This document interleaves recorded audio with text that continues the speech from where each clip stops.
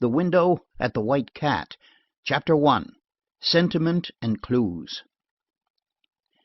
In my criminal work, anything that wears skirts is a lady until the law proves her otherwise. From the frayed and slovenly petticoats of the woman who owns a poultry stand in the market, and who has grown wealthy by selling chickens at 12 ounces to the pound, or the silk sweep of Mamie Tracy, whose diamonds have been stolen down on the avenue, or the staidly respectable black and middle-aged skirt of the client whose husband has found an affinity partial to laces and fripperies, and has run off with her.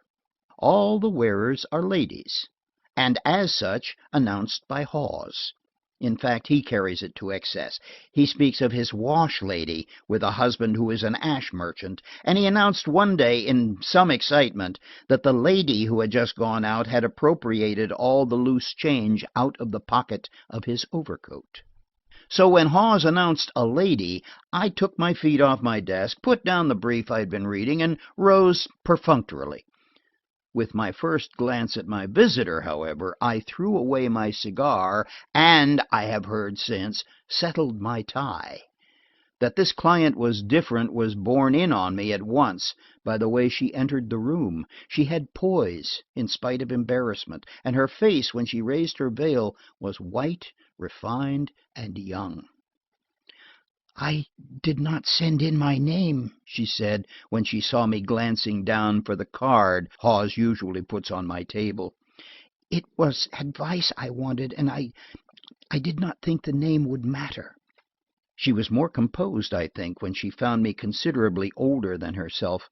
I saw her looking furtively at the graying places over my ears. I am only 35 as far as that goes, but my family, although it keeps its hair, turns gray early. A business asset, but a social handicap. "Won't you sit down?" I asked, pushing out a chair so that she would face the light, while I remained in shadow. Every doctor and every lawyer knows that trick. "As far as the name goes, perhaps you would better tell me the trouble first. Then, if I think it indispensable, you can tell me." She acquiesced to this, and sat for a moment silent, her gaze absently on the windows of the building across. In the morning light, my first impression was verified. Only too often the raising of a woman's veil in my office reveals the ravages of tears, or rouge, or dissipation. My new client turned fearlessly to the window, an unlined face with clear skin, healthily pale. From where I sat, her profile was beautiful, in spite of its drooping suggestion of trouble. Her first embarrassment gone, she had forgotten herself and was intent on her errand. "I hardly know how to begin," she said. "But suppose," slowly, "suppose that a man, a well-known man, should leave home without warning, not taking any clothes except those he wore, and saying he was coming home to dinner, and he... She stopped as if her voice had failed her. "And he does not come?" I prompted. She nodded, fumbling for her handkerchief in her bag. "How long has he been gone?" I asked. I had heard exactly the same thing before, but to leave a woman like that, hardly more than a girl, and lovely. 10 days. "I should think it ought to be looked into," I said decisively, and got up. Somehow I couldn't sit quietly. A lawyer who is worth anything is always partisan, I suppose, and I never heard of a man deserting his wife that I'm not indignant. The virtuous scorn of the unmarried man, perhaps. "But you will have to tell me more than that. Did this gentleman have any bad habits? That is, did he drink?" "Not to excess. He had been forbidden anything of that sort by his physician. He played bridge for money, but I believe he was rather lucky." She colored uncomfortably. "Married, I suppose?" I asked, casually. "He had been. His wife died when I—" She stopped and bit her lip. Then it was not her husband, after all. Oddly enough, the sun came out just at that moment, spilling a pool of sunlight at her feet on the dusty rug with its tobacco-bitten scars. "It is my father," she said simply. I was absurdly relieved. But with the realization that I had not a case of desertion on my hands, I had to view the situation from a new angle. You are absolutely at a loss to account for his disappearance? Absolutely. You have had no word from him? None. He never went away before for any length of time without telling you? No, never. He was away a great deal, but I always knew where to find him. Her voice broke again, and her chin quivered. I thought it wise to reassure her. Don't let us worry about this until we are sure it's serious, I said. Sometimes the things that seem most mysterious have the simplest explanations. He may have written and the letter have miscarried, or even a slight accident would account. I saw I was blundering. She grew white and wide-eyed. But of course, that's unlikely, too. He would have papers to identify him. His pockets were always full of envelopes and things like that, she assented eagerly. Don't you think I ought to know his name? I asked. It need not be known outside of the office, and this is a sort of confessional anyhow, or worse. People tell things to their lawyer that they wouldn't think of telling the priest. Her color was slowly coming back, and she smiled. My name is Fleming, Marjorie Fleming, she said, after a second's hesitation. And my father, Mr. Alan Fleming, is the man. Oh, Mr. Knox, what are we going to do? He's been gone for more than a week. No wonder she had wished to conceal the identity of the missing man. So Alan Fleming was lost. A good many highly respectable citizens would hope that he might never be found. Fleming, state treasurer, delightful companion, polished gentleman, and successful politician of the criminal type. Outside in the corridor, the office boy was singing under his breath. "Oh, once there was a miller," he sang, "who lived in a mill." It brought back to my mind instantly the reform meeting at the City Hall a year before, where for a few hours we had blown the feeble spark of protest against machine domination to a flame.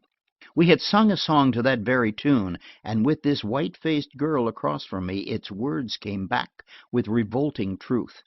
It had been printed and circulated through the hall. Oh, once there was a capital that sat on a hill. As it's too big to steal away, it's probably there still. The ring hands in the treasury, and Fleming with a sack. They take it out in wagon loads and never bring it back. I put the song out of my mind with a shudder. I am more than sorry, I said. I was, too. Whatever he may have been, he was her father. And, of course, there are a number of reasons why this ought not to be known, for a time at least. After all, as I say, there may be a dozen simple explanations, and there are exigencies in politics. I hate politics, she broke in suddenly. The very name makes me ill. When I read of women wanting to vote and all that, I wonder if they know what it means to have to be polite to dreadful people. People who have even been convicts and all that. Why, our last butler had been a prize fighter. She sat upright with her hands on the arms of the chair. That's another thing, too, Mr. Knox. The day after Father went away, Carter left, and he has not come back. Carter was the butler. Yes. A white man. Oh, yes. And he left without giving you any warning? Yes. He served luncheon the day after Father went away, and the maids say he went away immediately after. He was not there that evening to serve dinner, but he came back late that night and got into the house using his key to the servants' entrance. He slept there, the maids said, but he was gone before the servants were up, and we have not seen him since. I made a mental note of the butler. We'll go back to Carter again, I said. Your father has not been ill, has he? I mean recently? She considered. I cannot think of anything except that he had a tooth pulled. She was quick to resent my smile. Oh, I know, I'm not helping you, she exclaimed. But I have thought over everything until I cannot think any more. I always end up where I begin. You have not noticed any mental symptoms, any lack of memory? Her eyes filled. He forgot my birthday 2 weeks ago, she said. It was the first time he had ever forgotten, in 19 of them. 19. 19 from 35 leaves 16. What I meant was this, I explained. People sometimes have sudden and unaccountable lapses of memory, and at those times they are apt to stray away from home. Has your father been worried lately? He has not been himself at all. He has been irritable even to me, and terrible to the servants. Only to Carter, he was never ugly to Carter, but I do not think it was a lapse of memory. When I remember how he looked that morning, I believe that he meant then to go away.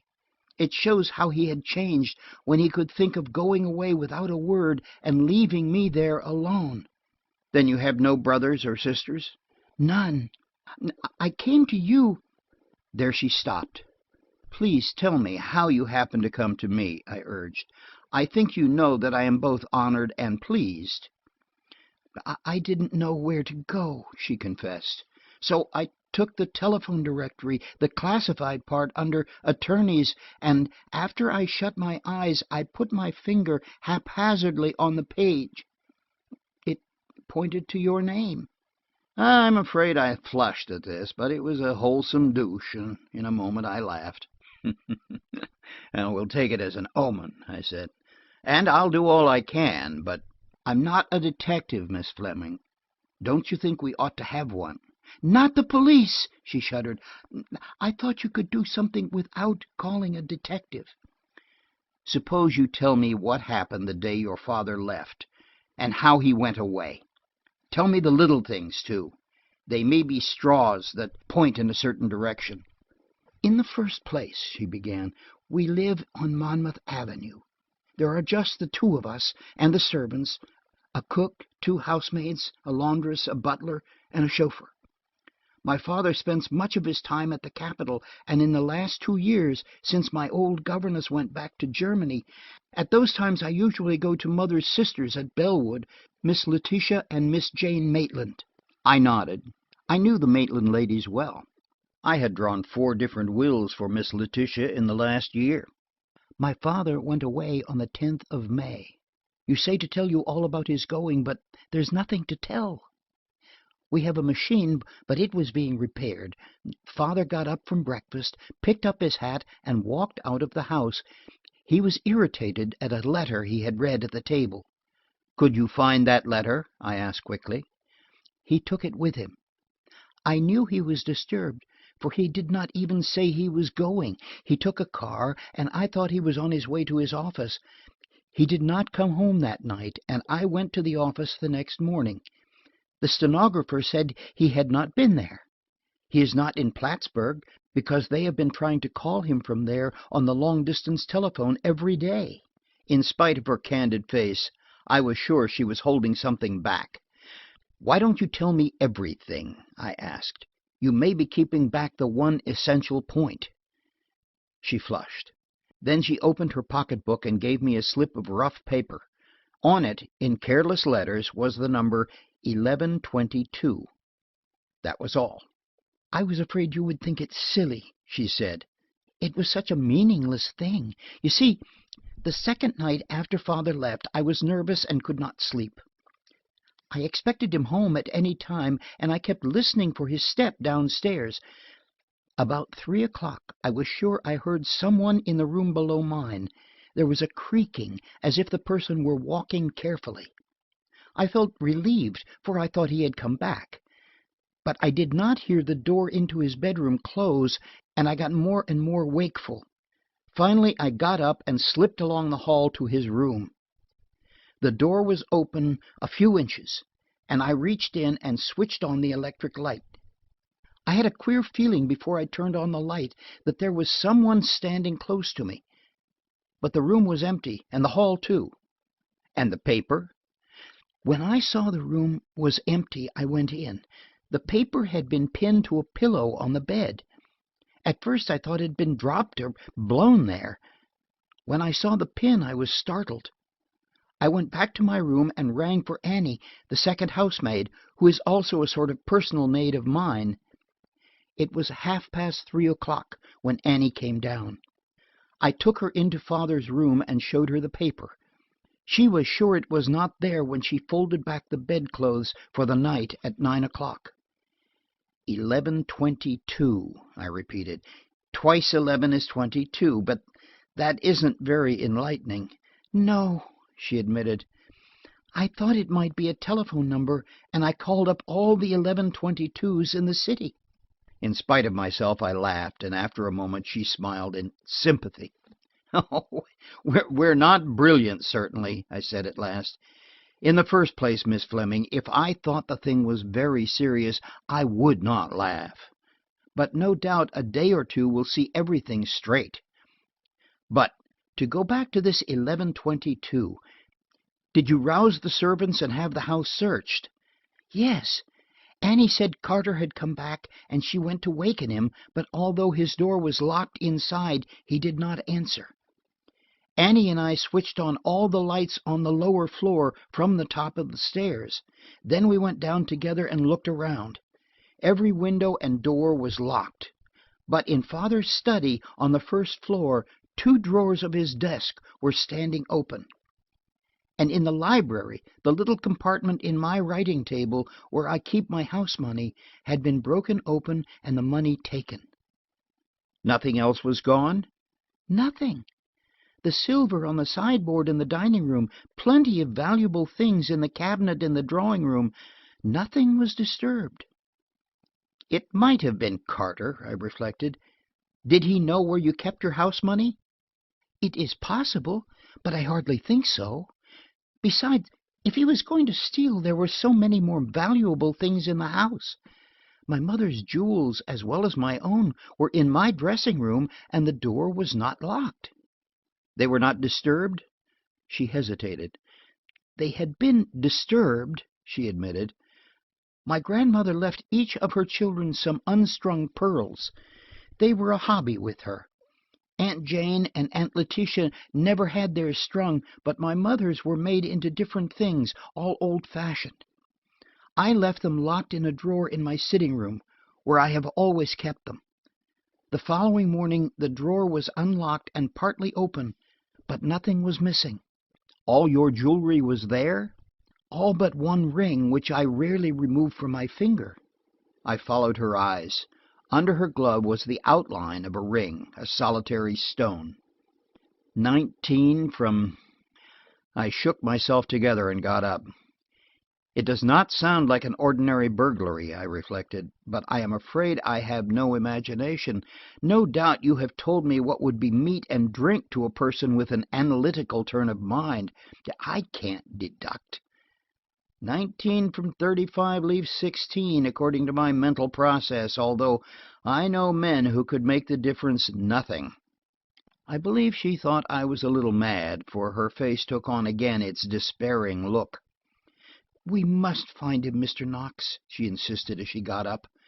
"If you know of a detective that you can trust, please get him. But you can understand that the unexplained absence of the state treasurer must be kept secret. One thing I'm sure of, he is being kept away. You don't know what enemies he has, men like Mr. Schwartz, who have no scruples, no principle." "Schwartz?" I repeated in surprise. Henry Schwartz was the boss of his party in the state, the man of whom one of his adversaries had said, with the distinct approval of the voting public, that he was so low in the scale of humanity that it would require a special dispensation of heaven to raise him to the level of total degradation. But he and Fleming were generally supposed to be captain and first mate of the pirate craft that passed with us for the ship of state. "Mr. Schwartz and my father are allies politically," the girl explained with heightened color. "But they are not friends. My father is a gentleman." The inference I allowed to pass unnoticed, and as if she feared she had said too much, the girl rose. When she left, a few minutes later, it was with the promise that she would close the Monmouth Avenue house and go to her aunt's at Bellwood at once. For myself, I pledged a thorough search for her father, and began it by watching the scarlet wing of her hat through the top of the elevator cage until it had descended out of sight. I am afraid it was a queer hodgepodge of clues and sentiment that I poured out to Hunter, the detective, when he came up late that afternoon. Hunter was quiet when I finished my story.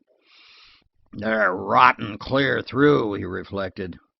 "This administration's worse than the last, and it was a peach. There've been more suicides than I could count on my two hands the last 10 years. I warn you, you'd be better out of this mess." "What do you think about the 1122?" I asked, as he got up and buttoned his coat. "Well, might mean almost anything. Might be that many dollars, or the time a train starts. Or it might be the 11th and 22nd letters of the alphabet. K.V. "K.V.?" I repeated. "Why, that would be the Latin cave, beware." Hunter smiled cheerfully. "You better stick to the law, Mr. Knox," he said from the door. "We don't use Latin in the detective business."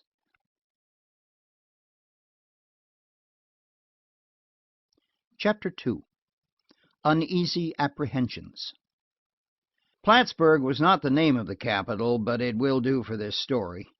The state doesn't matter either. You may take your choice, like the story Mark Twain wrote with all kinds of weather at the beginning, so the reader could take his pick. We will say that my home city is Manchester. I live with my married brother, his wife, and 2 boys.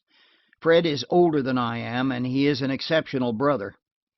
On the day he came home from his wedding trip, I went down with my traps on a hansom in accordance with a prearranged schedule. Fred and Edith met me inside the door. "Here's your latchkey, Jack," Fred said as he shook hands.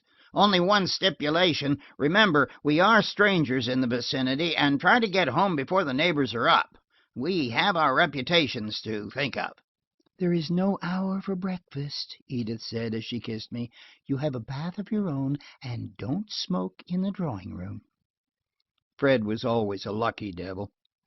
I had been there now for 6 years. I had helped raise 2 young Knoxes, bully youngsters, too. The oldest one could use boxing gloves when he was 4, and the finest collie pup in our end of the state. I wanted to raise other things. The boys liked pets, but Edith was like all women. She didn't care for animals. I had a rabbit hutch built and stocked in the laundry, and a dovecote on the roof. I used the general bath and gave up my tub to a younger alligator I got in Florida.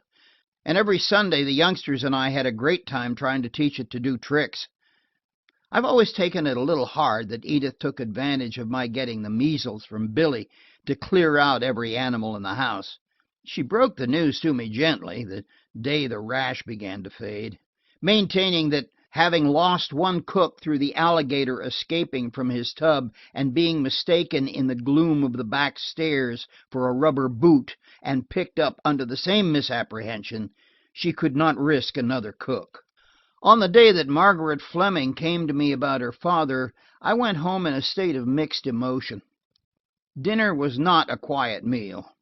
Fred and I talked politics generally, and as Fred was on one side and I on the other, there was always an argument on. "What about Fleming?" I asked at last, when Fred had declared that in these days of corruption, no matter what the government was, he was against it. "Hasn't he been frightened into reform?"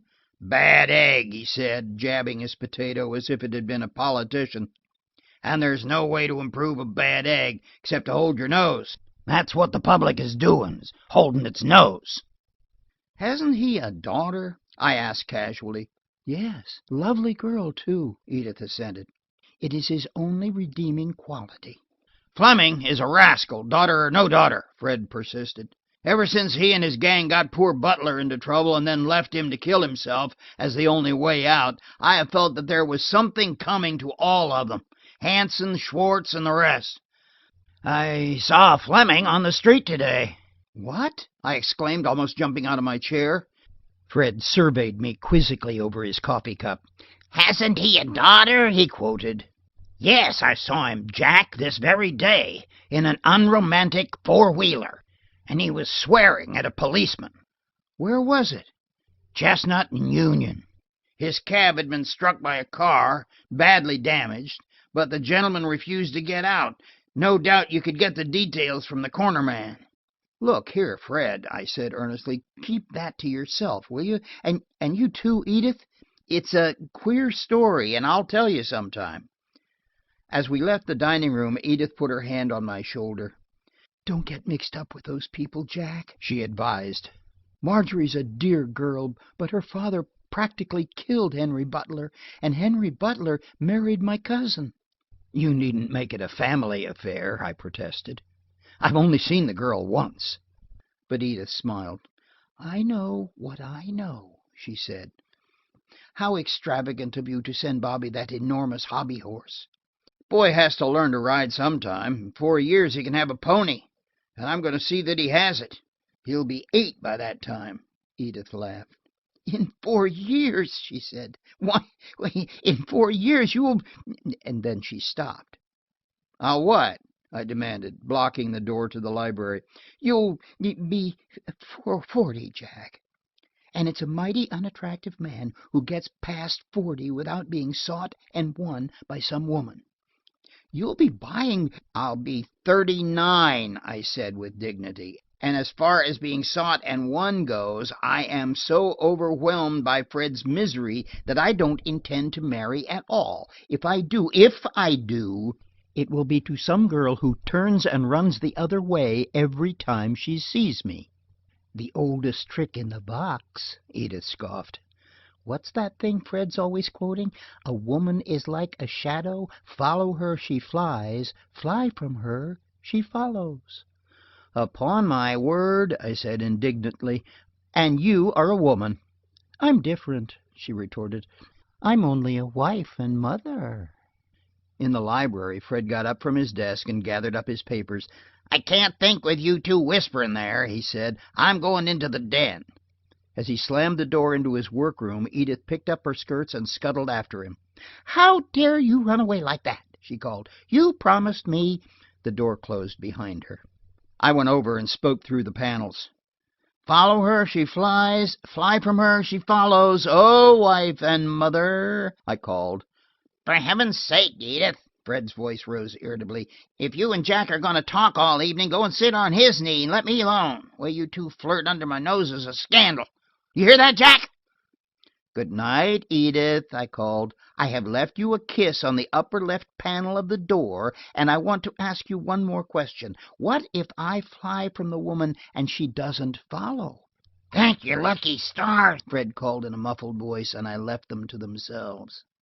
I had some work to do at the office, work that the interview with Hunter had interrupted, and 8:30 that night found me at my desk. But my mind strayed from the papers before me. After a useless effort to concentrate, I gave it up as, useless. And by 10 o'clock I was on the street again, my evening wasted, the papers in the libel case of the Star against the Eagle untouched on my desk, and I the victim of an uneasy apprehension that took me almost without volition to the neighborhood of the Fleming house on Monmouth Avenue. For it had occurred to me that Miss Fleming might not have left the house that day as she had promised, might still be there, liable to another intrusion by the mysterious individual who had a key to the house. It was a relief, consequently, when I reached its corner to find no lights in the building. The girl had kept her word. Assured of that, I looked at the house curiously. It was one of the largest in the city, not wide, but running far back along the side street. A small yard with a low iron fence and a garage completed the property. The street lights left the back of the house in shadow, and as I stopped in the shelter of the garage, I was positive that I heard someone working with a rear window of the empty house. A moment later the sound ceased, and muffled footsteps came down the cement walk. The intruder made no attempt to open the iron gate. Against the light I saw him put a leg over the low fence, follow it up with the other, and start up the street, still with peculiar noiselessness of stride. He was a short, heavy-shouldered fellow with a cap, and his silhouette showed a prodigious length of arm. I followed, I don't mind saying, in some excitement. I had a vision of grabbing him from behind and leading him, or pushing him under the circumstances, in triumph to the police station. and another mental picture not so pleasant of being found on the pavement by some passer-by, with a small puncture mark ending my sentence of life. But I was not apprehensive. I even remember wondering humorously if I should overtake him and press the cold end of my silver-mounted fountain pen into the nape of his neck, if he would throw up his hands and surrender. I had read somewhere of a burglar held up in a similar way with a shoe-horn. Our pace was easy. Once the man just ahead stopped and lighted a cigarette, and the odor of a very fair Turkish tobacco came back to me. He glanced back over his shoulder at me and went on without quickening his pace. We met no policeman, and after perhaps 5 minutes walking, when the strain was growing tense, my gentleman of the rubber-soled shoes swung abruptly to the left and entered the police station. I had occasion to see Davidson many times after that during the strange development of the Fleming case. I had the peculiar experience later of having him follow me as I had trailed him that night, and I had occasion once to test the strength of his long arms when he helped to thrust me through the transom at the White Cat. But I never met him without a recurrence of the sheepish feeling with which I watched him swagger up to the night sergeant and fall into easy conversation with the man behind the desk. Standing in the glare from the open window, I had much the lost pride and self-contempt of a wet cat sitting in the sun. 2 or 3 roundsmen were sitting against the wall lazily, helmets off and coats open against the warmth of the early spring night. In a back room others were playing checkers and disputing noisily. Davidson's voice came distinctly through the open windows. "The house is closed," he reported, "but one of the basement windows isn't shuttered and the lock is bad. I couldn't find Shields. He'd better keep an eye on it." He stopped and fished in his pockets with a grin. "This was tied to the knob of the kitchen door," he said, raising his voice for the benefit of the room and holding aloft a piece of paper. "For Shields," he explained, "and signed Delia." The men gathered round him. Even the sergeant got up and leaned forward, his elbows on his desk. "Read it," he said lazily. "Shields has got a wife, and her name ain't Delia." "Dear Tim," Davidson read in a mincing falsetto, "we are closing up unexpected, so I won't be here tonight. I am going to Mamie Brennan's, and if you want to talk to me, you can get me by calling up Anderson's drugstore. The clerk is a gentleman friend of mine. Mr. Carter, the butler, told me before he left he would get me a place as parlor maid, so I'll have another situation soon. Delia." The sergeant scowled. "I'm going to talk to Tom," he said, reaching out for the note. "He's got a nice family, and things like that are bad for the force." I lighted the cigar, which had been my excuse for loitering on the pavement, and went on. It sounded involved for a novice, but if I could find Anderson's drugstore, I could find Mamie Brennan. Through Mamie Brennan, I would get Delia, and through Delia, I might find Carter. I was vague from that point, but what Miss Fleming had said of Carter had made me suspicious of him. Under an arc light, I made the first note in my new business of manhunter, and it was something like this: Anderson's drugstore. Ask for Mamie Brennan. Find Delia. Advise Delia that a policeman with a family is a bad bet. Locate Carter. It was late when I reached the corner of Chestnut and Union Streets, where Fred had said Alan Fleming had come to grief in a cab, but the corner man had gone, and the night man on the beat knew nothing, of course, of any particular collision. "Oh, yeah, there's plenty of them every day at this corner," he said cheerfully. "The department sends a wagon here every night to gather up the pieces, automobiles mainly. That trolley pole over there has been sliced off clean 3 times the last month. They say a fellow ain't a graduate of the automobile school till he can go around it on the sidewalk without hitting it." I left him looking reminiscently at the pole and went home to bed. I'd made no headway. I had lost conceit with myself and a day and an evening at the office, And I had gained the certainty that Marjorie Fleming was safe in Bellwood, and the uncertain address of a servant who might know something about Mr. Fleming. I was still awake at 1 o'clock, and I got up impatiently and consulted the telephone directory. There were 12 Andersons in the city who conducted drug stores. When I finally went to sleep, I dreamed that I was driving Marjorie Fleming along a street in a broken taxicab, and that all the buildings were pharmacies and numbered 1122.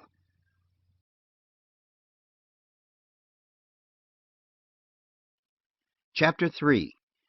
98 Pearls. After such a night, I slept late. Edith still kept her honeymoon promise of no breakfast hour, and she had gone out with Fred when I came downstairs. I have great admiration for Edith, for her tolerance with my uncertain hours, for her cheery breakfast room, and the smiling good nature of the servants she engages. I have a theory that show me a sullen servant and I will show you a sullen mistress, although Edith herself disclaims all responsibility and lays credit for the smile with which Katie brings in my eggs and coffee to largesse on my part. Be that as it may, Katie is a smiling and personable young woman, and I am convinced that had she picked up the alligator on the back stairs and lost part of the end of her thumb, she would have told Edith that she cut it off with a bread knife, and thus have saved to us Bessie the Beloved and her fascinating trick of taking the end of her tail in her mouth and spinning. On that particular morning, Katie also brought me a letter, and I recognized the cramped and rather uncertain writing of Miss Jane Maitland. Dear Mr. Knox, Sister Letitia wishes me to ask you if you can dine with us tonight, informally. She has changed her mind in regard to the Colored Orphans' Home and would like to consult you about it. Very truly yours, Susan Jane Maitland. It's a very commonplace note, and I had had one like it after every board meeting of the Orphans' Home, Miss Maitland being on principle an aggressive minority. Also having considerable mind, changing it became almost as ponderous an operation as moving a barn, although not nearly so stable. Fred accuses me here of a very bad pun, and reminds me quite undeservedly that the pun is the lowest form of humor. I came across Miss Jane's letter the other day when I was gathering the material for this narrative, and I sat for a time with it in my hand, thinking over again the chain of events in which it had been the first link, a series of strange happenings that began with my acceptance of the invitation, and that led through ways as dark and tricks as vain as Bret Harte's heathen Chinese ever dreamed of, to the final scene at the White Cat.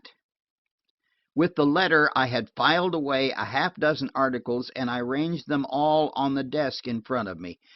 The letter, the bit of paper with 1122 on it that Marjorie gave me the first time I saw her, a notebook filled with jerky characters that looked like Arabic and were newspaper shorthand, a railroad schedule, a bullet, the latter slightly flattened, a cube-shaped piece of chalk which I put back in its box with a shutter and labeled poison, and a small gold buckle from a slipper at which I did not shudder.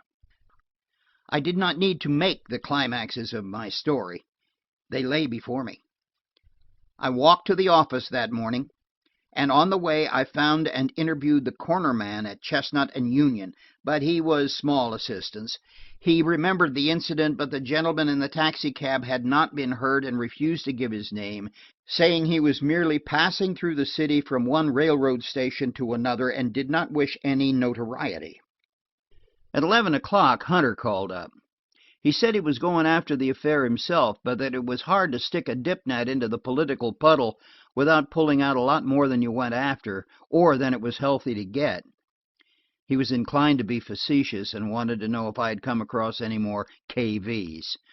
Whereupon I put away the notes I had made about Delia and Mamie Brennan, and I heard him chuckle as I rang off. I went to Bellwood that evening. It was a suburban town a dozen miles from the city, with a picturesque station, surrounded by lawns and cement walks. Streetcars had so far failed to spoil its tree-bordered streets, and it was exclusive to the point of stagnation. The Maitland place was at the head of the main street, which at one time had been its drive.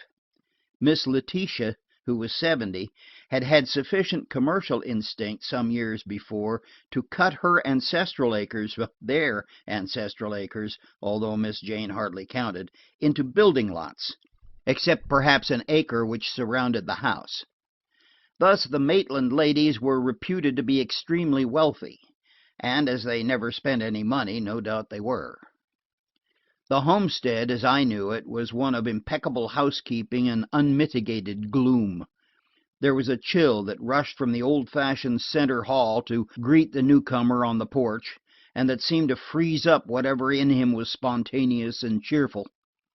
I had taken dinner at Bellwood before, and the memory was not hilarious. Miss Letitia was deaf, but chose to ignore the fact. With supreme indifference, she would break into the conversation with some wholly alien remark that necessitated a reassembling of one's ideas, making the meal a series of mental gymnastics. Miss Jane, through long practice, and because she only skimmed the surface of conversation, took her cerebral flights easily, but I am more unwieldy of mind. Nor was Miss Letitia's dominance wholly conversational. Her sister Jane was her creature, alternately snubbed and bullied. To Miss Letitia, Jane, in spite of her 65 years, was still a child, and sometimes a bad one. Indeed, many a child of 10 is more sophisticated. Miss Letitia gave her expurgated books to read, and forbade her to read divorce court proceedings in the newspapers. Once a recreant housemaid presented the establishment with a healthy male infant. Jane was sent to the country for a month, and was only brought back when the house had been fumigated throughout. Poor Miss Jane! She met me with fluttering cordiality in the hall that night, safe in being herself for once, with the knowledge that Miss Letitia always received me from a throne-like horsehair sofa in the back parlor. She wore a new lace cap and was twitteringly excited. Oh, our niece is here, she explained as I took off my coat. Everything was ours with Jane, mine with Letitia. And we're having an ice at dinner.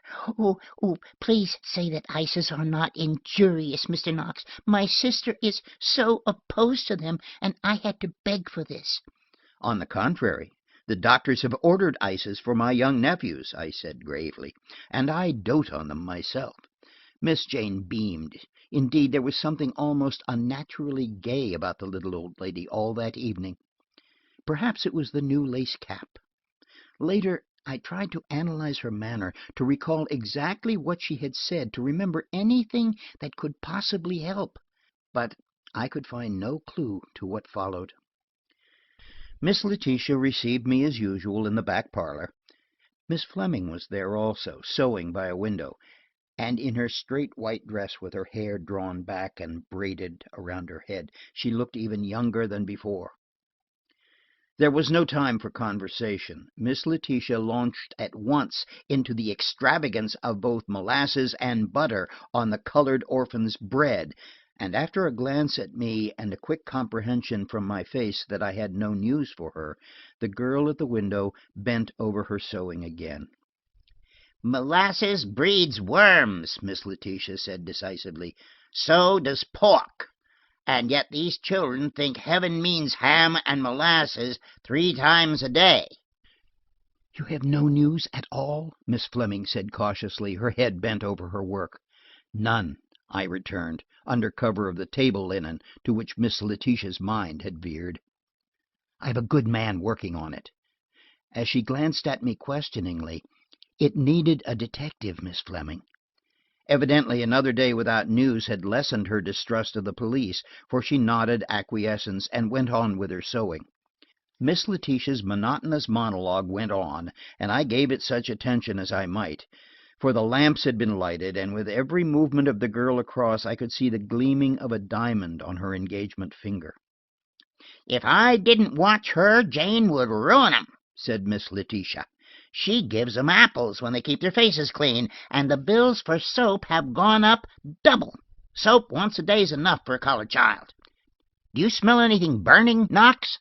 I sniffed and lied, whereupon Miss Letitia swept her black silk, her colored orphans, and her majestic presence out of the room. As the door closed, Miss Fleming put down her sewing and rose. For the first time I saw how weary she looked.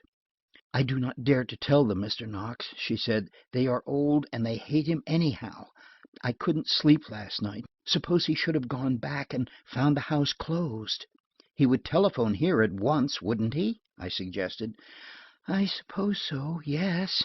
She took up her sewing from the chair with a sigh. "But I'm afraid he won't come, not soon. I have hemmed the tea towels for Aunt Letitia today until I am frantic, and all day I've been wondering over something you said yesterday. You said, you remember, that you were not a detective, that some men could take 19 from 35 and leave nothing. What did you mean?" I was speechless for a moment. "The fact is, you see, I blundered. It was merely a figure of speech. A speech of figures is more accurate." And then dinner was announced, and I was saved. But although she said little or nothing during the meal, I caught her looking across at me once or twice in a bewildered, puzzled fashion. I could fairly see her revolving my detestable figures in her mind. Miss Letitia presided over the table in garrulous majesty. The two old ladies picked at their food, and Miss Jane had a spot of pink in each withered cheek. Marjorie Fleming made a brave pretense, but left her plate almost untouched. As for me, I ate a substantial masculine meal and half apologized for my appetite. But Letitia did not hear. She tore the board of managers to shreds with a roast, and denounced them with a salad. But Jane was all anxious hospitality. "Please, do eat your dinner," she whispered. I made the salad myself, and I know what it takes to keep a big man going. Harry eats more than Letitia and I together, doesn't he, Marjorie?" "Harry?" I asked.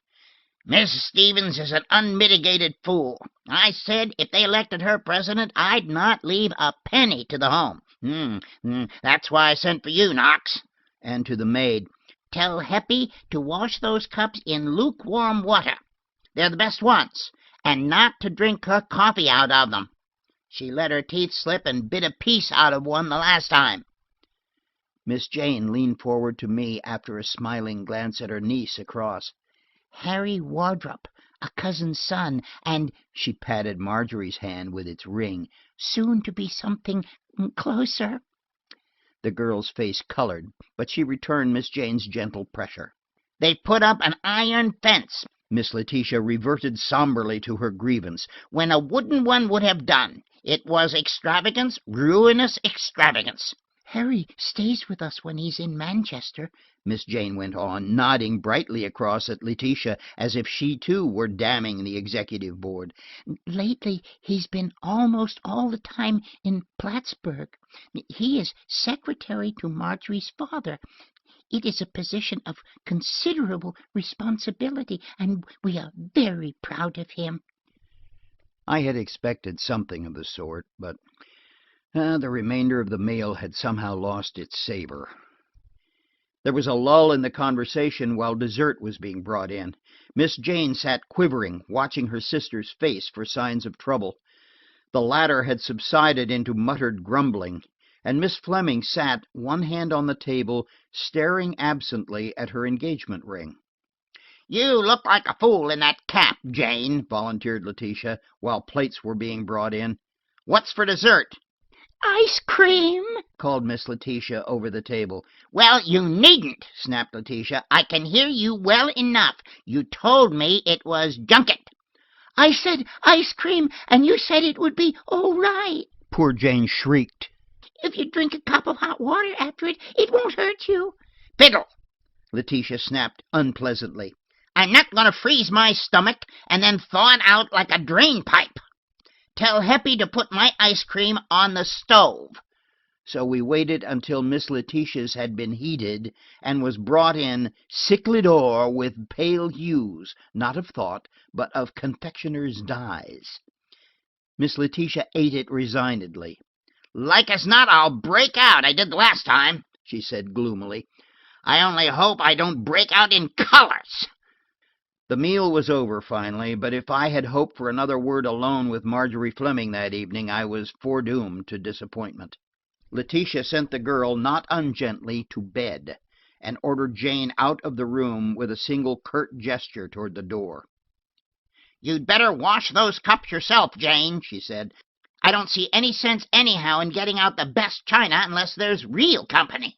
Besides, I'm going to talk business." Poor, meek, spiritless Miss Jane. The situation was absurd in spite of its pathos. She confided to me once that never in her 65 years of life had she bought herself a gown or chosen the dinner. She was snubbed with painstaking perseverance and sent out of the room when subjects requiring frank handling were under discussion. She was as unsophisticated as a baby, as poor Miss Jane again. When the door was closed behind her, Miss Letitia listened for a moment, got up suddenly, and crossed the room with amazing swiftness for her years, pounced on the knob, and threw it open once again. But the passage was empty. Miss Jane's slim little figure was disappearing into the kitchen. The older sister watched her out of sight, and then returned to her sofa without deigning explanation. "I didn't want to see you about the will, Mr. Knox," she began without prelude. "The will can wait. I ain't going to die just yet, not if I know anything. But although I think you'd look a heap better and more responsible if you wore some hair on your face, still in most things I think you're a man of sense. And you're not too young. That's why I didn't send for Harry Wardrop. He's too young." I winced at that. Miss Letitia leaned forward and put her bony hand on my knee. "I've been robbed," she announced in a half-whisper, and straightened to watch the effect of her words. "Indeed," I said, properly thunderstruck. I was surprised. I had always believed that only the use of the fourth dimension in space would enable anyone not desired to gain access to the Maitland house. Of money? "Not money, although I had a good bit in the house." This I also knew. It was said of Miss Letitia that when money came into her possession, it went out of circulation. "Not the pearls?" I asked. She answered my question with another. "When you had those pearls appraised for me at the jeweler's last year, how many were there?" "Not quite 100, I think. Yes, 98. "Exactly," she corroborated in triumph. "They belonged to my mother. Marjorie's mother got some of them. That's a good many years ago, young man. They are worth more than they were then, a great deal more." $22,000, I repeated. "You remember, Miss Letitia, that I protested vigorously at the time against your keeping them in the house." Miss Letitia ignored this, but before she went on she repeated again her cat-like pouncing at the door, only to find the hall empty as before. This time, when she sat down, it was knee to knee with me. "Yesterday morning," she said gravely, "I got down the box. They have always been kept in the small safe at the top of my closet. When Jane found a picture of my niece, Marjorie Fleming, in Harry's room, I thought it likely there was some truth in the gossip Jane heard about the two, and if there was going to be a wedding, why, the pearls were to go to Marjorie anyhow. But I found the door of the safe unlocked and a little bit open, and 10 of the pearls were gone." "Gone?" I echoed. 10 of them? Why, it's ridiculous. If 10, why not the whole 98? "How do I know?" she replied with asperity. "That's what I keep a lawyer for. That's why I sent for you." For the second time in 2 days, I protested the same thing. "But you need a detective," I cried. "If you can find the thief, I will be glad to send him where he ought to be, but I couldn't find him." "I will not have the police," she persisted inflexibly. "They will come around asking impertinent questions and telling the newspapers that a foolish old woman had got what she deserved." "Then you are going to send them to a bank?" "You have less sense than I thought," she snapped. "I am going to leave them where they are and watch. Whoever took the 10 will be back for more, mark my words." "I don't advise it," I said decidedly. "You have most of them now, and you might easily lose them all. Not only that, but it is not safe for you or your sister." "Stuff and nonsense!" the old woman said with spirit. As for Jane, she doesn't even know they're gone. I know who did it. It was the new housemaid, Bella Mackenzie. Nobody else could get in. I lock up the house myself at night, and I'm in the habit of doing a pretty thorough job of it. They went in the last 3 weeks, for I counted them Saturday 3 weeks ago myself. The only persons in the house in that time except ourselves were Harry, Bella, and Hepzibah, who's been here for 40 years and wouldn't know a pearl from a pickled onion. Then what do you want me to do? I asked. Have Bella arrested and her trunk searched? I felt myself shrinking in the old lady's esteem every minute. Her trunk, she said scornfully. I turned it inside out this morning, pretending I thought she was stealing the laundry soap. Like as not, she has them buried in the vegetable garden. What I want you to do is stay here for 3 or 4 nights to be on hand. When I catch the thief, I want my lawyer right by. It ended by my consenting, of course. Miss Letitia was seldom refused. I telephoned to Fred that I would not be home, listened for voices, and decided Marjorie Fleming had gone to bed. Miss Jane lighted me to the door of the guest room and saw that everything was comfortable. Her thin gray curls bobbed as she examined the water pitcher, saw to the towels, and felt the bed linen for dampness. At the door she stopped and turned around timidly. Has anything happened to disturb my sister? She asked. She has been almost irritable all day. Almost. She is worried about her colored orphans, I evaded. She does not approve of fireworks for them on the 4th of July. Miss Jane was satisfied. I watched her little old black-robed figure go lightly down the hall. Then I bolted the door, opened all the windows, and proceeded to a surreptitious smoke. Chapter 4. A Thief in the Night.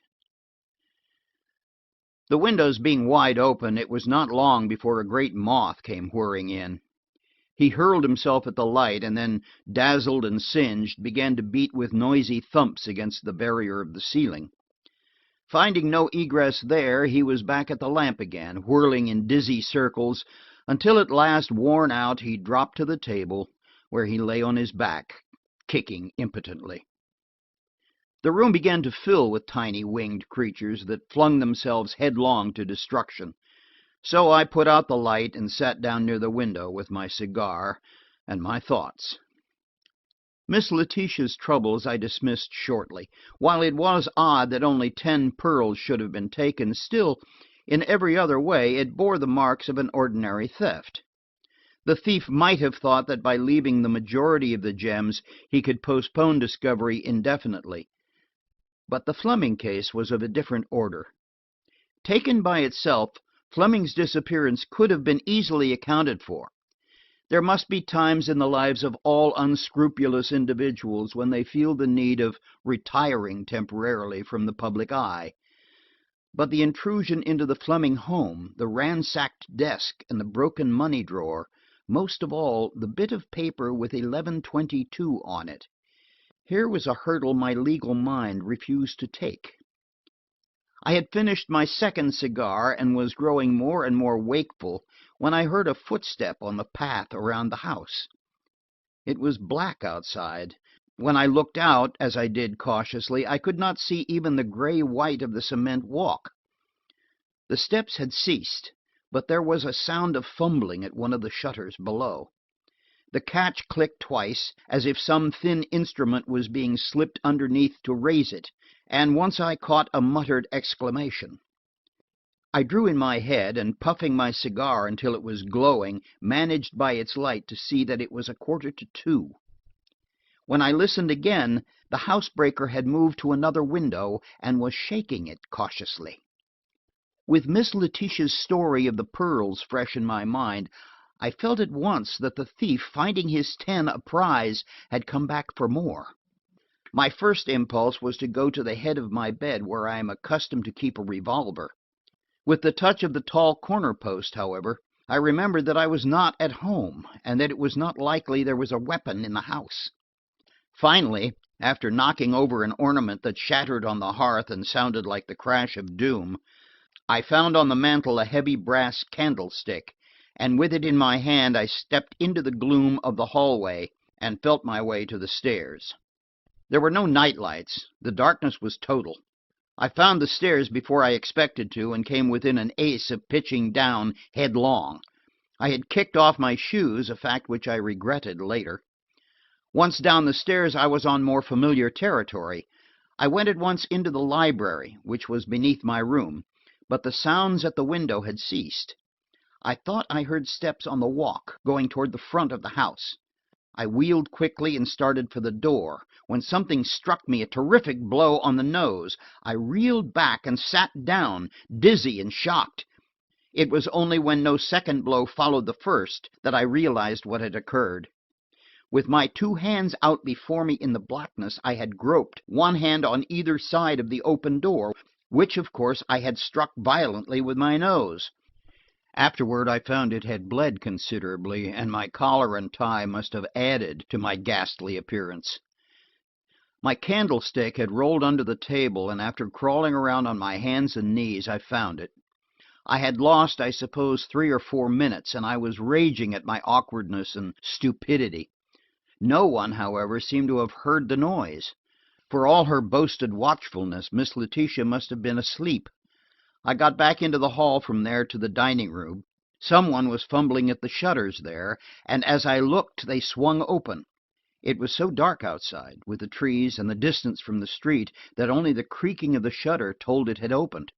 I stood in the middle of the room with one hand firmly clutching my candlestick, but the window refused to move.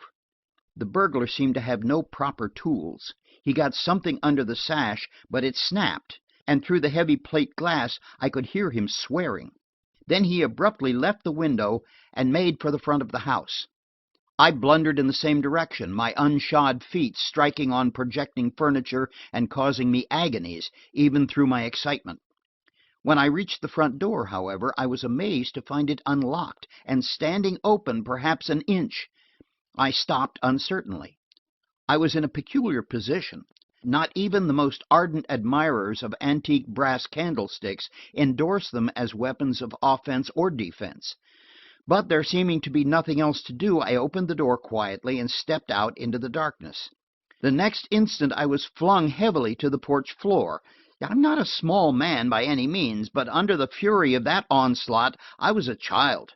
It was a porch chair, I think, that knocked me senseless. I know it folded up like a jackknife, and that was all I did know for a few minutes.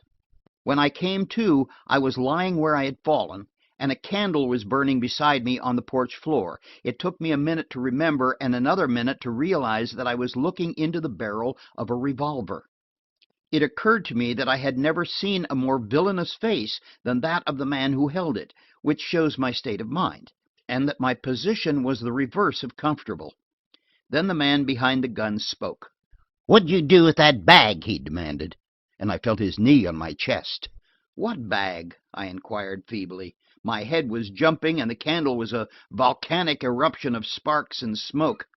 Don't be a fool, the gentleman with the revolver persisted. If I don't get that bag within 5 minutes, I'll fill you as full of holes as a cheese."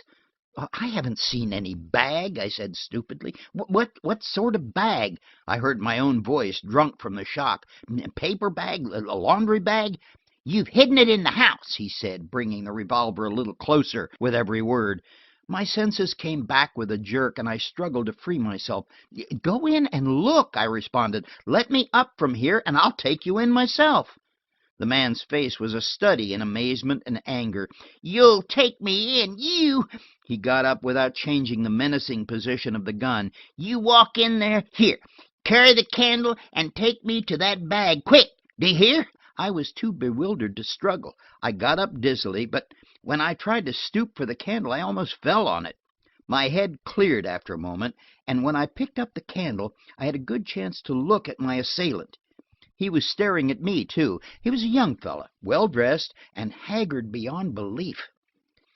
"I don't know anything about a bag," I persisted, "but if you will give me your word there was nothing in it belonging to this house, I will take you in and let you look for it." The next moment he had lowered the revolver and clutched my arm. "Who in the devil's name are you?" he asked wildly. I think the thing dawned on us both at the same moment. "My name is Knox," I said coolly, feeling for my handkerchief. My head was bleeding from a cut over the ear. "John Knox." "Knox?" Instead of showing relief, his manner showed greater consternation than ever. He snatched the candle from me and, holding it up, searched my face. "Then, good God, where's my traveling bag?" "I have something in my head where you hit me," I said. "Perhaps that is it."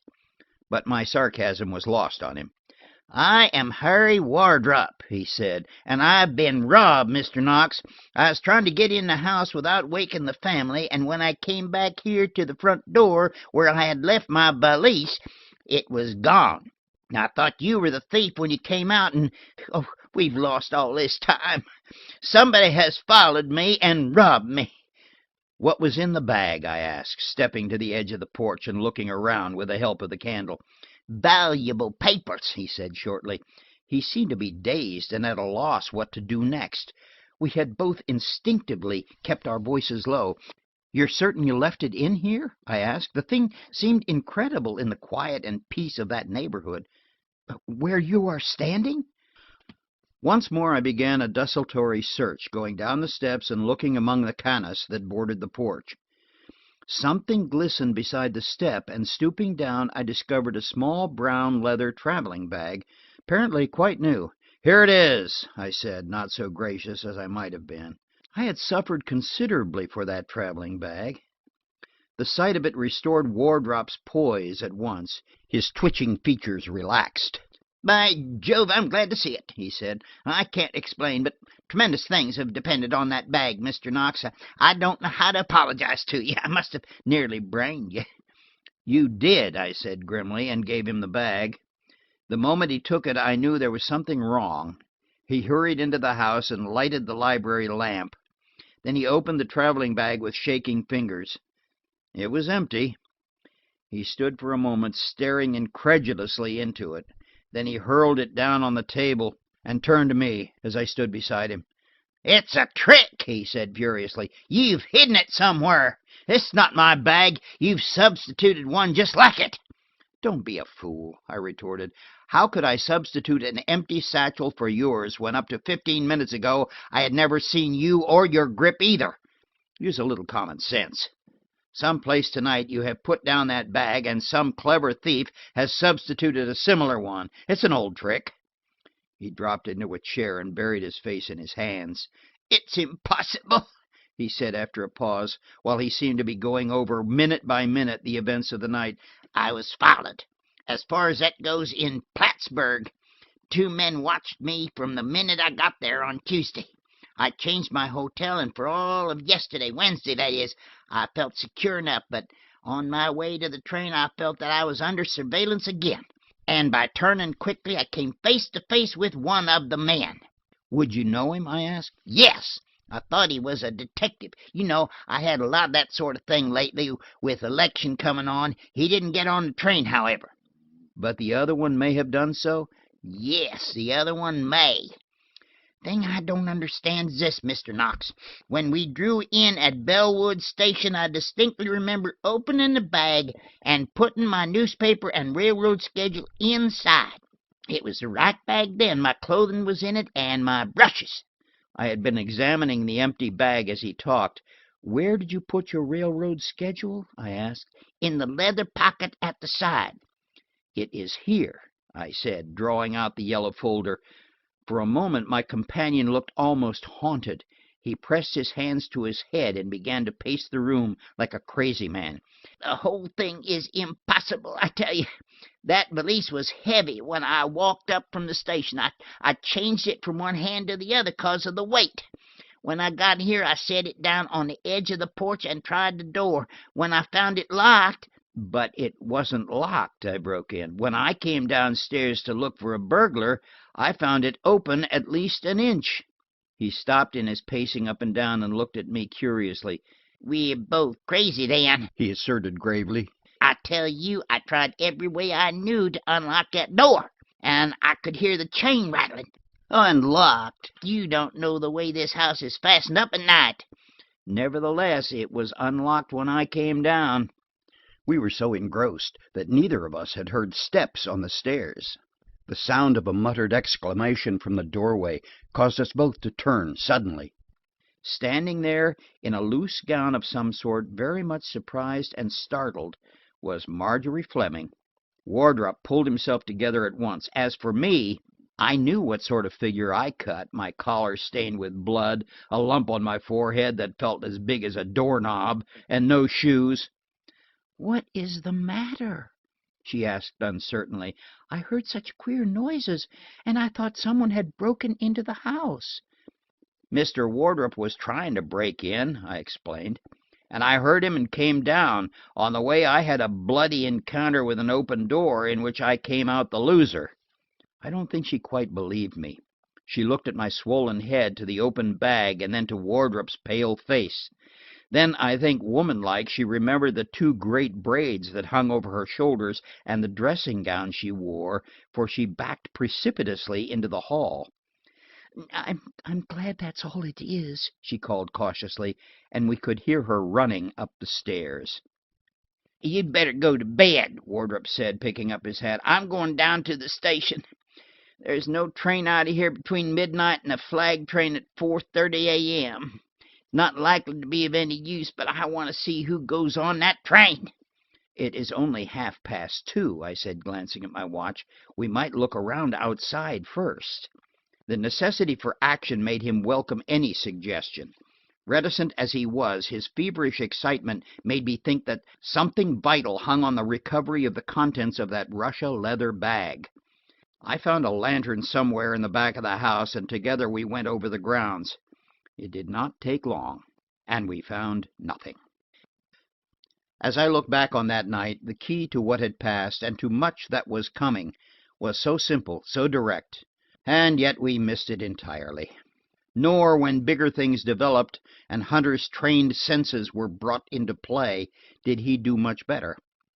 It was some time before we learned the true inwardness of the events of that night. At 5 o'clock in the morning, Wardrop came back exhausted and nerveless. No one had taken the 4:30. The contents of the bag were gone, probably beyond recall. I put my dented candlestick back on the mantel and prepared for a little sleep, blessing the deafness of old age, which had enabled the Maitland ladies to sleep through it all. I tried to forget the queer events of the night, but the throbbing of my head kept me awake, and through it all one question obtruded itself. Chapter 5. Little Miss Jane. I was almost unrecognizable when I looked at myself in the mirror the next morning, preparatory to dressing for breakfast. My nose boasted a new arch, like the back of an angry cat, making my profile Roman and ferocious, and the lump on my forehead from the chair was swollen, glassy, and purple. I turned my back to the mirror and dressed in wrathful irritation, and my yesterday's linen. Miss Fleming was in the breakfast room when I got down, standing at a window, her back to me. I have carried with me during all the months since that time a mental picture of her as she stood there in a pink morning frock of some sort. But only the other day, having mentioned this to her, she assured me that the frock was blue, that she didn't have a pink garment at the time of this story opens, and that if she did, she positively didn't have it on. And thus, having flouted my eye for color, she maintains that she did not have her back to me, for she distinctly saw my newly raised bridge as I came down the stairs. So I amend this. Miss Fleming, in a blue frock, was facing the door when I went into the breakfast room. Of one thing I am certain. She came forward and held out her hand. "Good morning," she said. "What a terrible face." "It isn't mine," I replied meekly. "My own face is beneath these excrescences. I tried to cover the bump on my forehead with French chalk, but it only accentuated the thing, like snow on a mountain top." "The purple peaks of Darien," she quoted, pouring me my coffee. "Do you know, I feel so much better since you have taken hold of things. Aunt Letitia thinks you are wonderful." I thought ruefully of the failure of my first attempt to play the sleuth, and I disclaimed any right to Miss Letitia's high opinion of me. From my dogging the watchman to the police station to Delia and her note was a short mental step. "Before anyone comes down, Miss Fleming," I said, "I want to ask a question or two. What was the name of the maid who helped you search the house that night?" "Annie." "And what other maids did you say there were?" "Delia and Rose." "Do you know anything about them? Where they come from, or where they went?" She smiled a little. "What does one know about new servants?" she responded. "They bring you references, but references are the price most women pay to get rid of their servants without a fuss. Rose was fat and old, but Delia was pretty. I thought she rather liked Carter." "Carter as well as Shields, the policeman. I put Miss Delia down as a flirt." "And you have no idea where Carter went?" "None." Wardrop came in then, and we spoke of other things. The two elderly ladies, it seemed, had tea and toast in their rooms when they wakened, and the three of us breakfasted together.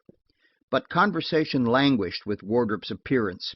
He looked haggard and worn, avoided Miss Fleming's eyes, and after ordering eggs instead of his chop, looked at his watch and left without touching anything. "I want to get the 9:30, Margie," he said, coming back with his hat in his hand. "I may not be out to dinner. Tell Miss Letitia, will you?" He turned to go, but on second thought came back to me and held out his hand. "I may not see you again," he began. "Not if I see you first," I interrupted. He glanced at my mutilated features and smiled. "I have made you a Maitland," he said. "I didn't think anything but a prodigal nature could duplicate Miss Letitia's nose. I'm honestly sorry, Mr. Knox, and if you do not want Miss Jane at that bump with a cold silver knife and some butter, you better duck before she comes down. Goodbye, Margie." I think the girl was as much baffled as I was by the change in his manner when he spoke to her. His smile faded, and he hardly met her eyes. I thought his aloofness puzzled rather than hurt her. When the house door was closed behind him, she dropped her chin in her hand and looked across the table. "You did not tell me the truth last night, Mr. Knox," she said. "I have never seen Harry look like that. Something has happened to him." He was robbed of his traveling bag, I explained, on Fred's theory that half a truth is better than a poor lie. It's a humiliating experience, I believe. A man will throw away thousands or gamble them away with more equanimity than he'll see someone making off with his hairbrushes or his clean collars. "His traveling bag," she repeated scornfully. "Mr. Knox, something has happened to my father, and you and Harry are hiding it from me." "On my honor, it is nothing of the sort," I hastened to assure her. "I saw him for only a few minutes, just long enough for him to wreck my appearance."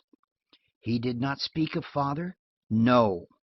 She got up and crossed to the wooden mantel, put her arms upon it, and leaned her head against them. "I wanted to ask him," she said drearily, "but I'm afraid to.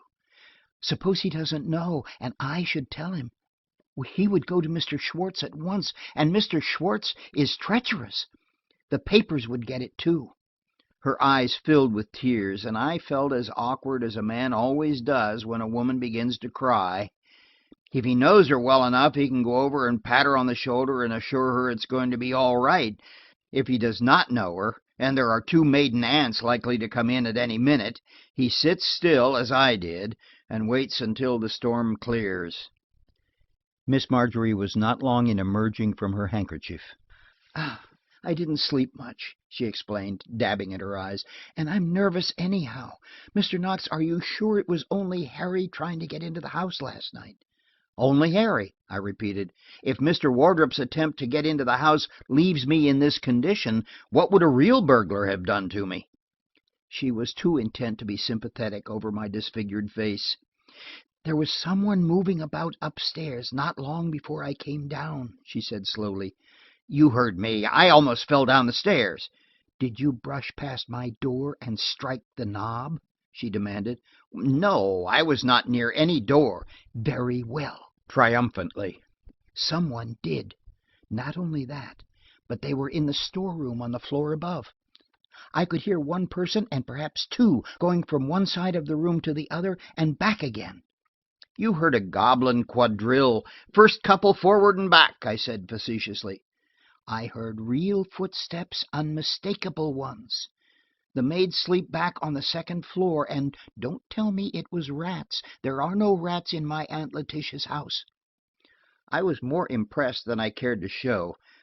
I found I had a half hour before train time, and as we were neither of us eating anything, I suggested that we explore the upper floor of the house. I did it, I explained, not because I expected to find anything, but because I was sure we would not. We crept past the two closed doors behind which the ladies Maitland were presumably taking out their crimps and taking in their tea, then up a narrow, obtrusively clean stairway to the upper floor. It was an old-fashioned sloping-roof attic, with narrow windows and a bare floor. At one end a door opened into a large room, and in there were the family trunks of 4 generations of Maitlands. One on another they were all piled there. Little hair trunks, squab-top trunks, huge Saratogas, of the period when the 2 maiden ladies were in their late teens, and there were handsome modern trunks, too. For Miss Fleming's satisfaction, I made an examination of the room, but it showed nothing. There was little or no dust to have been disturbed. The windows were closed and locked. In the main attic were 2 stepladders, some curtains drying on frames, and an old chest of drawers with glass knobs and the veneering broken in places. One of the drawers stood open, and inside could be seen a red and white patchwork quilt and a grayish thing that looked like flannel and smelled to heaven of camphor. We gave up finally and started down. Partway down the attic stairs, Marjorie stopped, her eyes fixed on the white-scrubbed rail. Following her gaze, I stopped too, and I felt a sort of chill go over me. No spot or blemish, no dirty fingerprints marked the whiteness of that stair rail, except in one place. On it, clear and distinct, every line of the palm showing, was the reddish imprint of a hand. Marjorie did not speak. She had turned very white and closed her eyes, but she was not faint. When the first revulsion had passed, I reached over and touched the stain. It was quite dry, of course, but it was still reddish-brown. Another hour or 2 would see it black. It was evidently fresh. Hunter said afterward it must have been about 6 hours old, and as things transpired, he was right. The stain showed a hand somewhat short and broad, with widened fingertips. Marked in ink, it would not have struck me so forcibly, perhaps, but there, its ugly red against the white wood, it seemed to me to be the imprint of a brutal, murderous hand. Marjorie was essentially feminine. "What did I tell you?" she asked. "Someone was in this house last night. I heard them distinctly. There must have been 2, and they quarreled." She shuddered. We went on downstairs into the quiet and peace of the dining room again. I got some hot coffee for Marjorie, for she looked shaken, and found I had missed my train. "I am beginning to think I am being pursued by a malicious spirit," she said, trying to smile. "I came away from home because people got into the house at night and left queer signs of their visits, and now, here at Bellwood, where nothing ever happens, the moment I arrive things begin to occur. And just as it was at home, the house was so well locked last night." I did not tell her of the open hall door, just as I kept from her the fact that only the contents of Harry Wardrop's bag had been taken. That it had all been the work of one person, and that that person, having in some way access to the house, had also stolen the pearls, was now my confident belief. I looked at Bella, the maid, as she moved around the dining room. Her stolid face was not even intelligent, certainly not cunning. Heppie, the cook, and the only other servant, was partially blind, and her horizon was the diameter of her largest kettle. No, it had not been a servant, this mysterious intruder who passed the Maitland silver on the sideboard without an attempt to take it, and who floundered around the attic at night in search of nothing more valuable than patchwork quilts and winter flannels. It was strange to look back and think how quietly we sat there, that we could see nothing but burglary, or an attempt at it, in what we had found. It must have been after 9 o'clock when Bella came running into the room. Ordinarily a slow and clumsy creature, she almost flew. She had a tray in her hand, and the dishes were rattling and threatening overthrow at every step. She brought up against a chair, and a cup went flying. The breaking of a cup must have been a serious offense in Miss Letitia Maitland's house, but Bella took no notice whatever of it.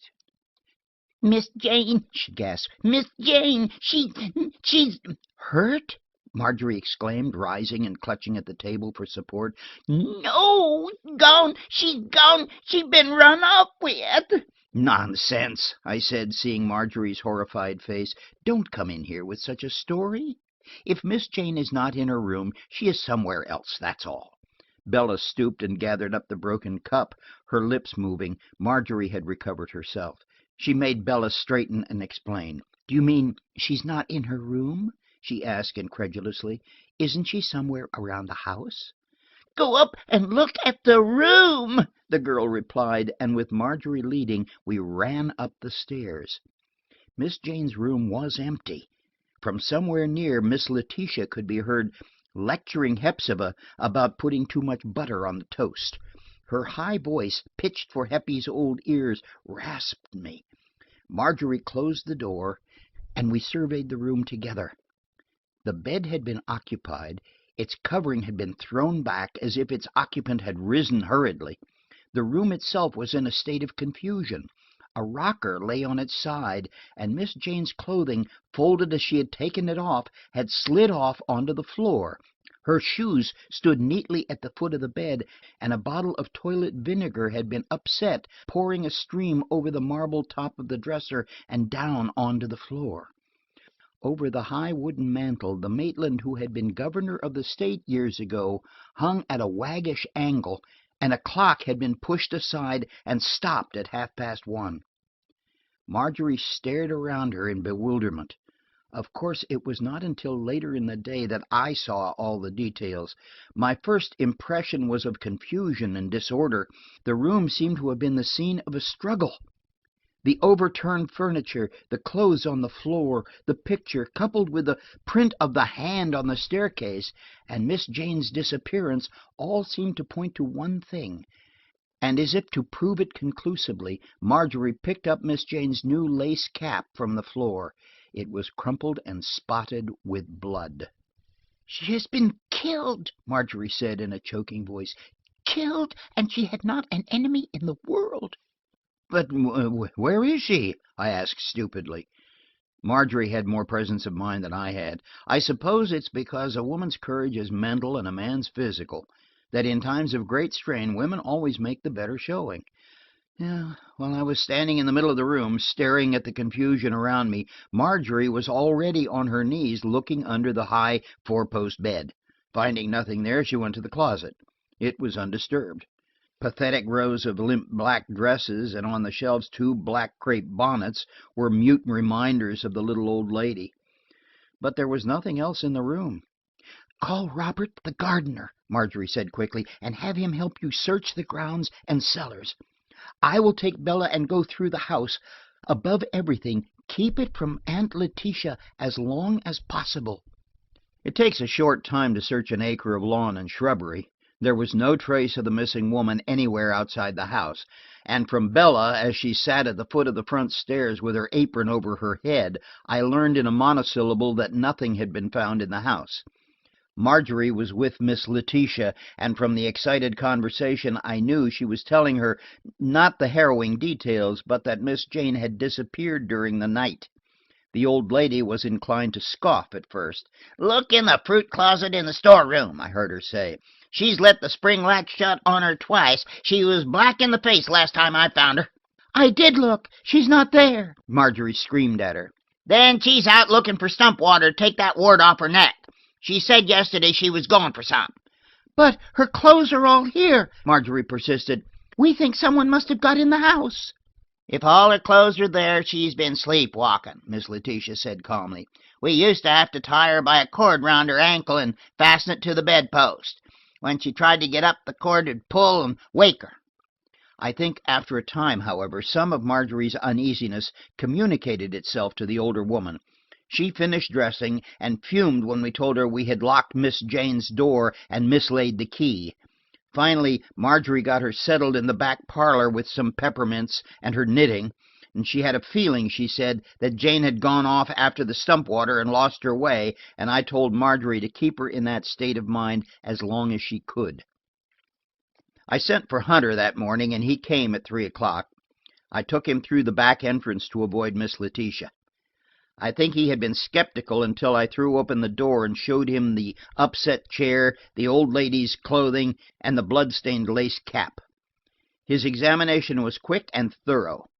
He took a crumpled sheet of notepaper out of the wastebasket and looked at it. Then he stuffed it in his pocket. He sniffed the toilet water, called Marjorie and asked her if any clothing was missing, and on receiving a negative answer asked if any shawls or wraps were gone from the halls or other rooms. Marjorie reported nothing missing. Before he left the room, Hunter went back and moved the picture which had been disturbed over the mantel. What he saw made him get a chair and, standing on it, take the picture from its nail. Thus exposed, the wall showed an opening about a foot square and perhaps 18 inches deep.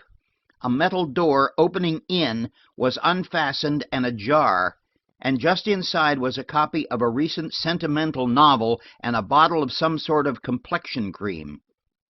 In spite of myself, I smiled.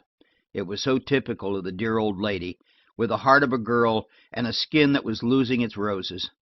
But there was something else in the receptacle, something that made Marjorie Fleming draw in her breath sharply and made Hunter raise his eyebrows a little and glance at me. The something was a scrap of unruled white paper, and on it the figures 1122.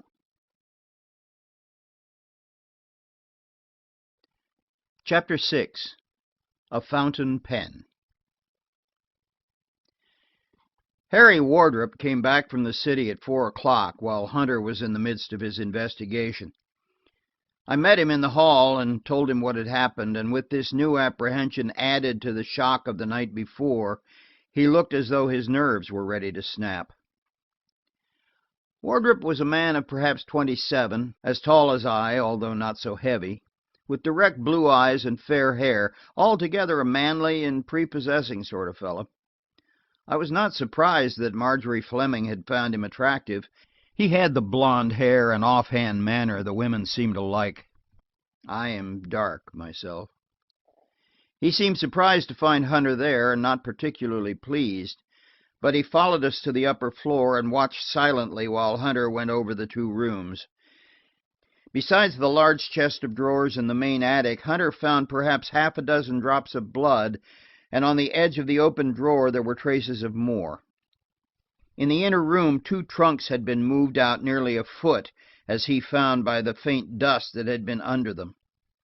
With a stain on the stair rail, that was all he discovered, and it was little enough. Then he took out his notebook, and there among the trunks we had a little séance of our own, in which Hunter asked questions, and whoever could do so answered them. "Have you a pencil or pen, Mr. Knox?" he asked me, but I had none. Wardrop felt his pockets with no better success. "I've lost my fountain pen somewhere around the house today," he said irritably. "Here's a pencil, not much of a one." Hunter began his interrogations. "How old was Miss Maitland? Miss Jane, I mean?" 65, from Marjorie. "She'd always seemed rational, not eccentric or childish?" "Not at all. Sanest woman I ever knew." This from Wardrop. "Has she ever, to your knowledge, received any threatening letters?" Never in all her life," from both of them promptly. "You heard sounds, you say, Miss Fleming, at what time?" "Oh, about 1:30, or perhaps a few minutes later. The clock struck 2 while I was still awake and nervous." "Well, this person who was walking through the attic here, would you say it was a heavy person, a man, I mean?" Marjorie stopped to think. "Yes," she said finally. "It was very stealthy, but I think it was a man's step." "You heard no sounds of a struggle, no voices, no screams?" "None at all," she said positively, and I added my quota. There could have been no such sounds, I said. I sat in my room and smoked until 1:45. I heard nothing until then, when I heard Mr. Wardrop trying to get into the house. I went down to admit him, and I found the front door open about an inch. Hunter wheeled on Wardrop. 1:45? He asked. You were coming home from the city? Yes, from the station. Hunter watched him closely. The last train gets in here at 12:30, he said slowly. Does it always take you an hour and a quarter to walk the 3 squares to the house? Wardrop flushed uneasily, and I could see Marjorie's eyes dilate with amazement. As for me, I could only stare.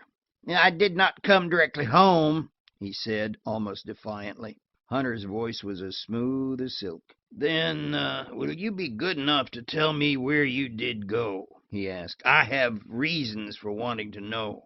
Well, damn your reasons. I beg your pardon, Marjorie.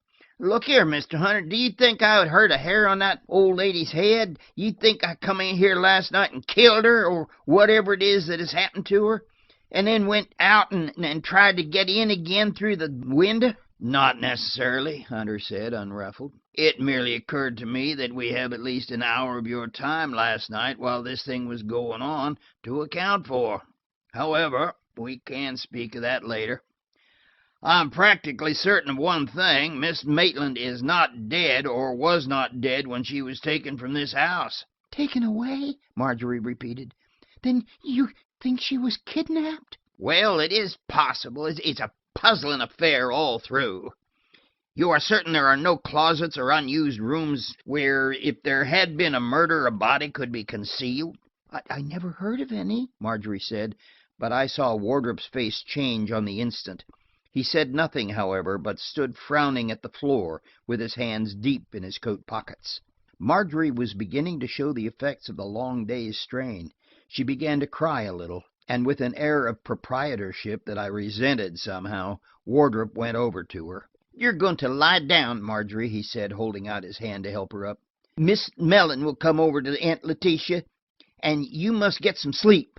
Sleep, she said with scorn as he helped her to her feet. Sleep when things like this are occurring? Father first, and now dear old Aunt Jane. Harry, do you know where my father is? He faced her, as if he had known the question must come and was prepared for it. I know that he is all right, Marjorie. He's been out of town, and if it had not been for something unforeseen that happened within the last few hours, he would have been home today. She drew a long breath of relief. And Aunt Jane? She asked Hunter from the head of the attic stairs. You do not think she is dead? Not until we have found something more, he answered tactlessly. It's like where there's smoke, there's fire, and where there's murder, there's a body. When they'd both gone, Hunter sat down on a trunk and drew out a cigar that looked like a bomb.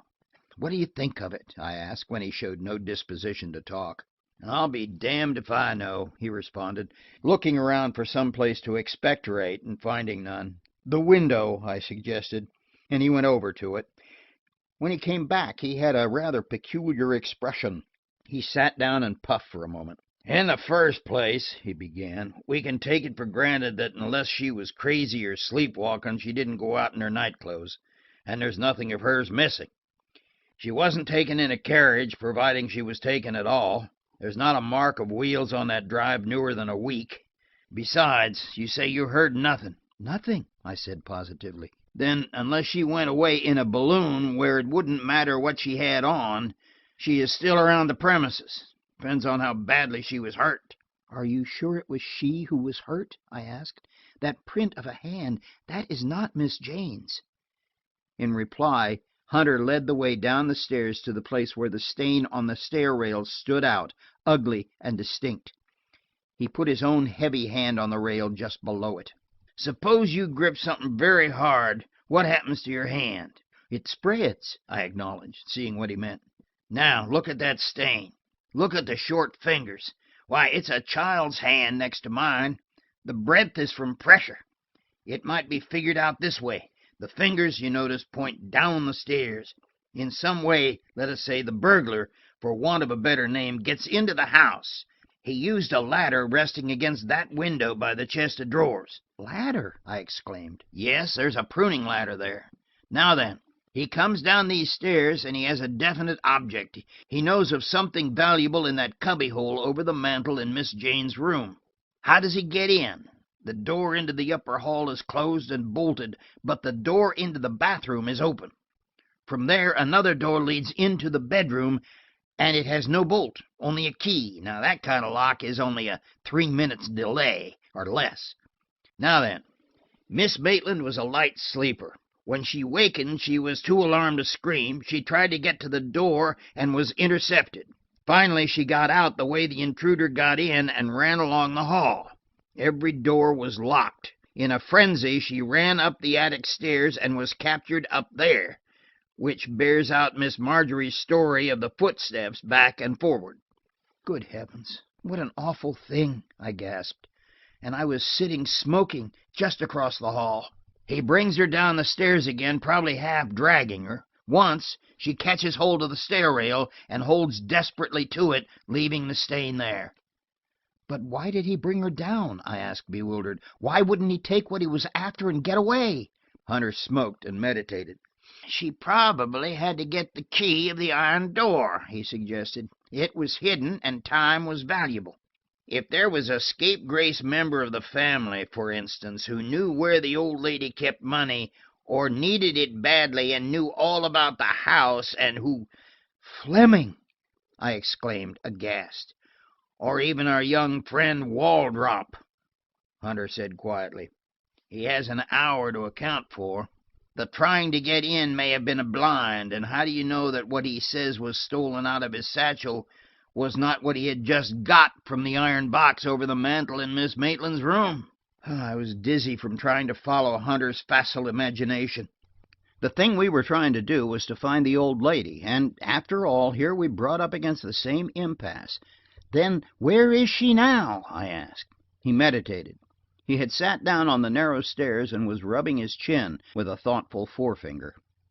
Now, 1:30, Miss Marjorie says, when she heard the noise. 1:45 when you heard Wardrop at the shutters.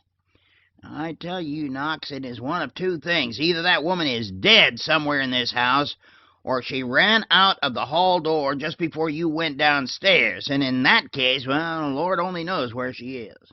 If there is a room anywhere that we have not explored... I'm inclined to think there is, I broke in, thinking of Wardrop's face a few minutes before. And just then Wardrop himself joined us. He closed the door at the foot of the boxed-in staircase and came quietly up. You spoke about an unused room or secret closet, Mr. Hunter, he said, without any resentment in his tone. We have nothing so sensational as that, but the old house is full of queer nooks and crannies, and perhaps in one of them we might find...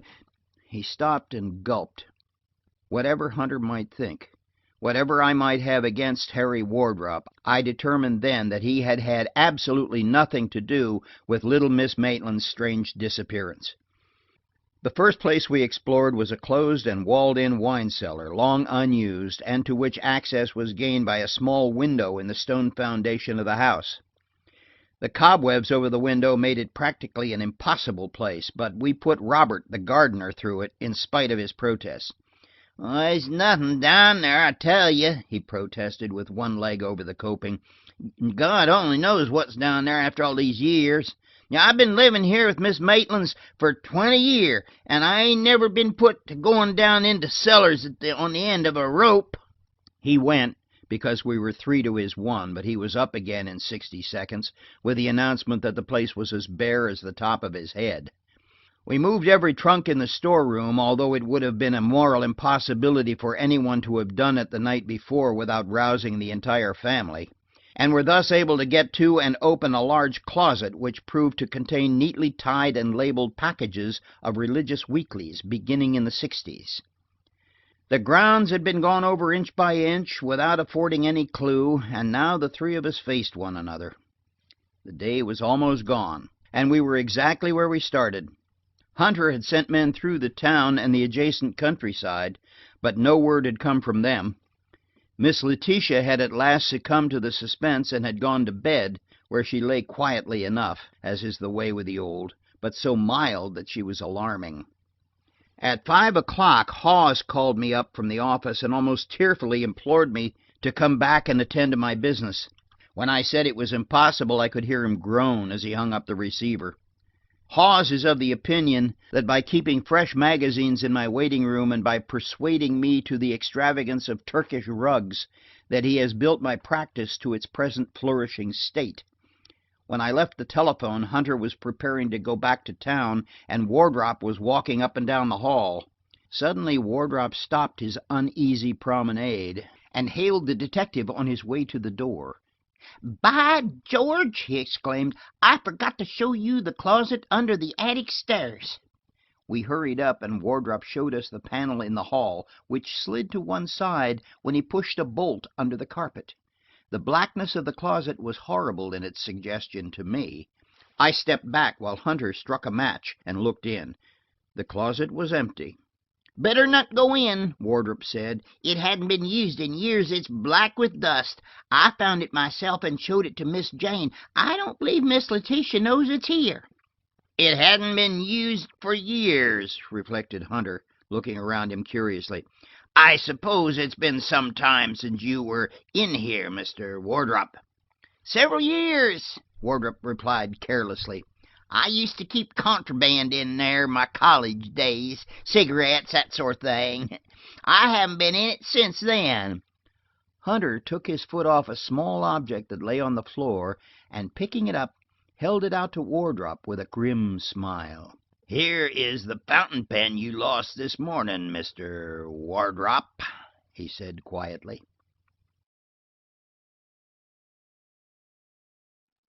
Chapter 7. Concerning Marjorie. When Hunter had finally gone at 6 o'clock, summoned to town on urgent business, we were very nearly where we had been before he came. He could only give us theories, and after all what we wanted was fact, and Miss Jane. Many things, however, that he had unearthed puzzled me. Why had Wardrop lied about so small a matter as his fountain pen? The closet was empty. What object could he have had in saying he had not been in it for years? I found that my belief in his sincerity of the night before was going. If he had been lying then, I owed him something for a lump on my head that made it difficult for me to wear my hat. It would have been easy enough for him to rob himself, and, if he had an eye for the theatrical, to work out just some such plot. It was even possible that he had hidden for a few hours in the secret closet the contents of the Russia leather bag. But whatever Wardrop might or might not be, he gave me little chance to find out, for he left the house before Hunter did that afternoon, and it was later and under strange circumstances that I met him again. Hunter had not told me what was on the paper he had picked out of the basket in Miss Jane's room, and I knew he was as much puzzled as I at the scrap in the little cupboard with 11/22 on it.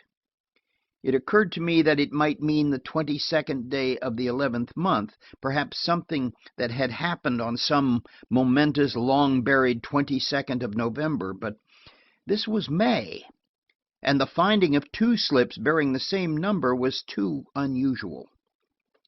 After Hunter left, I went back to the closet under the upper stairs, and with some difficulty got the panel open again. The space inside, perhaps 8 feet high at one end and 4 at the other, was empty. There was a row of hooks, as if at some time clothing had been hung there, and a flat shelf at one end, gray with dust. I struck another match and examined the shelf. On its surface were numerous scratchings in the dust layer, but at one end, marked out as if drawn on a blackboard, was a rectangular outline, apparently that of a smallish box, and fresh. My match burned my fingers, and I dropped it to the floor, where it expired in a sickly blue flame. At the last, however, it died heroically, like an old man to whom his last hours bring back some of the glory of his prime, burning brightly for a second and then fading into darkness. The last flash showed me on the floor of the closet, and wedged between two boards, a small white globule. It did not need another match to tell me it was a pearl.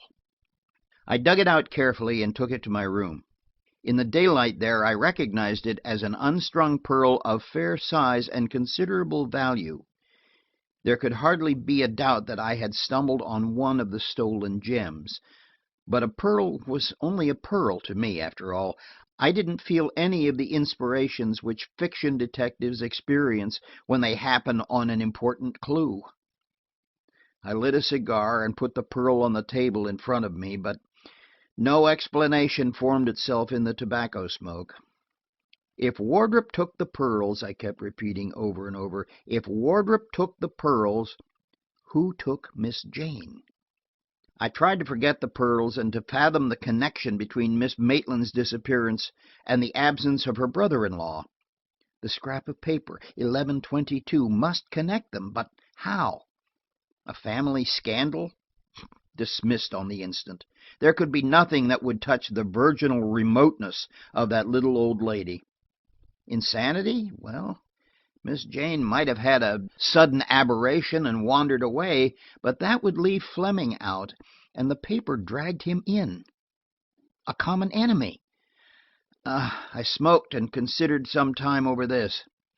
An especially malignant foe might rob or even murder, but it was almost ludicrous to think of his carrying away by force Miss Jane's 90 pounds of austere flesh. The solution, had it not been for the bloodstains, might have been a peaceful one, leaving out the pearls altogether, but later developments showed that the pearls refused to be omitted. To my mind, however, at that time, the issue seemed a double one. I believed that someone, perhaps Harry Wardrop, had stolen the pearls, hidden them in the secret closet, and disposed of them later. I made a note to try to follow up the missing pearls. Then I clung to the theory that Miss Maitland had been abducted and was being held for ransom. If I could have found traces of a vehicle of some sort near the house, I would almost have considered my contention proved. That anyone could have entered the house, intimidated and even slightly injured the old lady, and taken her quietly out the front door while I sat smoking in my room with the window open, and Wardrop trying the shutters at the side of the house, seemed impossible. Yet there were the stains, the confusion, the open front door to prove it. But, and I stuck here, the abductor who would steal an old woman and take her out into the May night without any covering, not even shoes, clad only in her nightclothes, would run an almost certain risk of losing his prize by pneumonia. For a second search had shown not an article of wearing apparel missing from the house. Even the cedar chests were undisturbed. Not a blanket was gone. Just before dinner I made a second round of the grounds, this time looking for traces of wheels. I found none nearby, and it occurred to me that the boldest highwayman would hardly drive up to the door for his booty.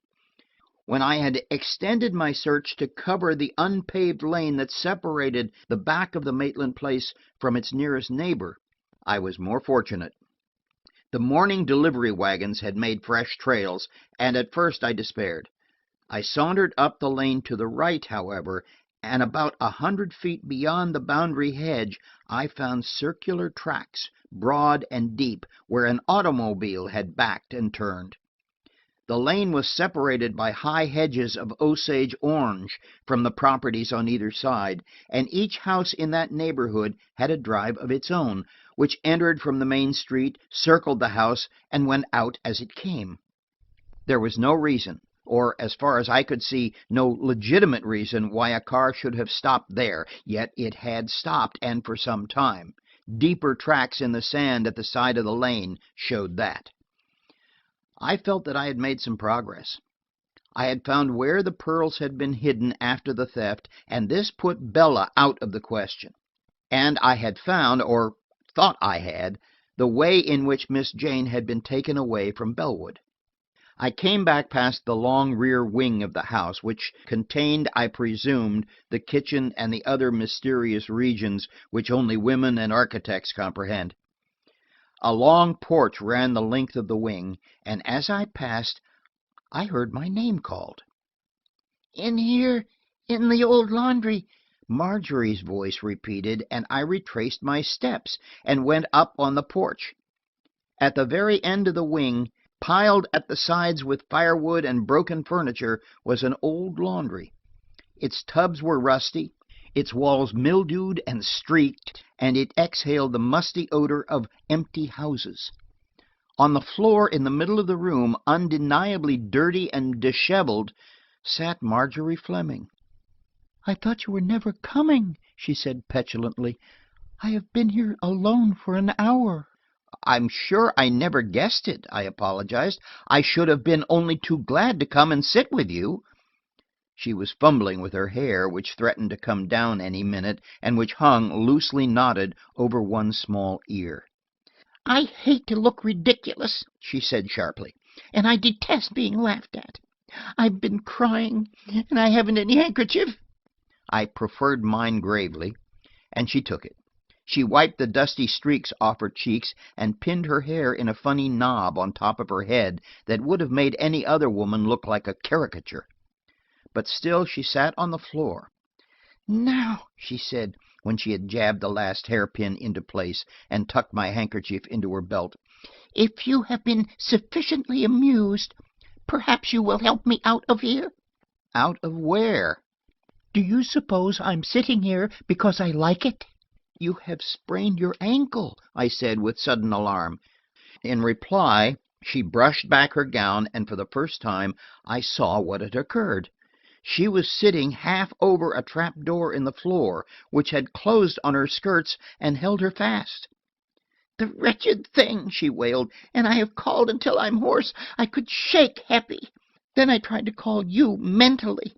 I fixed my mind on you and said over and over, 'Come, please come.' Didn't you feel anything at all?"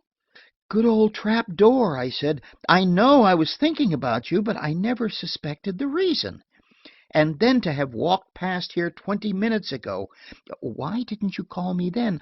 I was tugging at the door, but it was fast, with the skirts to hold it tight. "I looked such a fright," she explained. "Can't you pry it up with something?" I tried several things without success, while Marjorie explained her plight. "I was sure Robert had not looked carefully in the old wine cellar," she said, "and then I remembered this trap door opened into it. It was the only place we hadn't explored thoroughly. I put a ladder down and looked around. Yuh!" "What did you find?" I asked, as my third broomstick lever snapped. "Nothing. Only I know now where Aunt Letitia's Edwin Booth went to. He was a cat," she explained. "And Aunt Letitia made the railroad pay for killing him." I gave up finally and stood back. "Couldn't you, get out of your garments and I could go out and close the door?" I suggested delicately. "You see, you're sitting on the trap door and—" But Marjorie scouted the suggestion with the proper scorn and demanded a pair of scissors. She cut herself loose with vicious snips, while I paraphrased the old nursery rhyme, "She cut her petticoats all around about." Then she gathered up her outraged garments and fled precipitately. She was unusually dignified at dinner. Neither of us cared to eat, and the empty places, Wardrop's and Miss Letitia's (Miss Jane's had not been set), were like skeletons at the board. It was Marjorie who, after our pretense of a meal, voiced the suspicion I think we both felt. "It is a strange time for Harry to go away," she said quietly from the library window. "He probably has a reason." "Why don't you say it?" she said, suddenly turning on me. "I know what you think. You believe he only pretended he was robbed." "I should be sorry to think anything of the—" I began, but she did not allow me to finish. "I saw what you thought," she burst out bitterly. The detective almost laughed in his face. "Oh, you needn't think I don't know. I saw him last night, and the woman, too. He brought her right to the gate. You treat me like a child, all of you." In sheer amazement I was silent. So a new character had been introduced into the play. A woman, too. "You were not the only person, Mr. Knox, who could not sleep last night," she went on. "Oh, I know a great many things.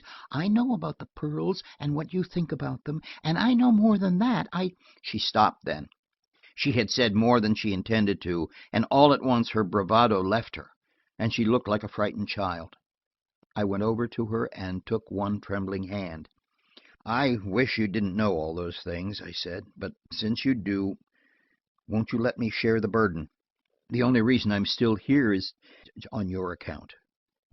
I had a sort of crazy desire to take her in my arms and comfort her, Wardrop or no Wardrop. But at that moment, luckily for me perhaps, Miss Letitia's shrill old voice came from the stairway. "Get out of my way, Heppy," she was saying tartly. "I'm not on my deathbed yet, not if I know it. Where's Knox?" Whereupon I obediently went out and helped Miss Letitia into the room. "I think I know where Jane is," she said, putting down her cane with a jerk. "I don't know why I didn't think about it before. She's gone to get her new teeth. She's been talking of it for a month. Not but what her old teeth would have done well enough." "She would hardly go in the middle of the night," I returned. "She was a very timid woman, wasn't she?" "She wasn't raised right," Miss Letitia said with a shake of her head. "She's the baby, and the youngest's always spoiled." "Have you thought that this might be more than it appears to be?" I was feeling my way. She was a very old woman. "For instance, it might be abduction, kidnapping, for a ransom." "Ransom!" Miss Letitia snapped. "Mr. Knox, my father made his money by working hard for it. I haven't wasted it, not that I know of. And if Jane Maitland was fool enough to be abducted, she'll stay a while before I pay anything for her. It looks to me as if this detective business was going to be expensive anyhow." My excuse for dwelling with such attention to detail on the preliminary story, the disappearance of Miss Jane Maitland, and the peculiar circumstances surrounding it, will have to find its justification in the events that followed it. Miss Jane herself, and the solution of that mystery, solved the even more tragic one in which we were about to be involved. I say we because it was borne in on me at about that time that the things that concerned Marjorie Fleming must concern me henceforth, whether I willed it so or otherwise. For the first time in my life, a woman's step on the stair was like no other sound in the world.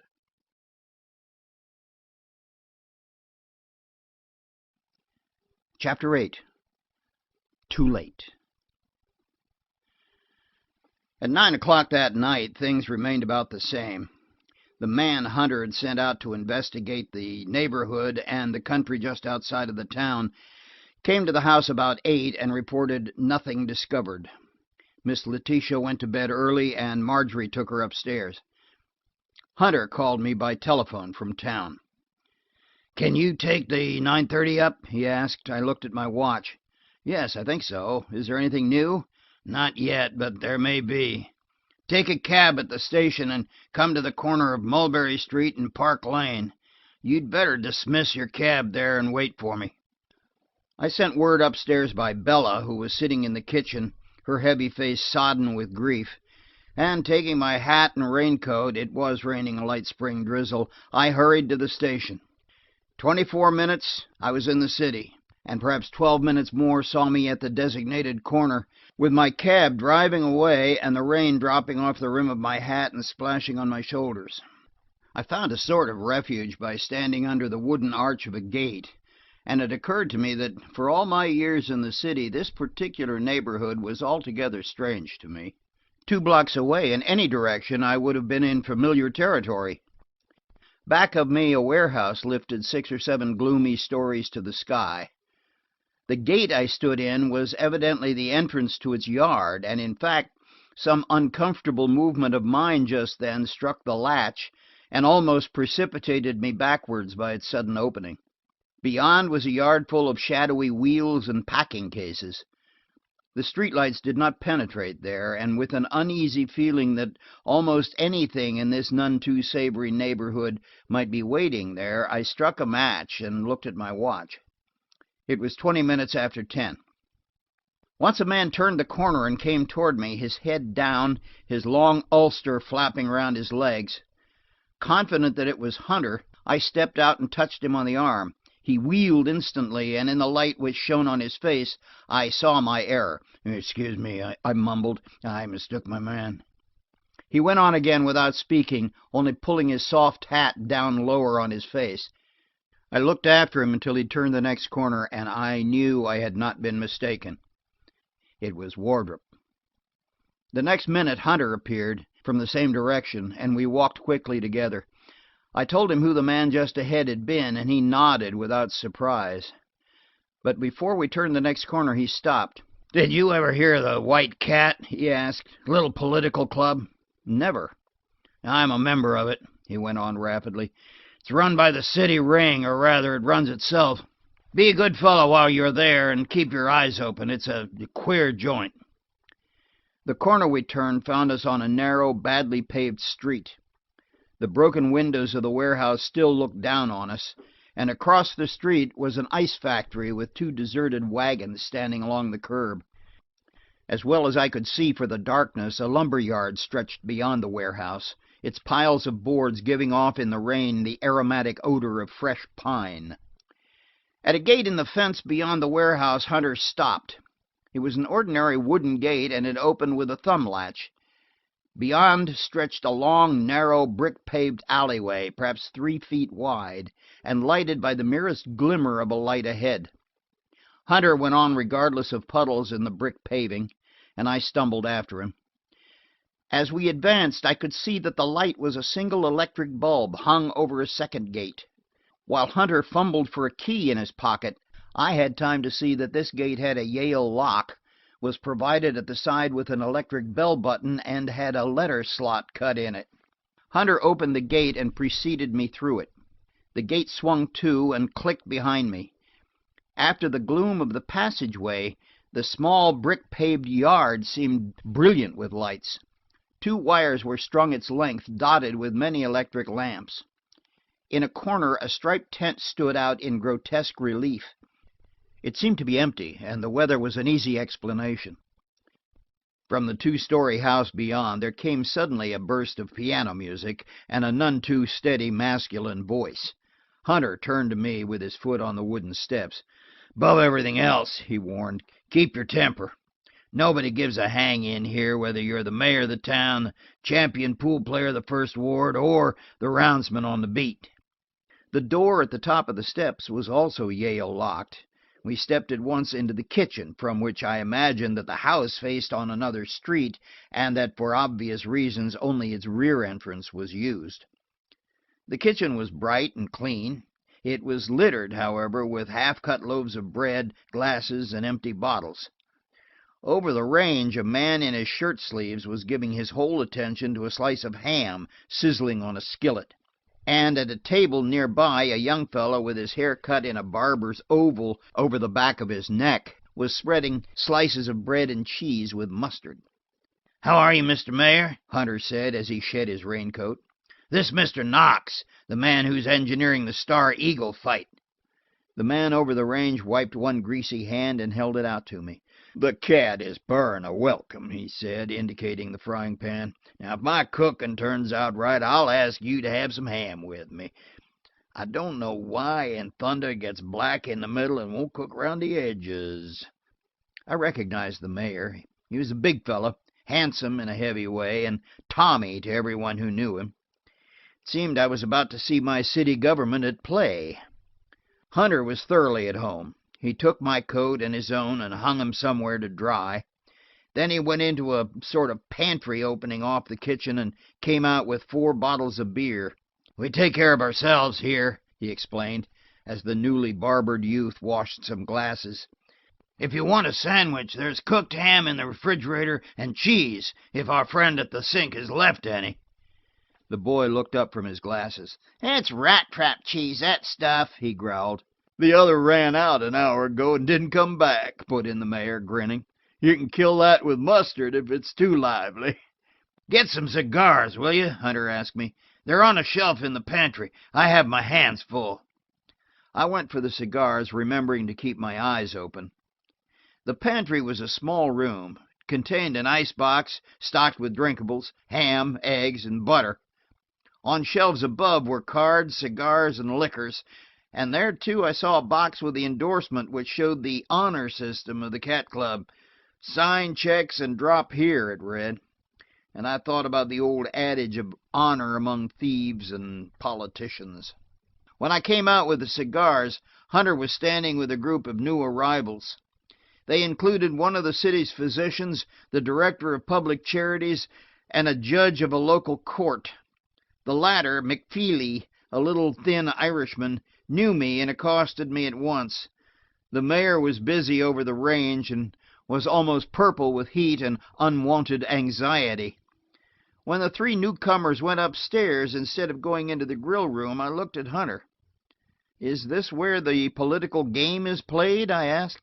"Yes, if the political game is poker," he replied, and led the way into the room which adjoined the kitchen. No one paid any attention to us. Bare tables, a wooden floor, and almost as many cuspidors as chairs comprised the furniture of the long room. In one corner was a battered upright piano, and there were two fireplaces with old-fashioned mantels.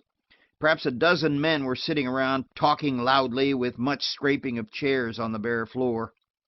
At one table they were throwing poker dice, but the rest were drinking beer and talking in a desultory way. At the piano a man with a red mustache was mimicking the sextet from Lucia, and a roar of applause met us as we entered the room. Hunter led the way to a corner and put down his bottles. "It's fairly quiet tonight," he said. "Tomorrow, the big night, Saturday." "What time do they close up?" I asked. In answer, Hunter pointed to a sign over the door. It was a card, neatly printed, and it said, "The White Cat Never Sleeps." "There are only two rules here," he explained. "That is one, and the other is, if you get too noisy and the patrol wagon comes, make the driver take you home." The crowd was good-humored. It paid little or no attention to us, and when someone at the piano began to thump a waltz, Hunter, under cover of the noise, leaned over to me.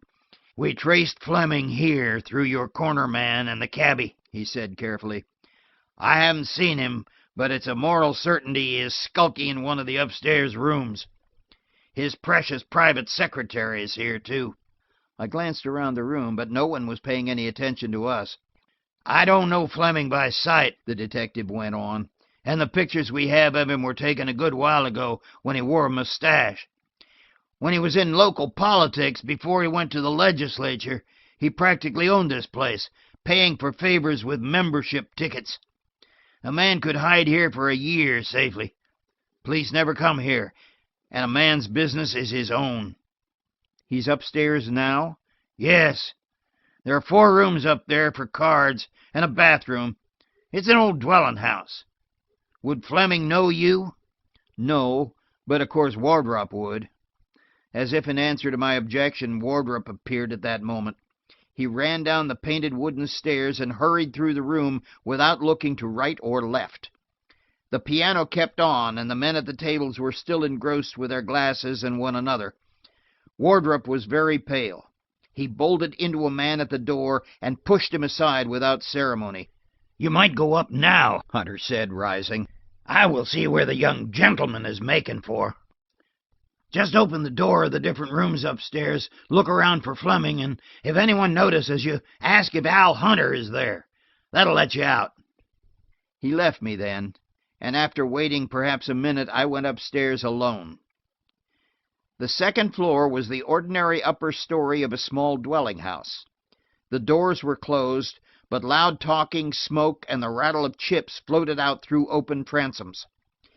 From below, the noise of the piano came up the staircase, unmelodious but rhythmical, and from the street on which the house faced, an automobile was starting its engine, with a series of shot-like explosions. The noise was confusing, disconcerting. I opened 2 doors to find only the usual poker table, with the winners sitting quietly, their cards bunched in the palms of their hands, and the losers growing more voluble as the night went on, buying chips recklessly, drinking more than they should. The atmosphere was reeking with smoke. The third door I opened was that of a dingy bathroom, with a zinc tub and a slovenly washstand. The next, however, was different. The light streamed out through the transom as in the other rooms, but there was no noise from within. With my hand on the door, I hesitated. Then, with Hunter's injunction ringing in my ears, I opened it and looked in. A breath of cool night air from an open window met me. There was no noise, no smoke, no sour odor of stale beer. A table had been drawn to the center of the small room and was littered with papers, pen, and ink. At one corner was a tray containing the remnants of a meal. A pillow and a pair of blankets on a couch at one side showed the room had been serving as a bedchamber. But none of these things caught my eye at first. At the table, leaning forward, his head on his arms, was a man. I coughed, and receiving no answer, stepped into the room. "I beg your pardon," I said, "but I'm looking for—" Then the truth burst on me, overwhelmed me. A thin stream was spreading over the papers on the table, moving slowly, sluggishly, as is the way with blood when the heart pump is stopped. I hurried over and raised the heavy, wobbling gray head. It was Alan Fleming, and he had been shot through the forehead.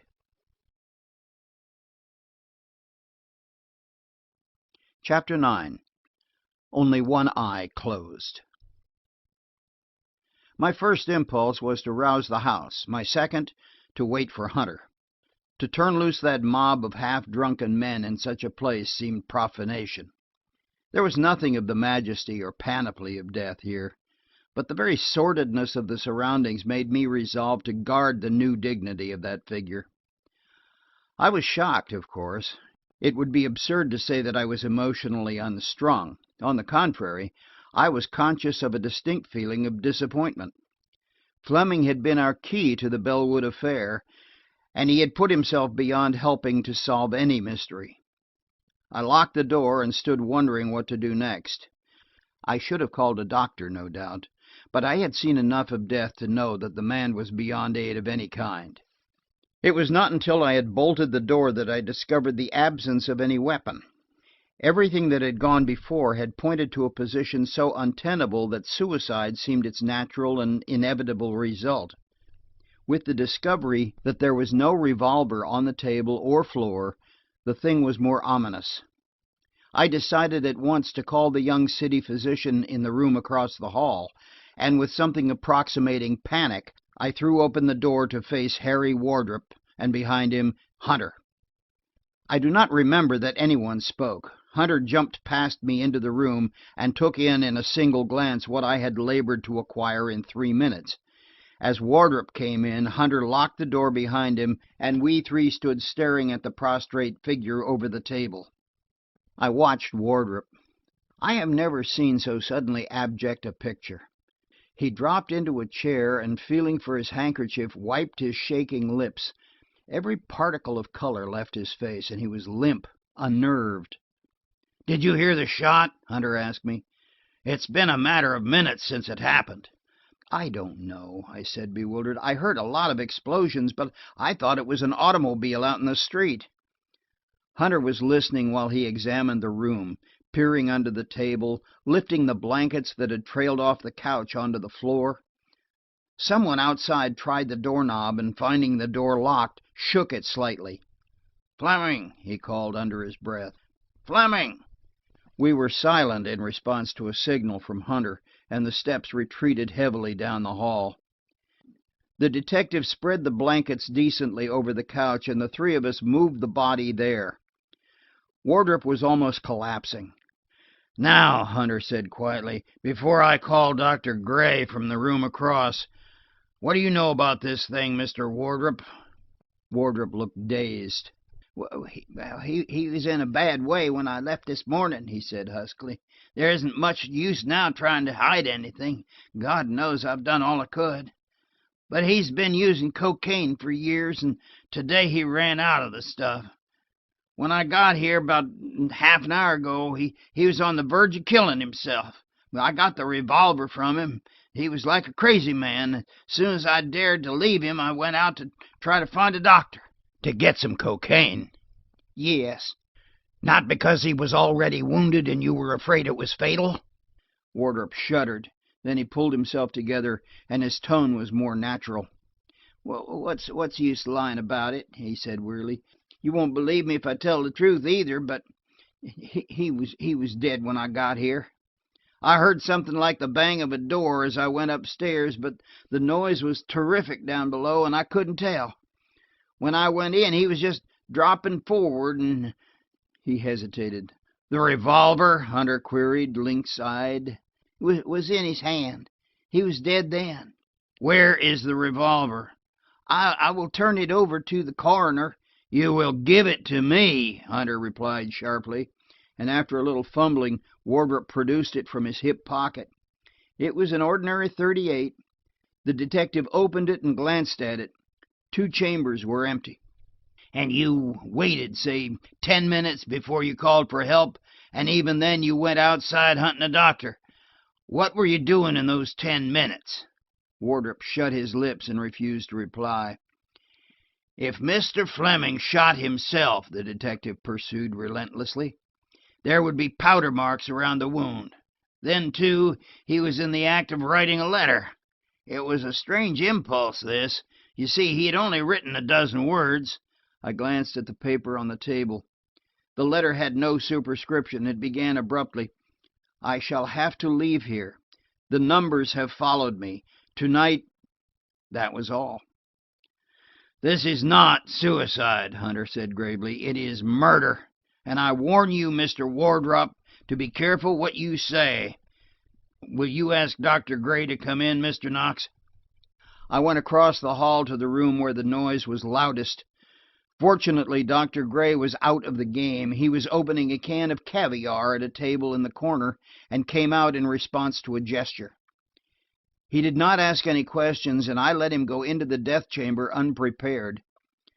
The presence of death apparently had no effect on him, but the identity of the dead man almost stupefied him. "Fleming," he said, awed, and he looked down at the body. "Fleming, by all that's sacred, and a suicide!" Hunter watched him grimly. "How long's he been dead?" he asked. The doctor glanced at the bullet wound in the forehead, and from there significantly to the group around the couch. "Not an hour. Probably less than half," he said. "It's strange we heard nothing across the hall there." Hunter took a clean folded handkerchief from his pocket, and opening it, laid it gently over the dead face. I think it was a relief to all of us. The doctor got up from his kneeling posture beside the couch and looked at Hunter inquiringly. "What about getting him away from here?" he said. "There is sure to be a lot of noise about it, and you remember what happened when Butler killed himself here." "He was reported as being found dead in the lumber yard," Hunter said dryly. "Well, Doctor, this body stays where it is, and I don't give a hoop if the whole city government wants it moved. It won't be. This is murder, not suicide." The doctor's expression was curious. "Murder?" he repeated. "Why, who—" But Hunter had many things to attend to. He broke in ruthlessly on the doctor's amazement. "See if you can get the house empty, Doctor. Just tell him he's dead. The story will get out soon enough." As the doctor left the room, Hunter went to the open window, through which a fresh burst of rain was coming, and closed it. The window gave me an idea, and I went over and tried to see through the streaming pane. There was no shed or low building outside, but not 5 yards away the warehouse showed its ugly walls and broken windows. "Look here, Hunter," I said, "why could he not have been shot from the warehouse?" "He could have been, but he wasn't," Hunter affirmed, glancing at Wardrop's drooping figure. "Mr. Wardrop, I'm going to send for the coroner, and then I shall ask you to go with me to the office and tell the chief what you know about this. Knox, will you telephone to the coroner?" In an incredibly short time the clubhouse was emptied, and before midnight the coroner himself arrived and went up to the room. As for me, I had breakfasted, lunched, and dined on horrors, and I sat in the deserted room downstairs and tried to think how I was to take the news to Marjorie. At 12:30, Wardrop, Hunter, and the coroner came downstairs, leaving a detective in charge of the body until morning, when it could be taken home. The coroner had a cab waiting, and he took us at once to Hunter's chief. He had not gone to bed, and we filed into his office sepulchrally. Wardrop told his story, but it was hardly convincing. The chief, a large man who said very little and leaned back with his eyes partly shut, listened in silence, only occasionally asking a question. The coroner, who was yawning steadily, left in the middle of Wardrop's story, as if in his mind at least the guilty man was as good as hanged. I was Mr. Allen Fleming's private secretary," Wardrop began. "I secured the position through a relationship on his wife's side. I have held the position for 3 years. Before that I read law. For some time I have known that Mr. Fleming used a drug of some kind. Until a week ago I did not know what it was. On the 9th of May, Mr. Fleming sent for me. I was in Plattsburgh at the time, and he was at home. He was in a terrible condition, not sleeping at all. He said he was being followed by some person who meant to kill him. Finally, he asked me to get him some cocaine, and when he had taken it, he was more like himself. I thought the pursuit was only in his own head. He had a man named Carter on guard in his house and acting as a butler. There was trouble of some kind in the organization. I do not know just what. Mr. Schwartz came here to meet Mr. Fleming, and it seemed there was money needed. Mr. Fleming had to have it at once. He gave me some securities to take to Plattsburgh and turn into money. I went on the 10th. Was that the day Mr. Fleming disappeared? The chief interrupted. Yes, he went to the White Cat and stayed there, but no one but the caretaker and one other man knew he was there. On the night of the 21st, I came back, having turned my securities into money. I carried it in a package in a small Russia leather bag that never left my hand for a moment. Mr. Knox here suggested that I had put it down and that it had been exchanged for one just like it, but I did not let it out of my hand on that journey until I put it down on the porch at the Bellwood house while I tried to get in. I live at Bellwood with Mrs. Maitland, sisters of Mr. Fleming's deceased wife. I don't pretend to know how it happened, but while I was trying to get into the house, it was rifled. Mr. Knox will bear me out in that. I found my grip empty. I affirmed it in a word. The chief was growing interested. What was in the bag? He asked. Wardrop tried to remember. A pair of pajamas, he said. 2 military brushes and a clothes brush. 2 or 3 soft bosom shirts. Perhaps a half-dozen collars. And a suit of underwear.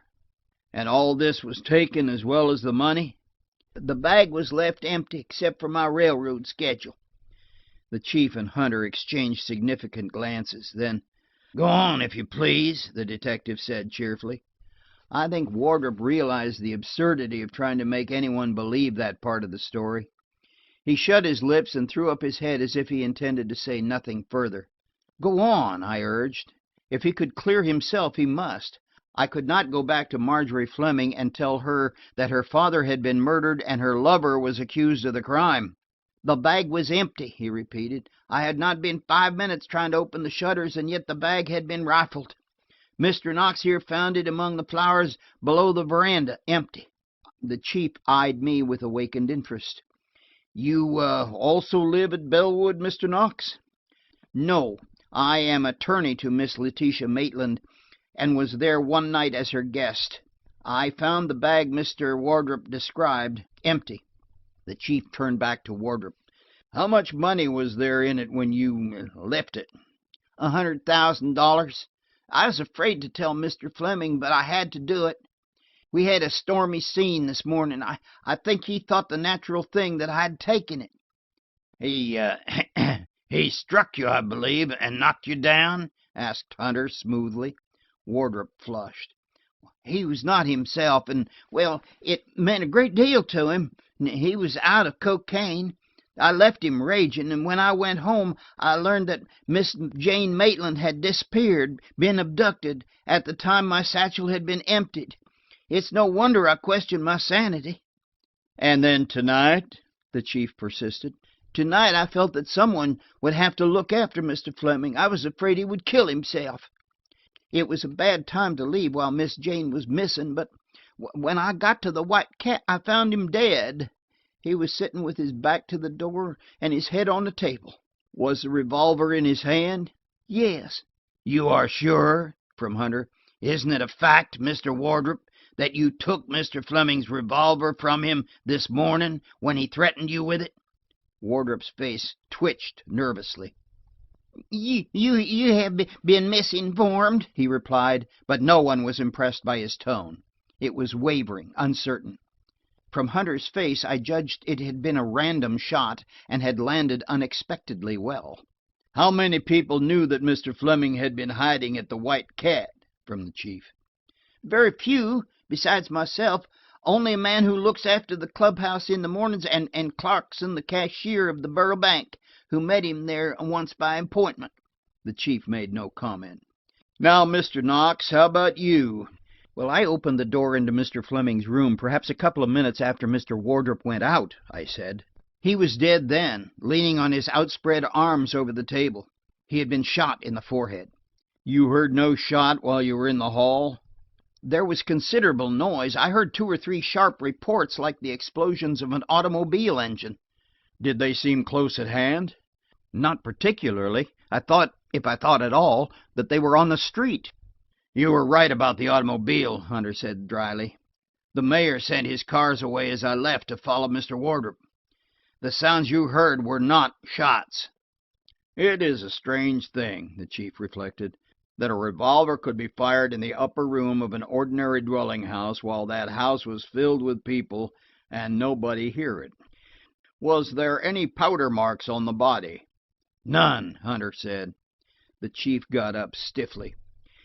"Thank you very much, gentlemen." He spoke quietly. "I think that is all. Hunter, I would like to see you for a few minutes." I think Wardrop was dazed at finding himself free. He had expected nothing less than an immediate charge of murder. As we walked to the corner for a car or cab, whichever materialized first, he looked back. "I thought so," he said bitterly. A man was loitering after us along the street. The police were not asleep. They had only closed one eye. The last train was gone. We took a night electric car to Winton and walked the 3 miles to Bellwood. Neither of us was talkative, and I imagine we were both thinking of Marjorie and the news she would have to hear. It had been raining, and the roads were vile. Once Wardrop turned around to where we could hear the detective splashing along well behind. "I hope he's enjoying it," he said. "I brought you by this road so he'd have to wade in mud up to his neck." "The devil you did!" I exclaimed. "I'll have to be scraped with a knife before I can get my clothes off." We both felt better for the laugh. It was a sort of nervous reaction. The detective was well behind, but after a while Wardrop stood still while I plowed along.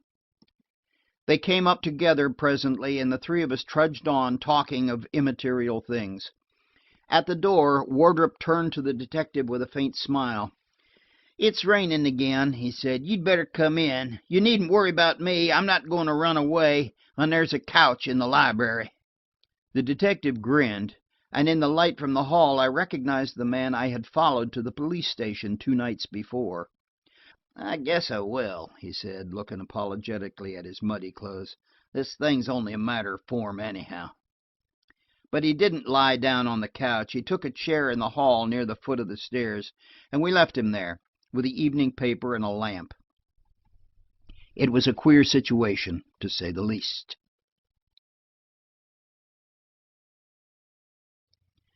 Chapter 10. Breaking the News. Wardrop looked so wretched that I asked him into my room and mixed him some whiskey and water. When I had given him a cigar, he began to look a little less hopeless. "You've been a darn sight better to me than I would have been to you under the circumstances," he said gratefully. "I thought we would better arrange about Miss Marjorie before we try to settle down," I replied. "What she's gone through in the last 24 hours is nothing to what is coming tomorrow. Will you tell her about her father?" He took a turn about the room. "I believe it would come better from you," he said finally. "I am in a peculiar position of having been suspected by her father of robbing him, by you of carrying away her aunt, and now by the police and everybody else of murdering her father." "Now, I do not suspect you of anything," I justified myself. "I don't think you're entirely open, that's all, Wardrop. I think you're damaging yourself to shield someone else." His expressive face was on its guard in a moment. He ceased his restless pacing, pausing impressively before me. "I give you my word as a gentleman, I do not know who killed Mr. Fleming, and that when I first saw him dead, my only thought was that he had killed himself. He had threatened to that day.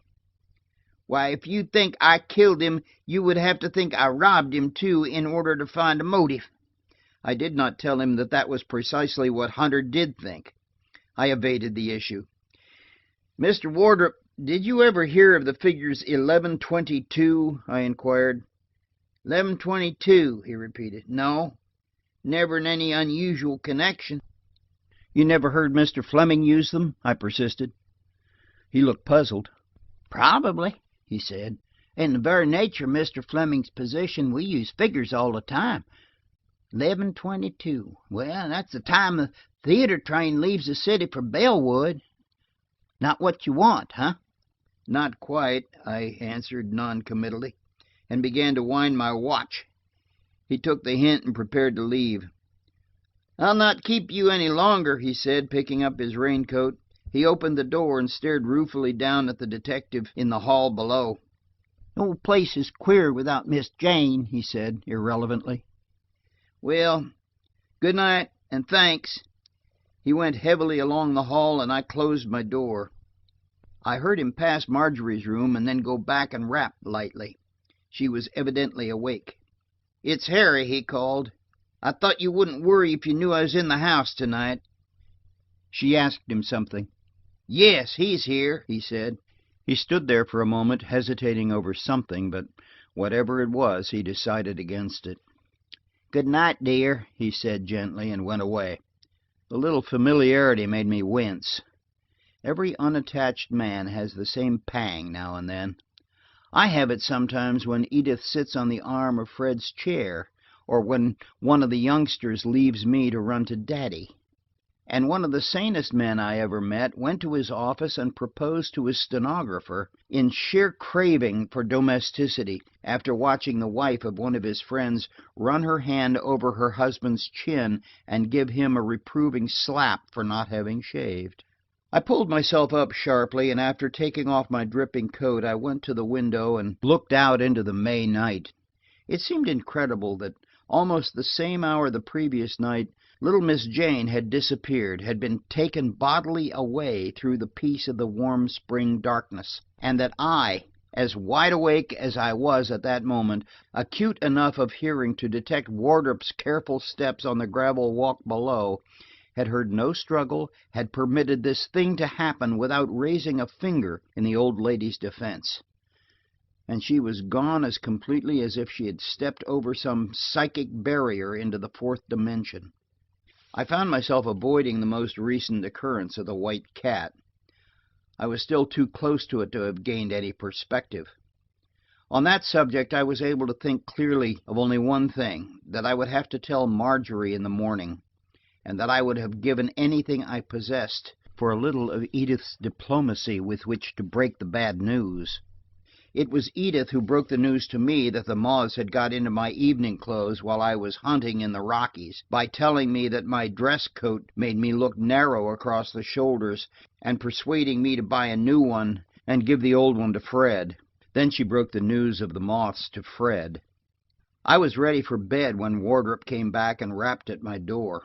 He was still dressed, and he had the leather bag in his hand. "Look here," he said excitedly, when I opened the door. "This is not my bag at all. Fool that I was, I never examined it carefully." He held it out to me, and I carried it to the light. It was an ordinary 18-inch Russia leather traveling bag, tan in color, and with gold-plated mountings. It was empty, save for the railroad schedule that still rested in one side pocket. Wardrop pointed to the empty pocket on the other side. "In my bag," he explained rapidly, "my name was written inside that pocket in ink. I did it myself, my name and address." I looked inside the pocket on both sides. Nothing had been written in. "Don't you see?" he asked excitedly. "Whoever stole my bag had this one to substitute for it. If we can succeed in tracing the bag here to the shop it came from, and from there to the purchaser, we have the thief." "There's no maker's name in it," I said, after a casual examination. Wardrop's face fell, and he took the bag from me despondently. "No matter which way I turn," he said, "I run into a blind alley. If I were worth a damn, I suppose I could find a way out, but I'm not. Well, I'll let you sleep this time." At the door, however, he turned around and put the bag on the floor just inside. "If you don't mind, I'll leave it here," he said. They'll be searching my room, I suppose, and I'd like to have the bag for future reference." He went for good that time, and I put out the light. As an afterthought, I opened my door perhaps 6 inches, and secured it with one of the pink conch shells which flanked either end of the stone hearth. I had failed the night before. I meant to be on hand that night. I went to sleep immediately, I believe. I have no idea how much later it was that I roused. I wakened suddenly and sat up in bed. There had been a crash of some kind, for the shock was still vibrating along my nerves. Dawn was close. The window showed gray against the darkness inside, and I could make out dimly the larger objects in the room. I listened intently, but the house seemed quiet. Still, I was not satisfied. I got up and, lighting the candle, got into my raincoat in lieu of a dressing gown and prepared to investigate. With the fatality that seemed to pursue my feet in that house, with my first step I trod squarely on top of the conch shell, and I fell back on the edge of the bed, swearing softly and holding the injured member. Only when the pain began to subside did I realize that I had left the shell on the doorsill, and that it had moved at least 8 feet while I slept. When I could walk, I put it on the mantel, its mate from the other end of the hearth beside it. Then I took my candle and went out into the hall. My door, which I had left open, I found closed. Nothing else was disturbed. The leather bag sat just inside as Wardrop had left it. Through Miss Maitland's transom were coming certain strangled and irregular sounds, now falsetto, now deep bass, that showed that worthy lady to be asleep. A glance down the staircase revealed Davidson, stretched out in his chair and looking up at me. "I'm frozen," he called up cautiously. "Throw me down a blanket or two, will you?" I got a couple of blankets from my bed and took them down. He was examining his chair ruefully. "There isn't any grip to this horsehair stuff," he complained. "Every time I doze off I dream I'm coasting down the old hill back on the farm, and when I wake up I'm sitting on the floor with the end of my backbone bent like a hook." He wrapped himself in the blankets and sat down again, taking the precaution this time to put his legs on another chair and thus anchor himself. Then he produced a couple of apples and a penknife and proceeded to pare and offer me one. "Found 'em in the pantry," he said, biting into one. "I belong to the Apple Society. Eat one apple every day and keep healthy." He stopped and stared intently at the apple. "I reckon I got a worm that time," he said with less ardor. "I'll get something to wash him down," I offered, rising, but he waved me back to my chair. "Not on your life," he said with dignity. "Let him walk. How are things going upstairs?" "You didn't happen to be up there a while ago, did you?" I questioned in turn. "No. Been kept busy trying to sit tight where I am. Why?" "Someone came into my room and wakened me," I explained. "I heard a racket, and when I got up I found a shell that I had put on the doorsill to keep the door open in the middle of the room. I stepped on it." He examined a piece of apple before putting it in his mouth. Then he turned a pair of shrewd eyes on me. "That's funny," he said. "Anything in the room disturbed?" "Nothing." "Where's the shell now?" "On the mantel. I didn't want to step on it again." He thought for a minute, but his next remark was wholly facetious. "No, I guess you won't step on it up there. Like the old woman, she says, 'Motorman, if I put my foot on the rail, will I be electrocuted?' He says, 'No, madam, not unless you put your other foot on the trolley wire.'" I got up impatiently. There was no humor in the situation that night for me. "Someone had been in the room," I reiterated. "The door was closed, although I had left it open." He finished his apple and proceeded with great gravity to drop the parings down the immaculate register in the floor beside his chair. Then, "I've only got one business here, Mr. Knox," he said in an undertone, "and you know what that is. But if it will relieve your mind of the thought that there was anything supernatural about your visitor, I'll tell you that it was Mr. Wardrop, and that to the best of my belief he was in your room not once but twice in the last hour and a half. As far as that shell goes, it was I that kicked it, having gone up without my shoes." I stared at him blankly. "What could he have wanted?" I exclaimed. But with his revelation, Davidson's interest ceased. He drew the blanket up around his shoulders and shivered. "Search me," he said, and yawned. I went back to bed, but not to sleep. I deliberately left the door wide open, but no intrusion occurred. Once I got up and glanced down the stairs. For all his apparent drowsiness, Davidson heard my cautious movements and saluted me in a husky whisper. "Have you got any quinine?" he said. "I'm freezing my head off." But I had none. I gave him a box of cigarettes, and after partially dressing, I threw myself across the bed to wait for daylight. I was roused by the sun beating on my face, to hear Miss Letitia's tones from her room across. "Nonsense," she was saying querulously. "Don't you suppose I can smell? Do you think because I'm a little hard of hearing that I've lost my other senses? Somebody's been smoking." "It's me," Heppy shouted. "You!" Miss Letitia snarled. "What are you smoking for? That ain't my shirt, it's my—" "I ain't smoking," yelled Hippy. "You won't let me tell you. I spilled vinegar on the stove. That's what you smell." Miss Letitia's sardonic chuckle came through the door. "Vinegar," she said with scorn. "Next thing you'll be telling me it's vinegar that Harry and Mr. Knox carry around in little boxes in their pocket. You pinned my cap to my scalp." I hurried downstairs to find Davidson gone. My blanket lay neatly folded on the lower step, and the horsehair chairs were ranged along the wall as before. I looked around anxiously for the telltale ashes, but there were none, save at the edges of the spotless register a trace. Evidently they had followed the apple parings. It grew cold a day or so later, and Miss Letitia had the furnace fired, and although it does not belong to my story, she and Heppy searched the house over to account for the odor of baking apples, a mystery that was never explained. Wardrop did not appear at breakfast. Marjorie came downstairs as Bella was bringing me my coffee, and dropped languidly into her chair. She looked tired and white. "Another day," she said wearily. "Did you ever live through such an eternity as the last 36 hours? I responded absently. The duty I had assumed hung heavy over me. I had a frantic impulse to shirk the whole thing, to go to Wardrop and tell him it was his responsibility, not mine, to make this sad-eyed girl sadder still. That I had not his privilege of comforting her, neither should I shoulder his responsibility of telling her. But the issue was forced on me sooner than I had expected, for at that moment I saw the glaring headlines of the morning paper laid open at Wardrop's plate.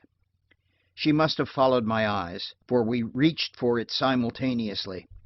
She was nearer than I, and her quick eye caught the name. Then I put my hand over the heading, and she flushed with indignation. "You are not to read it now," I said, meeting her astonished gaze as best I could. "Please let me have it. I promise you I will give it to you almost immediately." "You are very rude," she said without relinquishing the paper. "I saw a part of that. It is about my father." "Drink your coffee, please," I pleaded. "I will let you read it then, on my honor." She looked at me, then she withdrew her hand and sat erect. "How can you be so childish?" she exclaimed. "If there is anything in that paper that it will hurt me to learn, is a cup of coffee going to make it any easier?" I gave up then. I had always thought that people heard bad news better when they had been fortified with something to eat, and I had a very distinct recollection that Fred had made Edith drink something, tea probably, before he told her that Billy had fallen off the back fence and would have to have a stitch taken in his lip. Perhaps I should have offered Marjorie tea instead of coffee, but as it was she sat stonily erect, staring at the paper, and feeling that evasion would be useless, I told her what had happened, breaking the news as gently as I could. I stood by her helplessly through the tearless agony that followed, and cursed myself for a blundering ass. I had said that he had been accidentally shot, and I said it with the paper behind me, but she put the evasion aside bitterly. "Accidentally? Accidentally?" she repeated. The first storm of grief over, she lifted her head from where it had rested on her arms and looked at me, scorning my subterfuge. "He was murdered. That's the word I didn't have time to read. Murdered! And you sat back and let it happen. I went to you in time, and you didn't do anything. No one did anything." I did not try to defend myself. How could I? And afterwards, when she sat up and pushed back the damp strands of hair from her eyes, she was more reasonable. "I did not mean what I said about your not having done anything," she said, almost childishly. No one could have done more. It was to happen, that's all. But even then I knew she had trouble in store that she did not suspect. What would she do when she heard that Wardrop was under grave suspicion? Between her dead father and her lover, what? It was to be days before I knew, and in all that time I, who would have died, not cheerfully but at least stoically, for her, had to stand back and watch the struggle, not daring to hold out my hand to help, lest by the very gesture she divined my wild longing to hold her for myself. She recovered bravely that morning from the shock, and refused to go to her room and lie down. A suggestion, like the coffee, culled from my vicarious domestic life. She went out to the veranda and sat there in the morning sun, gazing across the lawn. I left her there finally, and broke the news of her brother-in-law's death to Miss Letitia. After the first surprise, the old lady took the news with what was nearer complacency than resignation. "Shocked," she said, sitting up in her bed, while Heppy shook her pillows. "It's a queer death for Alan Fleming. I've always said he would be hanged." After that she apparently dismissed him from her mind, and we talked of her sister. Her mood had changed, and it was depressing to find that she spoke of Jane always in the past tense. She could speak of her quite calmly. I suppose the sharpness of our emotions is in inverse ratio to our length of years, and she regretted that, under the circumstances, Jane would not rest in the family lot. "We are all there," she said. 11 of us, counting my sister Mary's husband, although he didn't properly belong. And I always said we would take him out if we were crowded. It is the best lot in the Hopedale Cemetery. You can see the shaft for 2 miles in any direction. We held a family council that morning around Miss Letitia's bed. Wardrop, who took little part in the proceedings, and who stood at a window looking out most of the time, Marjorie on the bed, her arm around Miss Letitia's shriveled neck, and Heppy, who acted as interpreter and shouted into the old lady's ear such parts of the conversation as she considered essential. "I have talked with Miss Fleming," I said as clearly as I could, "and she seems to shrink from seeing people. The only friends she cares about are in Europe, and she tells me that there are no other relatives." Heppy condensed this into a vocal capsule and thrust it into Miss Letitia's ear. The old lady nodded. "No other relatives," she corroborated. "God be praised for that, anyhow." "And yet," I went on, "there are things to look after, certain necessary duties that no one else can attend to. I don't want to insist, but she ought, if she is able, to go to the city house for a few hours at least." "City house!" Heppy yelled in her ear. "It ought to be cleaned," Miss Letitia acquiesced. "And fresh curtains put up. Jane would have been in her element. She was always handy at a funeral. And don't let him get one of those let-down-at-the-side coffins. They're leaky." Luckily, Marjorie did not notice this. "I was going to suggest," I put in hurriedly, "that my brother's wife would be only too glad to help, and if Miss Fleming will go into town with me, I am sure Edith would know just what to do. She isn't curious, and she's very capable." Marjorie threw me a grateful glance, grateful, I think, that I could understand how, under the circumstances, a stranger was more acceptable than curious friends could be. "Mr. Knox's sister-in-law," interpreted Heppy. "When you have to say the letter S, turn your head away," Miss Letitia rebuked her. "Well, I don't object if Knox's sister-in-law don't." She had an uncanny way of expanding Heppy's tabloid speeches. "She can take my white silk shawl to lay over the body, but be sure to bring it back. We may need it for Jane." If the old lady's chin quivered a bit while Marjorie threw her arms around her, she was mightily ashamed of it. But Heppy was made of weaker stuff. She broke into a sudden storm of sobs and left the room, to stick her head in the door a moment later. "Kidneys or chops?" she shouted almost belligerently. "Kidneys," Miss Letitia replied in kind. Wardrop went with us to the station at noon, but he left us there, with a brief remark that he would be up that night. After I had put Marjorie in a seat, I went back to have a word with him alone. He was standing beside the train, trying to light a cigarette, but his hand shook almost beyond control, and after the 4th match he gave it up. My minute for speech was gone. As the train moved out, I saw him walking back along the platform, paying no attention to anything around him. Also, I had a fleeting glimpse of a man loafing on a baggage truck, his hat over his eyes. He was paring an apple with a penknife and dropping the peelings with careful accuracy through a crack in the floor of the platform. I had arranged over the telephone for Edith to meet the train, and it was a relief to see that she and Marjorie took to each other at once. We drove to the house immediately, and after a few tears when she saw the familiar things around her, Marjorie rose to the situation bravely. Miss Letitia had sent Bella to put the house in order, and it was evident that the idea of clean curtains for the funeral had been drilled into her until it had become an obsession.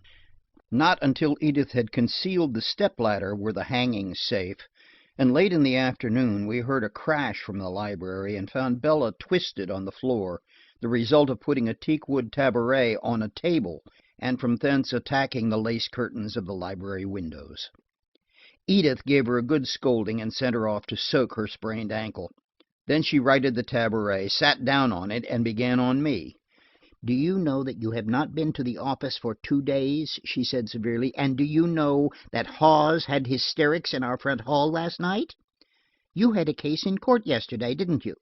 "Nothing very much," I said, looking over her head. "Anyhow, I'm tired. I don't know when I'm going back.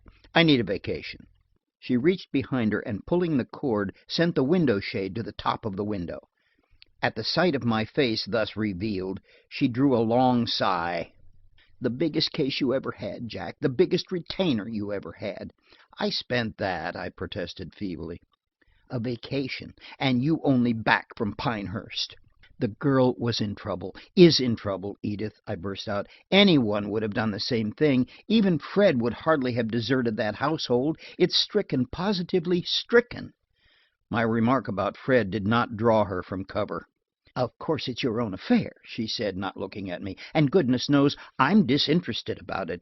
You ruined the boys, both stomachs and dispositions, and I could use your room splendidly as a sewing room. Edith, you abominable little liar." She dabbed at her eyes furiously with her handkerchief, and walked with great dignity to the door. Then she came back and put her hand on my arm. "Oh, Jack, if we could only have saved you this," she said, and a minute later, when I did not speak, "Who is the man, dear?" "A distant relative, Harry Wardrop," I replied, with what I think was very nearly my natural tone. "Don't worry, Edith. It's all right. I've known it right along." "Pooh," Edith returned sagely. "So do I know I've got to die and be buried some day. Its being inevitable doesn't make it any more cheerful." She went out, but she came back in a moment and stuck her head through the door. "That's the only inevitable thing there is," she said, taking up the conversation, an old habit of hers, where she had left off. "I don't know what you're talking about," I retorted, turning my back on her, "and anyhow, I regard your suggestion as immoral." But when I turned again, she had gone. That Saturday afternoon at 4 o'clock, the body of Alan Fleming was brought home and placed in state in the music room of the house. Miss Jane had been missing since Thursday night. I called Hunter by telephone, and he had nothing to report.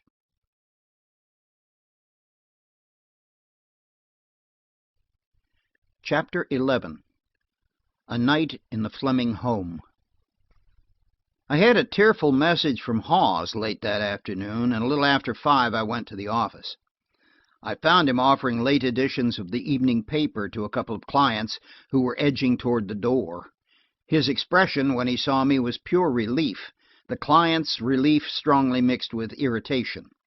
I put the best face on the matter that I could, saw my visitors, and left alone, prepared to explain to Hawes what I could hardly explain to myself. "I have been unavoidably detained, Hawes," I said. "Miss Jane Maitland has disappeared from her home." "So I understood you over the telephone." He had brought my mail and stood by impassive. "Also, her brother-in-law is dead.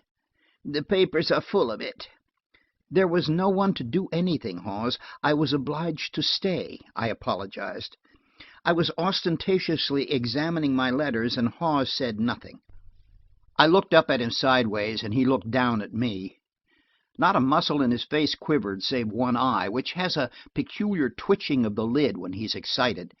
It gave him a sardonic appearance of winking. He winked at me then. "Don't wait, Hawes," I said guiltily, and he took his hat and went out. Every line of his back was accusation. The sag of his shoulders told me I had let my biggest case go by default that day. The forward tilt of his head, that I was probably insane. The very grip with which he seized the doorknob, his good night from around the door, that he knew there was a woman at the bottom of it all. As he closed the door behind him, I put down my letters and dropped my face in my hands. Hawes was right. No amount of professional zeal could account for the interest I had taken.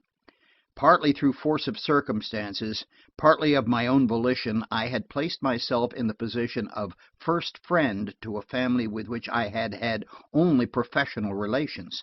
I had even enlisted Edith when my acquaintance with Marjorie Fleming was only 3 days old. And at the thought of the girl, of Wardrop's inefficiency and my own hopelessness, I groaned aloud. I had not heard the door open. I forgot to tell you that a gentleman was here 6 times today to see you. He didn't give any name. I dropped my hands. From around the door, Hawes' nervous eye was winking wildly. You're not sick, Mr. Knox? Never felt better. I thought I heard I was singing. I lied, looked at him straight in the eye. He backed nervously to the door. Now, I have a little sherry in my office, Mr. Knox. 26 years in the wood. If you... For God's sake, Hawes, there's nothing the matter with me, I exclaimed. And he went, but I heard him stand a perceptible time outside the door before he tiptoed away. Almost immediately after, someone entered the waiting room, and the next moment I was facing in the doorway a man I had never seen before. He was a tall man with thin, colorless beard trimmed to a Van Dyke point, and pale eyes blinking behind glasses. He had a soft hat crushed in his hand, and his whole manner was one of subdued excitement. Mr. Knox? He asked from the doorway. Yes, come in. I've been here 6 times since noon, he said, dropping rather than sitting in a chair. My name is Lightfoot. I was Mr. Fleming's cashier. Yes? I was terribly shocked at the news of his death, he stumbled on, getting no help from me. I was in town, and if I had known in time, I could have kept some of the details out of the papers. Poor Fleming, to think he would end it that way. End it? Shoot himself. He watched me closely. But he didn't, I protested. It was not suicide, Mr. Lightfoot. According to the police, it was murder. His cold eyes narrowed like a cat's. Murder is an ugly word, Mr. Knox. Don't let us be sensational.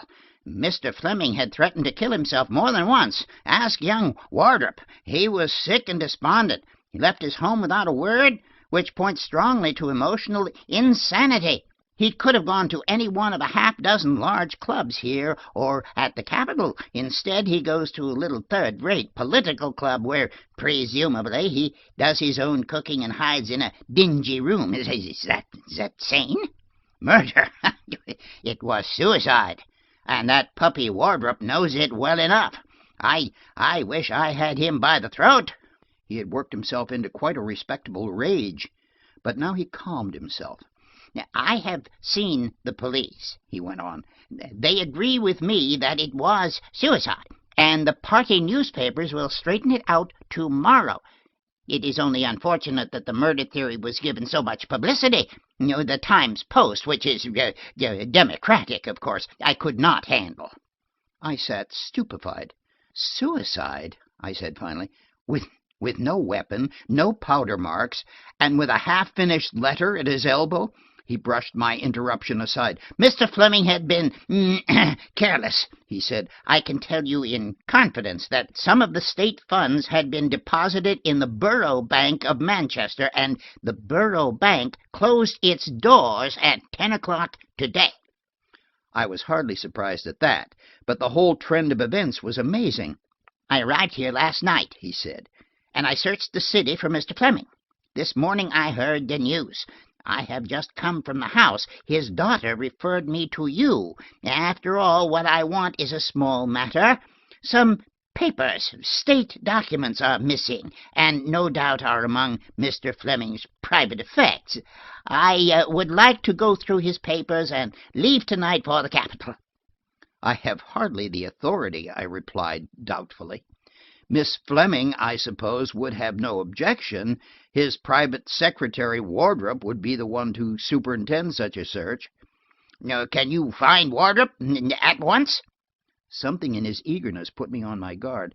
I will make an attempt," I said. "Let me have the name of your hotel, and I will telephone you if it can be arranged for tonight." He had to be satisfied with that, but his eagerness seemed to me to be almost desperation. Oddly enough, I could not locate Wardrop after all. I got the Maitland house by telephone to learn that he had left there about 3 o'clock and had not come back. I went to the Fleming house for dinner. Edith was still there, and we both tried to cheer Marjorie, a sad little figure in her black clothes. After the meal I called Lightfoot at his hotel and told him that I could not find Wardrop, that there were no papers at the house, that the office safe would have to wait until Wardrop was found to open it. He was disappointed and furious. Like a good many men who are physical cowards, he said a great deal over the telephone that he would not have dared to say to my face, and I cut him off by hanging up the receiver. From that minute, in the struggle that was coming, like Fred, I was opposite the government. It was arranged that Edith should take Marjorie home with her for the night. I thought it was a good idea. The very sight of Edith tucking in her babies and sitting down beside the library lamp to embroider me a scarf pin holder for Christmas would bring Marjorie back to normal again. Except in the matter of Christmas gifts, Edith is the sanest woman I know. I recognized it at the dinner table, where she had the little girl across from her planning her morning hats before the dinner was half finished.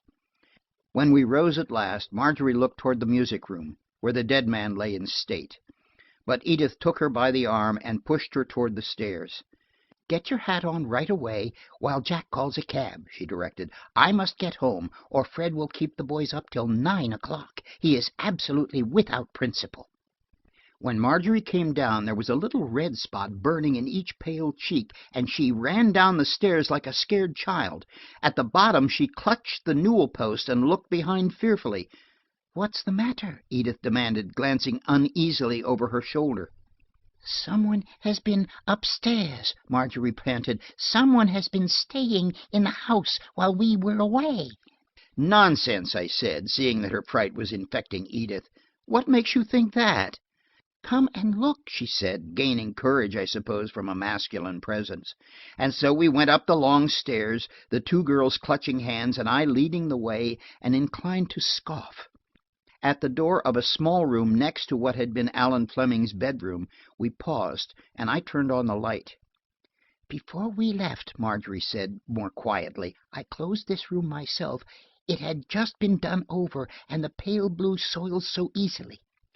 I came in the last thing and saw covers put over everything. Now look at it." It was a sort of boudoir, filled with feminine knickknacks and mahogany lounging chairs. Wherever possible, a pale brocade had been used, on the Empire couch, in panels in the wall, covering cushions on the window seat. It was evidently Marjorie's private sitting room.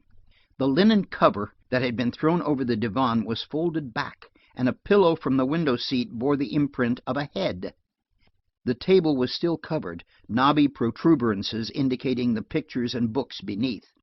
On one corner of the table, where the cover had been pushed aside, was a cup, empty and clean washed.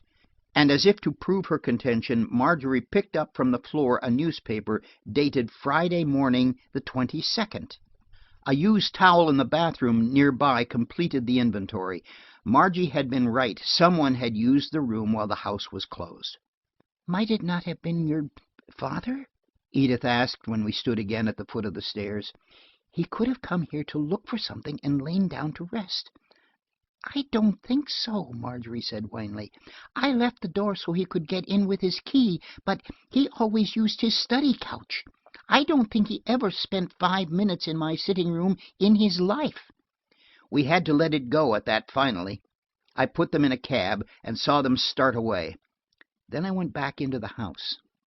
I had arranged to sleep there and generally to look after things, as I said before. Whatever scruples I had had about taking charge of Marjorie Fleming and her affairs had faded with Wardrop's defection and the new mystery of the blue boudoir. The lower floor of the house was full of people that night. Local and state politicians, newspaper men, and the usual crowd of the morbidly curious. The undertaker took everything in hand, and late that evening I could hear them carrying in tropical plants and stands for the flowers that were already arriving. Whatever panoply the death scene had lacked, Alan Fleming was lying in state now. At midnight things grew quiet. I sat in the library reading until then, when an undertaker's assistant in a pink shirt and polka-dot cravat came to tell me that everything was done. "Is it customary for somebody to stay up on occasions like this?" I asked. "Isn't there an impression that wandering cats may get into the room or something of that sort?" "I don't think that will be necessary, sir," he said, trying to conceal the smile. "It's all a matter of taste. Some people like to take their troubles hard. Since they don't put money on their eyes any more, nobody wants to rob the dead." He left with that cheerful remark, and I closed and locked the house after him. I found Bella in the basement kitchen with all the lights burning full, and I stood at the foot of the stairs while she scooted to bed like a scared rabbit. She was a strange creature, Bella. Not so stupid as she looked, but sullen, morose, smoldering, about expresses it. I closed the doors into the dining room, and leaving one light in the hall, went up to bed. A guest room in the third story had been assigned me, and I was tired enough to have slept on the floor. The telephone bell rang just after I got into bed, and I grumbled at my luck. I went down to the lower floor. It was the Times Post, and the man at the telephone was in a hurry. "This the Times Post, Mr. Wardrop there?" "No." "Who's this?" "This is John Knox." "The attorney?" "Yes." "Mr. Knox, are you willing to put yourself on record that Mr. Fleming committed suicide?" "I'm not going to put myself on record at all." "Tonight's Star says you call it suicide and that you found him with a revolver in his hand." "The Star lies," I retorted, and the man at the other end chuckled. "Many thanks," he said, and rang off. I went back to bed, irritated that I had betrayed myself. Loss of sleep for 2 nights, however, had told on me. In a short time I was sound asleep. I wakened with difficulty. My head felt stupid and heavy. I was burning with thirst. I sat up and wondered vaguely if I was going to be ill. Then I remembered that I felt too weary to get a drink. As I roused, however, I found that part of my discomfort came from bad ventilation, and I opened the window and looked out. The window was a side one, opening onto a space perhaps 8 feet wide, which separated it from its neighbor. Across from me was only a blank red wall, but the night air greeted me refreshingly. The wind was blowing hard, and a shutter was banging somewhere below. I leaned out and looked down into the well-like space beneath me. It was one of those apparently chance movements that have vital consequences, and that have always made me believe in the old Calvinistic creed of foreordination.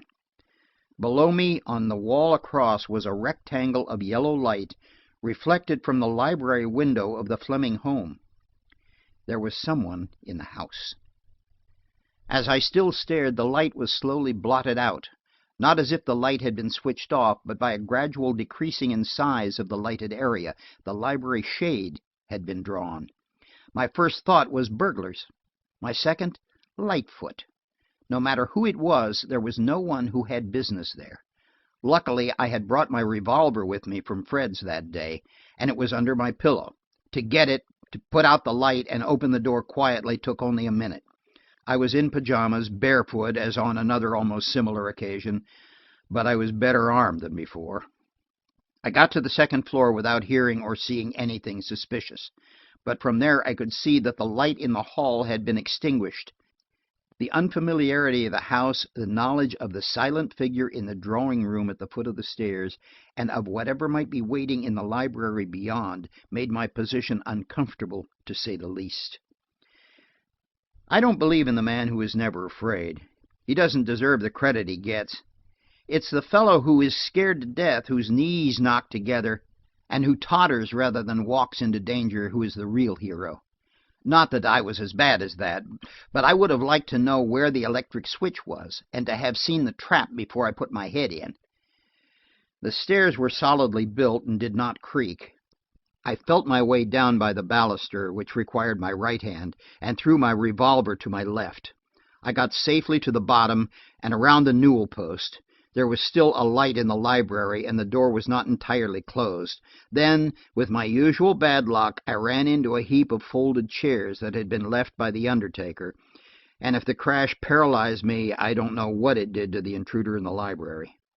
The light was out in an instant, and with concealment at an end, I broke for the door and threw it open, standing there with my revolver leveled. We, the man in the room and I, were both in absolute darkness. He had the advantage of me. He knew my location, and I could not guess his. "Who is there?" I demanded. Only silence, except that I seemed to hear rapid breathing. "Speak up, or I'll shoot," I said, not without an ugly feeling that he might be, even probably was, taking careful aim by my voice. The darkness was intolerable. I reached cautiously to the left and found, just beyond the doorframe, the electric switch. As I turned it, the light flashed up. The room was empty, but a portière in the doorway to my right was still shaking. I leaped for the curtain and dragged it aside, to have a door just close in my face. When I had jerked it open, I found myself in a short hall, and there were footsteps to my left. I blundered along in the semi-darkness into a black void which must have been the dining room, for my outstretched hand skirted the table. The footsteps seemed only beyond my reach, and at the other side of the room the swinging door into the pantry was still swaying when I caught it. I made a misstep in the pantry and brought up against a blank wall. It seemed to me I heard the sound of feet running up steps, and when I found the door at last, I threw it open and dashed in. The next moment the solid earth slipped from under my feet. I threw out my hand and met a cold wall smooth as glass. Then I fell an incalculable distance, and the blackness of the night came over me and smothered me. End of chapter 11. Chapter 12. My Commission. When I came to, I was lying in darkness, and the stillness was absolute. When I tried to move, I found I was practically a prisoner. I had fallen into an air shaft or something of the kind. I could not move my arms, where they were pinioned to my sides, and I was half lying, half crouching in a semi-vertical position. I worked one arm loose and managed to make out that my prison was probably the dumbwaiter shaft to the basement kitchen. I had landed on top of the slide, and I seemed to be tied in a knot. The revolver was under me, and if it had exploded during the fall, it had done no damage. I can hardly imagine a more unpleasant position. If the man I'd been following had so chosen, he could have made away with me in any one of a dozen unpleasant ways. He could have filled me as full of holes as a sieve, or scalded me, or done anything pretty much that he chose. But nothing happened. The house was impressively quiet. I had fallen feet first, evidently, and then crumpled up unconscious, for one of my ankles was throbbing. It was some time before I could stand erect, and even by reaching I could not touch the doorway above me. It must have taken 5 minutes for my confused senses to remember the wire cable and to tug at it. I was a heavy load for the slide, accustomed to nothing weightier than political dinners. But with much creaking I got myself at last to the floor above and stepped out, still into darkness, but free. I still held the revolver, and I lighted the whole lower floor, but I found nothing in the dining room or the pantry. Everything was locked and in good order. A small alcove off the library came next. It was undisturbed, but a taboret lay on its side, and a half-dozen books had been taken from a low bookcase and lay heaped on a chair. In the library, however, everything was confusion. Desk drawers stood open, one of the linen shades had been pulled partly off its roller, a chair had been drawn up to the long mahogany table in the center of the room with the electric dome overhead, and everywhere on chairs over the floor, heaped in stacks on the table, were papers. After searching the lower floor and finding everything securely locked, I went upstairs, convinced the intruder was still in the house. I made a systematic search of every room, looking into closets and under beds. Several times I had an impression as I turned a corner that someone was just ahead of me, but I was always disappointed. I gave up at last, and going down to the library, made myself as comfortable as I could, and waited for morning. I heard Bella coming down the stairs after 7 sometime. She came slowly, with flagging footsteps, as if the slightest sound would send her scurrying to the upper regions again. A little later I heard her rattling the range in the basement kitchen, and I went upstairs and dressed. I was too tired to have a theory about the night visitor. In fact, from that time on, I tried to have no theories of any kind.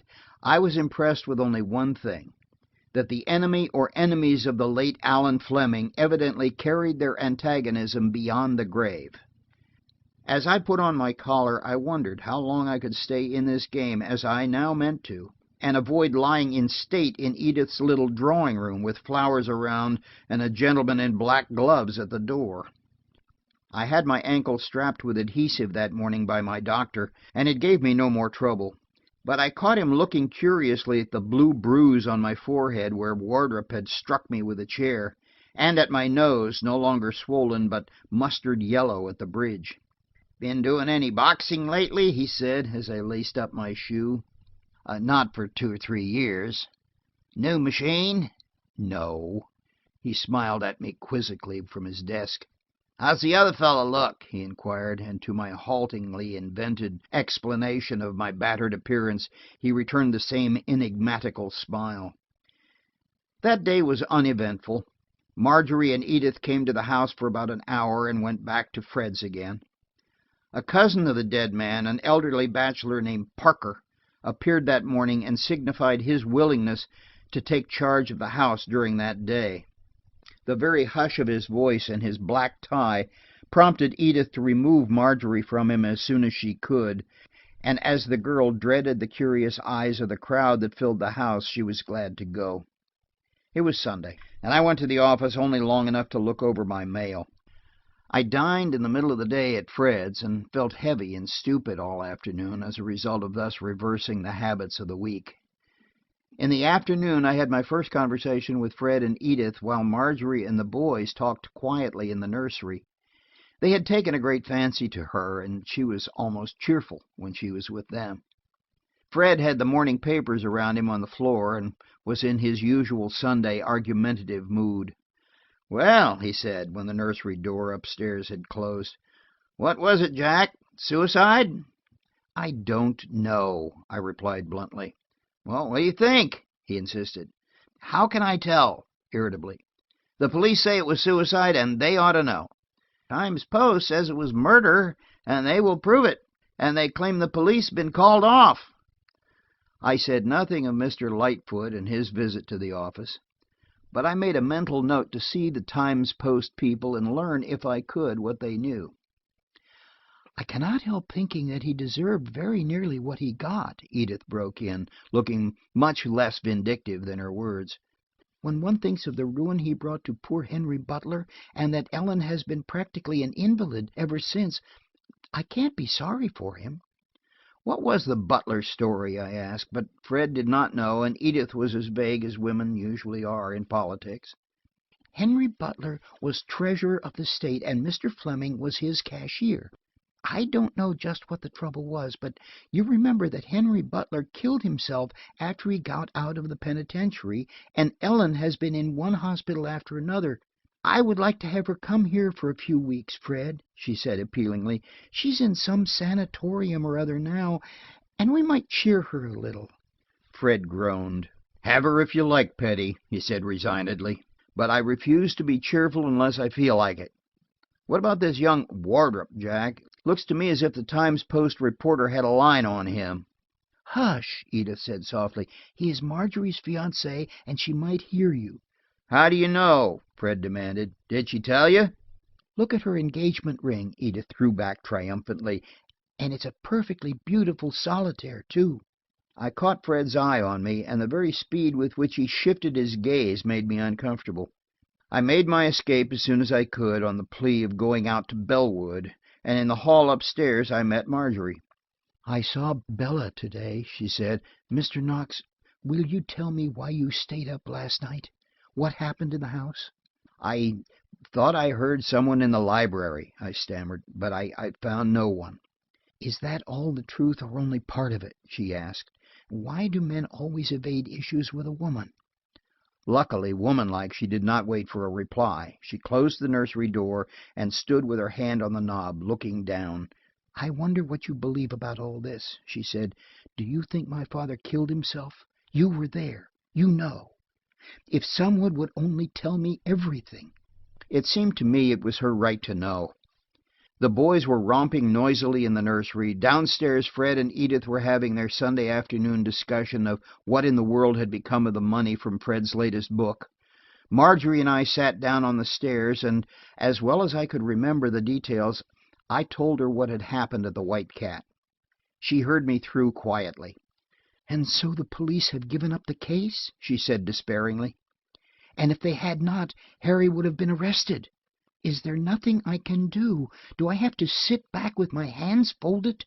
"The police have not exactly given up the case," I told her. "But there is such a thing, of course, as stirring up a lot of dust and then running to cover like blazes before it settles. By the time the public has wiped it out of its eyes and sneezed it out of its nose and coughed it out of its larynx, the dust has settled in a heavy layer, clues are obliterated, and the public lifts its skirts and chooses another direction. The no thoroughfare sign is up." She sat there for 15 minutes, interrupted by occasional noisy excursions from the nursery, which resulted in her acquiring by degrees a lapful of broken wheels, three-legged horses, and a live water beetle which the boys had found under the kitchen sink and imprisoned in a glass-top box, where, to its bewilderment, they were assiduously offering it dead and mangled flies. But our last 5 minutes were undisturbed, and the girl brought out with an effort the request she had tried to make all day. "Whoever killed my father, and it was murder, Mr. Knox, whoever did it is going free to save a scandal. All my friends," she smiled bitterly, "are afraid of the same thing, but I cannot sit quiet and think nothing can be done. I must know, and you are the only one who seems willing to try to find out."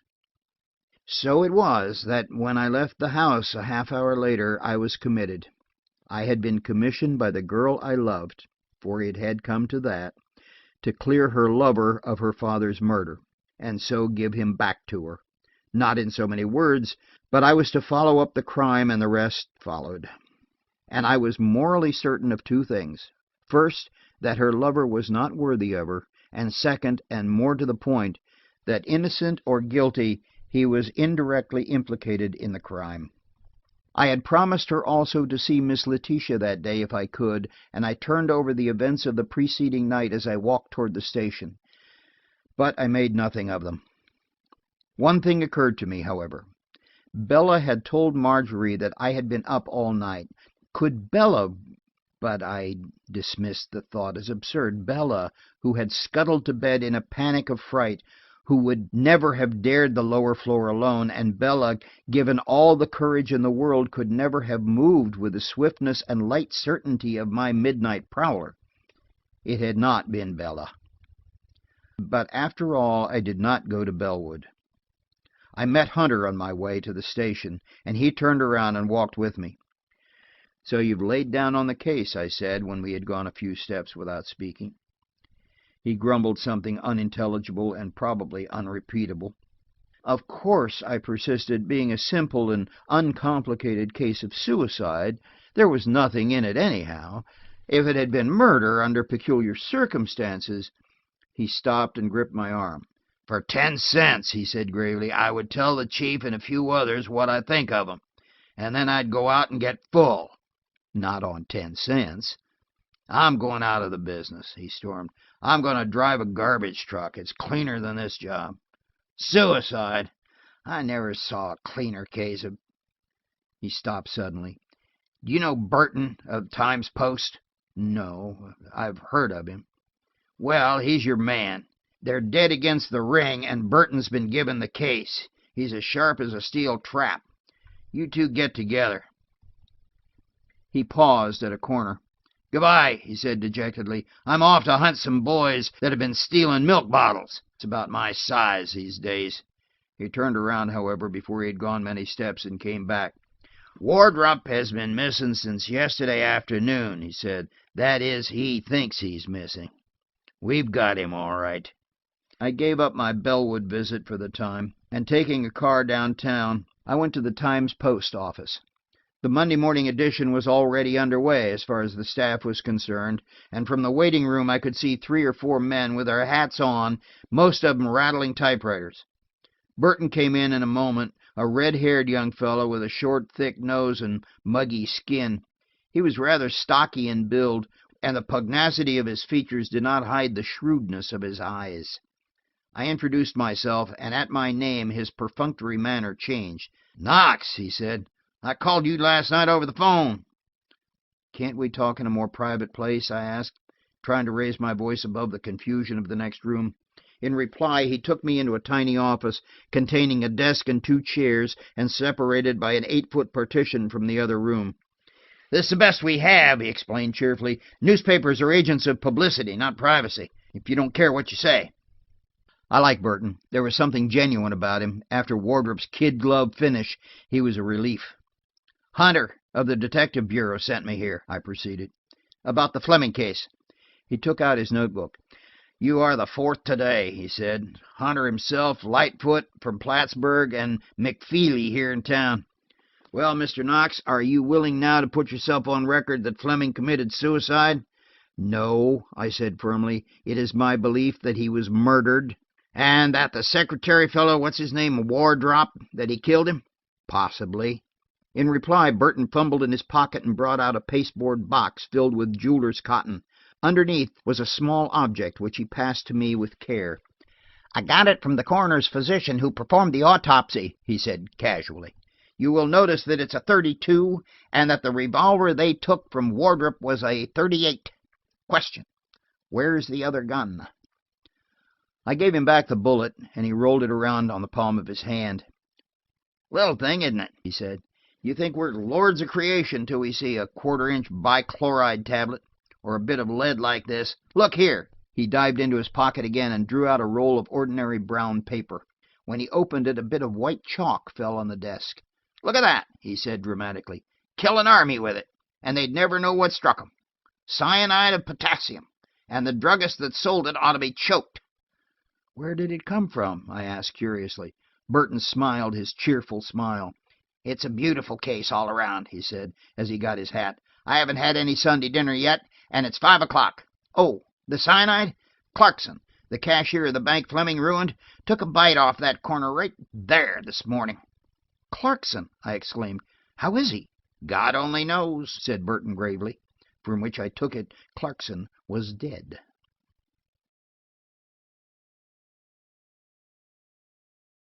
Chapter 13. Sizzling Metal. Burton listened while he ate, and his cheerful comments were welcome enough after the depression of the last few days. I told him, after some hesitation, the whole thing, beginning with the Maitland pearls and ending with my drop down the dumbwaiter. I knew I was absolutely safe in doing so. There is no person to whom I would rather tell a secret than a newspaperman. He will go out of his way to keep it. He will lock it in the depths of his bosom and keep it until 70 times 7. Also, you may threaten the rack or offer a larger salary, the seal does not come off his lips until the word is given. If then he makes a scarehead of it and gets in 3 columns of space and as many photographs, it is his just reward. So I told Burton everything, and he ate enough beefsteak for 2 men, and missed not a word I said. "The money Wardrop had in the grip, that's easy enough explained," he said. "Fleming used the Borough Bank to deposit state funds in. He must have known it was rotten. He and Clarkson were as thick as thieves.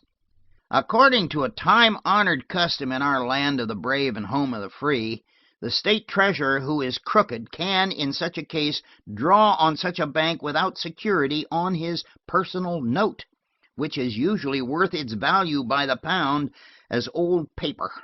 And Fleming did that? He did. Then things got bad at the Borough Bank. Fleming had had to divide with Schwartz, and the Lord only knows who all, but it was Fleming who had to put in the money to avert a crash, the word crash being synonymous with scandal in this case. He scrapes together a paltry 100,000, which Wardrop gets at the Capitol and brings on. Wardrop is robbed, or so he says. The bank collapses, and Clarkson, driven to the wall, kills himself just after Fleming is murdered. What does that sound like? Like Clarkson, I exclaimed, and Clarkson knew Fleming was hiding at the White Cat. Now then, take the other theory, he said, pushing aside his cup. Wardrop goes in to Fleming with a story that he has been robbed. Fleming gets crazy and attacks him. All that is in the morning, Friday. Now then, Wardrop goes back there that night. Within 20 minutes after he enters the club, he rushes out, and when Hunter follows him, he says he's looking for a doctor to get cocaine for a gentleman upstairs. He is white and trembling. They go back together and find you there and Fleming dead. Wardrop tells two stories. First, he says Fleming committed suicide just before he left. Then he changes it and said he was dead when he arrived there. He produces the weapon with which Fleming is supposed to have killed himself, and which, by the way, Miss Fleming identified yesterday as her father's. But there are two discrepancies. Wardrop practically admitted that he had taken that revolver from Fleming not that night, but the morning before, during the quarrel. And the other discrepancy? The bullet. Nobody ever fired a .32 bullet out of a .38 caliber revolver, unless he was trying to shoot a double compound curve. Now then, who does it look like? Like Wardrop, I confessed. By Jove, they didn't both do it. And he didn't do it himself for two good reasons. He had no revolver that night, and there were no powder marks. And the 11:22 and Miss Maitland's disappearance? He looked at me with his quizzical smile. I'll have to have another stake if I'm to settle that, he said. I can only solve one murder on one stake, but disappearances are my specialty. Perhaps if I have a piece of pie and some cheese. But I got him away at last, and we walked together down the street. Can't quite see the old lady in it, he confessed. She hadn't any grudge against Fleming, had she? Wouldn't be likely to forget herself temporarily and kill him. Good Lord, I said. Why, she's 65, and as timid and gentle a little old lady as ever lived. Curls? He asked, turning his bright blue eyes on me. Yes. Wouldn't be likely to have eloped with a minister or advertised for a husband or anything like that. You would have to know her to understand, I said resignedly. But she didn't do any of those things, and she didn't run off to join a theatrical troupe. Burton, who do you think was in the Fleming house last night? Lightfoot, he said succinctly. He stopped under a street lamp and looked at his watch. I believe I'll run over to the Capitol tonight, he said. While I'm gone, I'll be back tomorrow night or the next morning, I wish you would do two things. Find Rosie or Grady or whatever her name is, and locate Carter. That's probably not his name, but it will answer for a while. Then get your friend Hunter to keep him in sight for a while, till I come back anyhow. I'm beginning to enjoy this. It's more fun than a picture puzzle. We're going to make the police department look like kindergarten playing jackstraws. And the second thing I'm to do? Go to Bellwood and find out a few things. It's all well enough to say the old lady was a meek and timid person, but if you want to know her peculiarities, go to her neighbors. When people leave the beaten path, the neighbors always know it before the families. He stopped before a drugstore.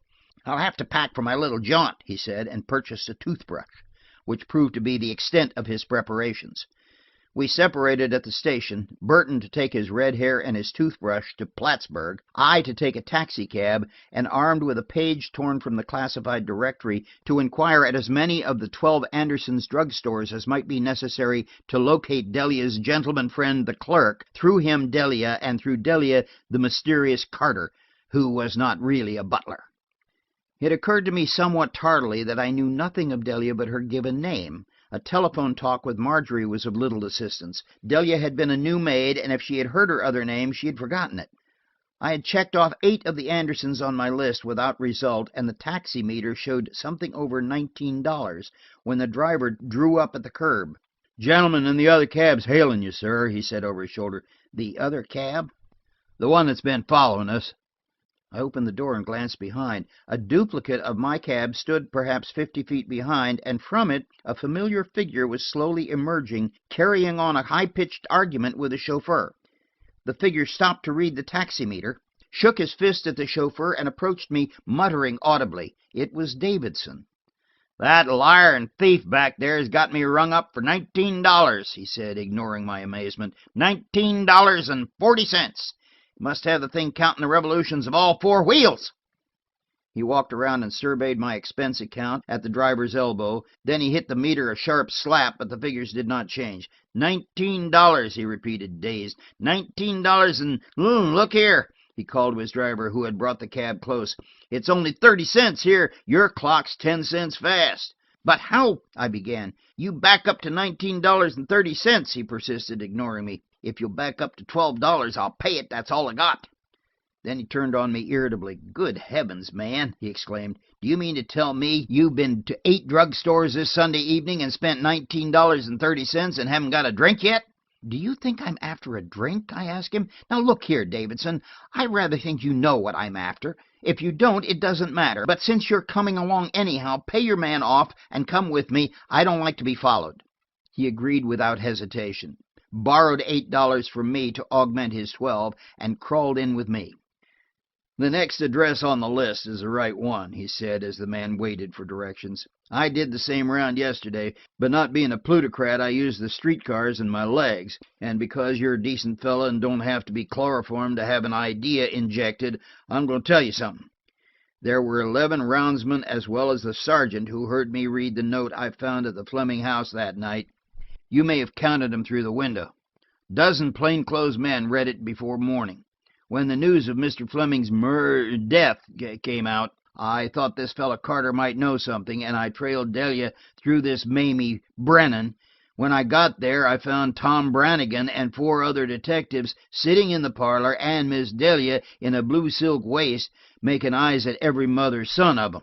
I laughed in spite of my disappointment.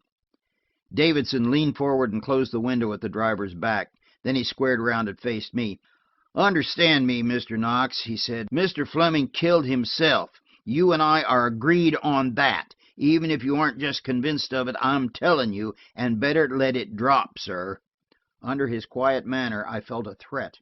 It served to rouse me. "I'll let it drop when I'm through with it," I asserted, and got out my list of addresses. "You'll let it drop because it's too hot to hold," he retorted, with a suspicion of a smile. "If you're determined to know about Carter, I can tell you everything that is necessary." The chauffeur stopped his engine with an exasperated jerk and settled down in his seat, every line of his back bristling with irritation. "I prefer learning from Carter himself." He leaned back in his seat and produced an apple from the pocket of his coat.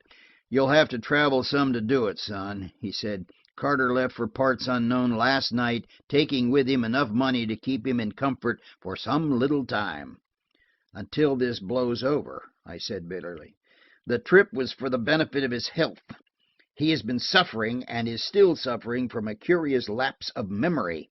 Davidson smiled at me engagingly. "He has entirely forgotten everything that occurred from the time he entered Mr. Fleming's employment until that gentleman left home. I doubt he will ever recover."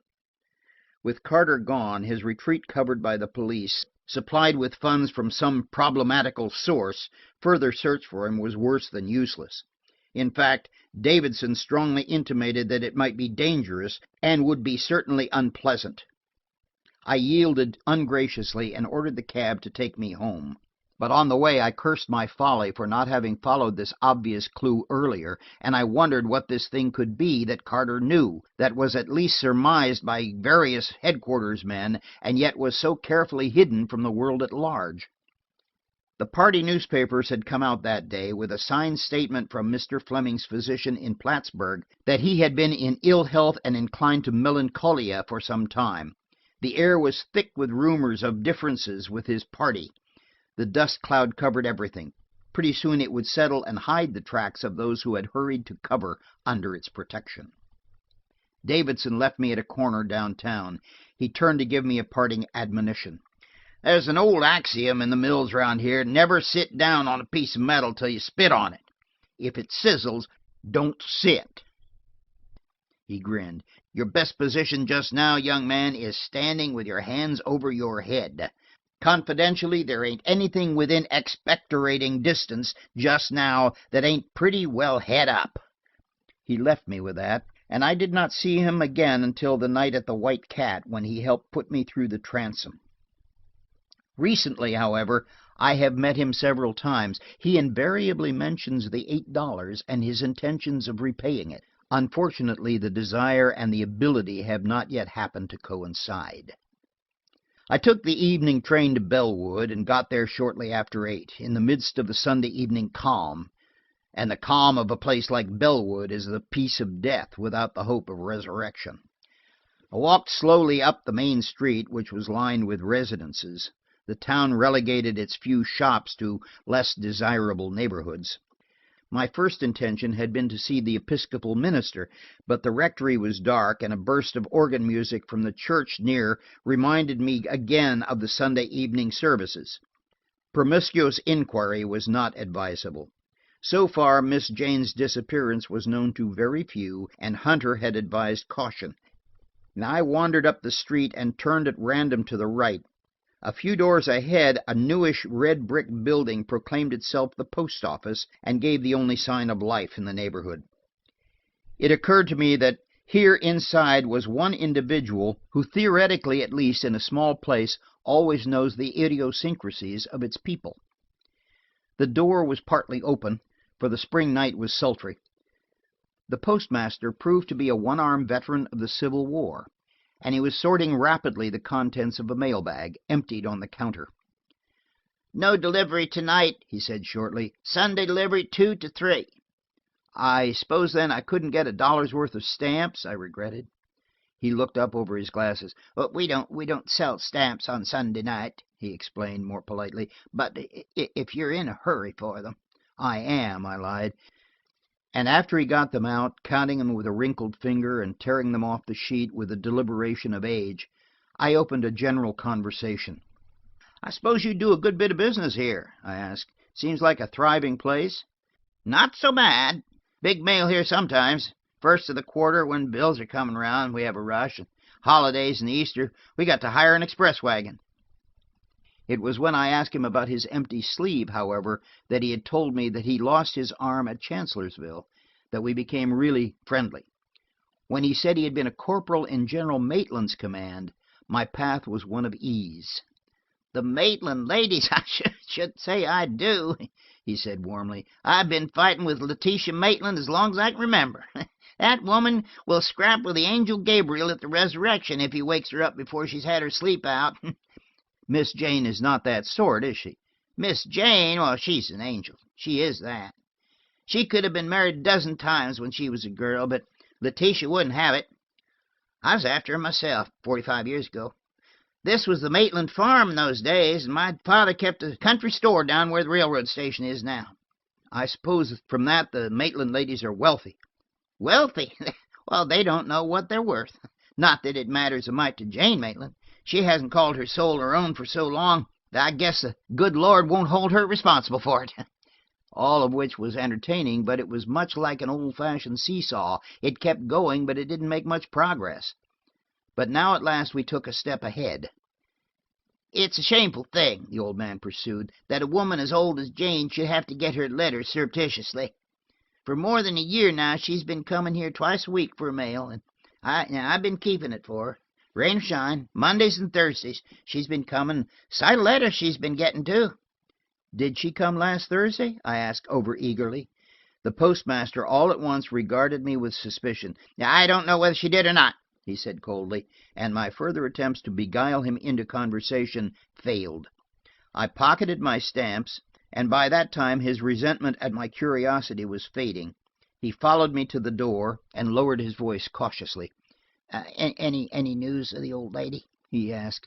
"It ain't generally known around here that she's missing, but Heppy, the cook there, is relation to my wife." "We have no news," I replied. "And don't let it get around, will you?" He promised gravely. "I was telling Missus the other day," he said, "that there is an old walled-up cellar under the Maitland place. Have you looked there?" He was disappointed when I said we had, and I was about to go when he called me back. Miss Jane didn't get her letters on Thursday, but on Friday that niece of hers came for it. 2 letters, one from the city and one from New York. Thanks, I returned, and went out into the quiet street. I walked past the Maitland place, but the windows were dark and the house closed. Haphazard inquiry being out of the question, I took the 10 o'clock train back to the city. I had learned little enough, and that little I was at a loss to know how to use. For why had Marjorie gone after Miss Jane's mail after the little lady was missing? And why did Miss Jane carry on a clandestine correspondence? The family had retired when I got home, except Fred, who called from his study to ask for a rhyme for mosque.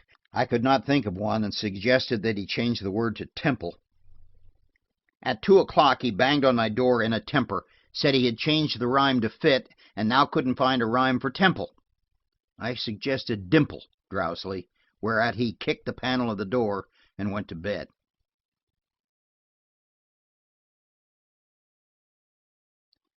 Chapter 14. A Walk in the Park. The funeral occurred on Monday. It was an ostentatious affair, with a long list of honorary pallbearers, a picked corps of city firemen in uniform ranged around the casket, and enough money wasted in floral pillows and sheaves of wheat tied with purple ribbon to have given all the hungry children in town a square meal. Amid all this state, Marjorie moved, stricken and isolated. She went to the cemetery with Edith, Miss Letitia having sent a message that, having never broken her neck to see the man living, she wasn't going to do it to see him dead. The music was very fine, and the eulogy spoke of this patriot who had served his country so long and so well. "Following the flag," Fred commented under his breath, "as long as there was an appropriation attached to it." And when it was all over, we went back to Fred's until the Fleming house could be put in order again. It was the best place in the world for Marjorie, for with the children demanding her attention and applause every minute, she had no time to be blue. Mrs. Butler arrived that day, which made Fred suspicious that Edith's plan to bring her far antedated his consent. But she was there when he got home from the funeral, and after one glimpse at her thin face and hollow eyes, I begged Edith to keep her away from Marjorie, for that day at least. Fortunately, Mrs. Butler was exhausted by her journey and retired to her room almost immediately. I watched her slender figure go up the stairs, and with her black trailing gown and colorless face, she was an embodiment of all that is lonely and helpless. Fred closed the door behind her and stood looking at Edith and me. "I tell you, honey," he declared, "that, brought into a cheerful home, is sufficient cause for divorce. Isn't it, Jack?" "She is ill," Edith maintained valiantly. "She is my cousin, too, which gives her some claim on me, and my guest, which gives her more." "Lady love," Fred said solemnly, "if you do not give me the key to the cellarette, I shall have a chill. And let me beg this of you. If I ever get tired of this life and shuffle off my mortality in a lumber yard or a political club, and you go around like that, I shall haunt you, I swear it." "Shuffle off," I declared to him. "I shall see that Edith is cheerful and happy." From somewhere above there came a sudden crash, followed by the announcement, made by a scared housemaid, that Mrs. Butler had fainted. Fred sniffed as Edith scurried upstairs. "Hipped," he said shortly. "For 2 cents I'd go up and give her a good whiff of ammonia, not this aromatic stuff, but the genuine article. That would make her sit up and take notice. 'Pon my word, I can't think what possessed Edith.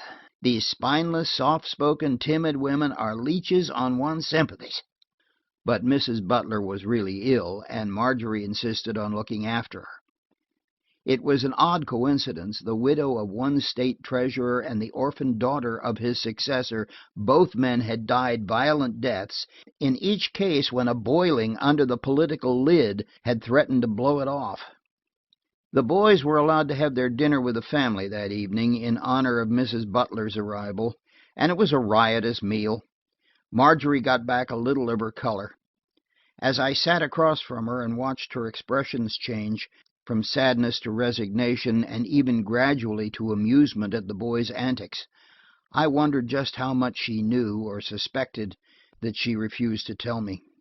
I remembered a woman, client of mine, who said that whenever she sat near a railroad track and watched an engine thundering toward her, she tortured herself by picturing a child on the track and wondering whether under such circumstances she would risk her life to save the child.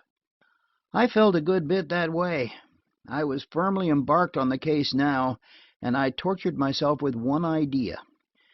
Suppose I should find Wardrop guilty, and I should find extenuating circumstances, what would I do? Publish the truth, see him hanged or imprisoned, and break Marjorie's heart? Or keep back the truth, let her marry him, and try to forget that I had had a hand in the whole wretched business? After all, I decided to try to stop my imaginary train. Prove Wardrop innocent, I reasoned with myself, get to the bottom of this thing, and then it would be man and man, a fair field and no favor.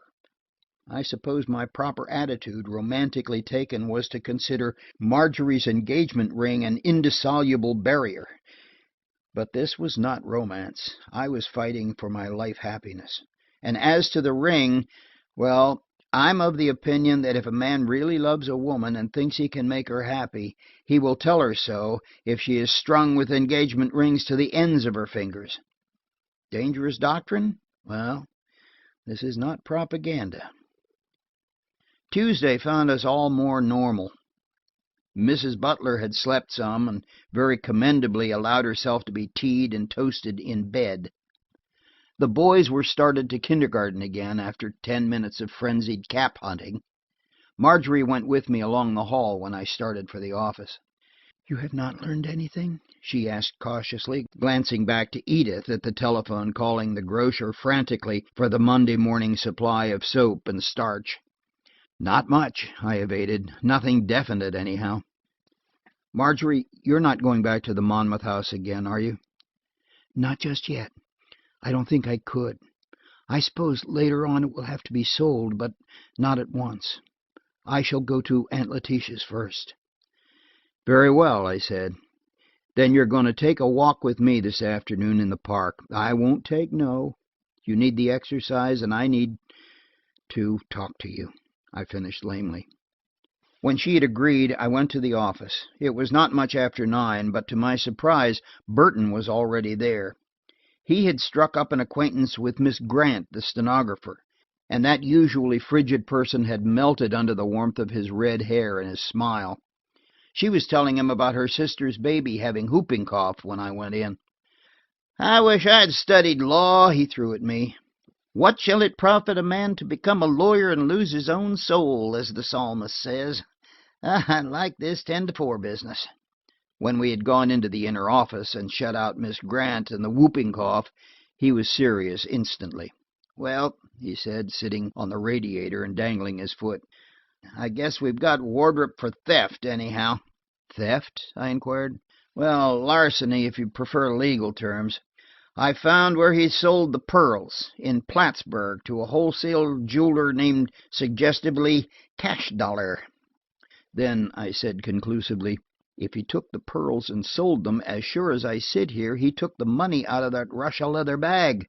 Burton swung his foot rhythmically against the pipes. "I'm not so darn sure of it," he said calmly. If he had any reason, he refused to give it. I told him in my turn of Carter's escape, aided by the police, and he smiled. "For a suicide, it's causing a lot of excitement," he remarked. Then I told him the little incident of the post office. He was much interested. "The old lady's in it somehow," he maintained. "She may have been lending Fleming money, for one thing. How do you know it wasn't her 100,000 that was stolen? I don't think she ever had the uncontrolled disposal of a dollar in her life." "Well, there's only one thing to do," Burton said finally, "and that is, find Miss Jane. If she's alive, she can tell something. I'll stake my fountain pen on that, and it's my dearest possession on earth, next to my mother. If Miss Jane is dead, well, somebody killed her, and it's time it was being found out. It's easy enough to say find her. It's easy enough to find her," he exploded. Make a noise about it. Send up rockets. Put a half-column ad in every paper in town. Or better still, give the story to the reporters and let them find her for you. I'd do it if I wasn't tied up with this Fleming case. Describe her, how she walked, what she liked to eat, what she wore, in this case what she didn't wear. Lord, I wish I had that assignment. In 48 hours she will have been seen in 100 different places, and one of them will be right. It will be a question of selection, that is, if she is alive. In spite of his airy tone, I knew he was serious, and I felt he was right. The publicity part of it I left to him, and I sent a special delivery that morning to Bellwood asking Miss Letitia to say nothing and to refer reporters to me. I had already been besieged with them since my connection with the Fleming case, and a few more made no difference. Burton attended to the matter thoroughly. The 1 o'clock edition of an afternoon paper contained a short and vivid scarlet account of Miss Jane's disappearance. The evening editions were full, and while vague as to the manner of her leaving, were minute as regards her personal appearance and characteristics. To escape the threatened inundation of the morning paper men, I left the office early, and at 4 o'clock Marjorie and I stepped from a hill car into the park. She had been wearing a short, crepe-edged veil, but once away from the gaze of the curious she took it off. I was glad to see she had lost the air of detachment she had worn for the last 3 days. "Hold your shoulders well back," I directed when we had found an isolated path, "and take long breaths. Try breathing in while I count 10. She was very tractable, unusually so, I imagined, for her. We swung along together for almost a half hour, hardly talking.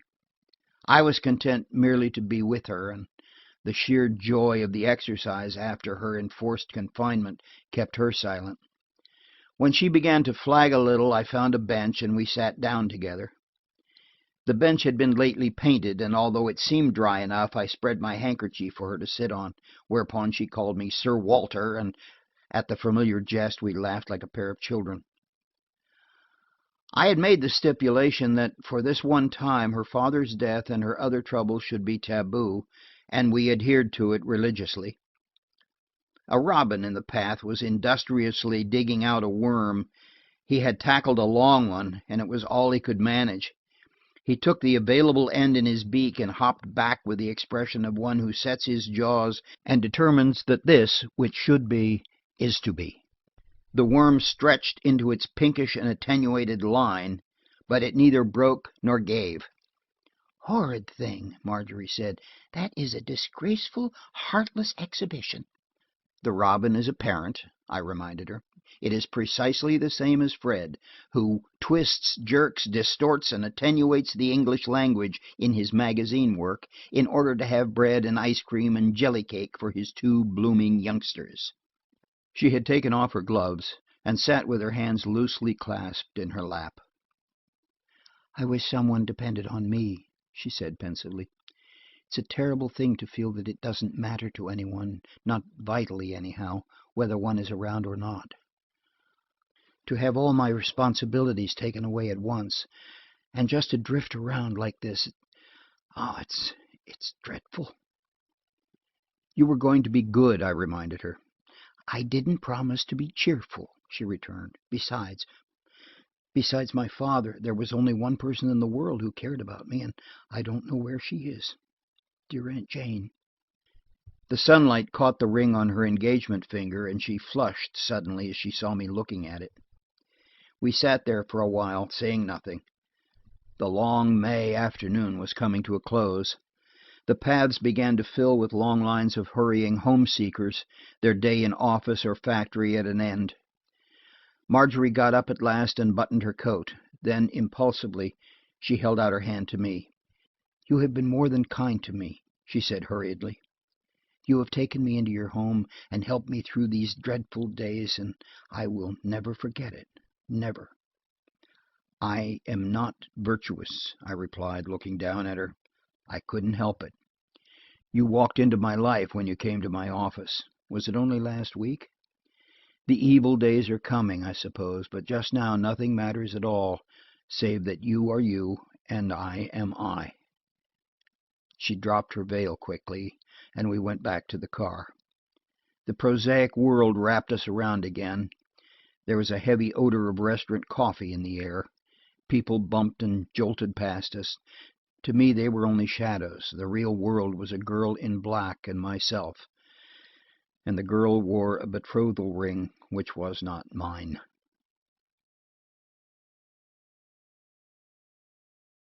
Chapter 15. Find the Woman. Mrs. Butler came down to dinner that night. She was more cheerful than I had yet seen her, and she had changed her mournful garments into something a trifle less depressing. With her masses of fair hair dressed high and her face slightly animated, I realized what I had not done before, that she was the wreck of a very beautiful woman. Frail as she was, almost shrinkingly timid in her manner, there were times when she drew up her tall figure in something like its former stateliness.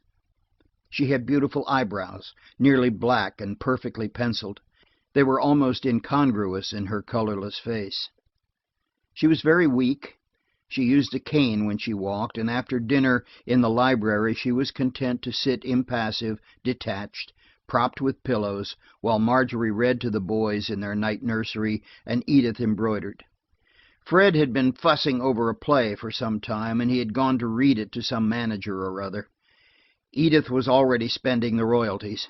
"We could go a little ways out of town," she was saying, "and we could have an automobile. Marjorie says theirs will be sold, and it will certainly be a bargain." "Jack, are you laughing at me?" "Certainly not," I replied gravely. "Dream on, Edith. Shall we train the boys as chauffeurs, or shall we buy in the Fleming man also cheap?" "I am sure," Edith said, aggrieved, "that it costs more for horse feed this minute for your Gray, Jack, than it would for gasoline." "But Lady Gray won't eat gasoline," I protested. "She doesn't like it." Edith turned her back on me and sewed. Near me, Mrs. Butler had languidly taken up the paper. Suddenly she dropped it, and when I stooped to pick it up, I noticed she was trembling. "Is it true?" she demanded. "Is Robert Clarkson dead?" "Yes," I assented. "He's been dead since Sunday morning. A suicide." Edith had risen and come over to her, but Mrs. Butler was not fainting. "I'm glad, she said. Then she grew weak and semi-hysterical, laughing and crying in the same breath. When she had been helped upstairs, for in her weakened state it had been more of a shock than we realized, Marjorie came down and we tried to forget the scene we had just gone through. "I'm glad Fred was not here," Edith confided to me. "Ellen is a lovely woman, and as kind as she is mild, but in one of her attacks she is a little bit trying." It was strange to contrast the way in which the two women took their similar bereavements. Marjorie represented the best type of normal American womanhood. Ellen Butler, the neurasthenic. She demanded everything by her very helplessness and timidity. She was a constant drain on Edith's ready sympathy. That night, while I closed the house, Fred had not come in, I advised her to let Mrs. Butler go back to her sanatorium. At 12:30 I was still downstairs. Fred was out, and I waited for him, being curious to know the verdict on the play. The bell rang a few minutes before 1, and I went to the door. Someone in the vestibule was tapping the floor impatiently with his foot. When I opened the door, I was surprised to find that the late visitor was Wardrop. He came in quietly, and I had a chance to see him well under the hall light. The change 3 days had made was shocking. His eyes were sunk deep in his head. His reddened lids and twitching mouth told of little sleep, of nerves ready to snap. He was untidy, too, and a 3 days' beard hardly improved him. "I'm glad it's you," he said by way of greeting. "I was afraid you'd have gone to bed." "It's the top of the evening yet," I replied perfunctorily. I led the way into the library. Once inside, Wardrop closed the door and looked around him like an animal at bay. "I came here," he said nervously, looking at the windows, "because I had an idea you'd keep your head. Mine's gone. I'm either crazy or on my way there."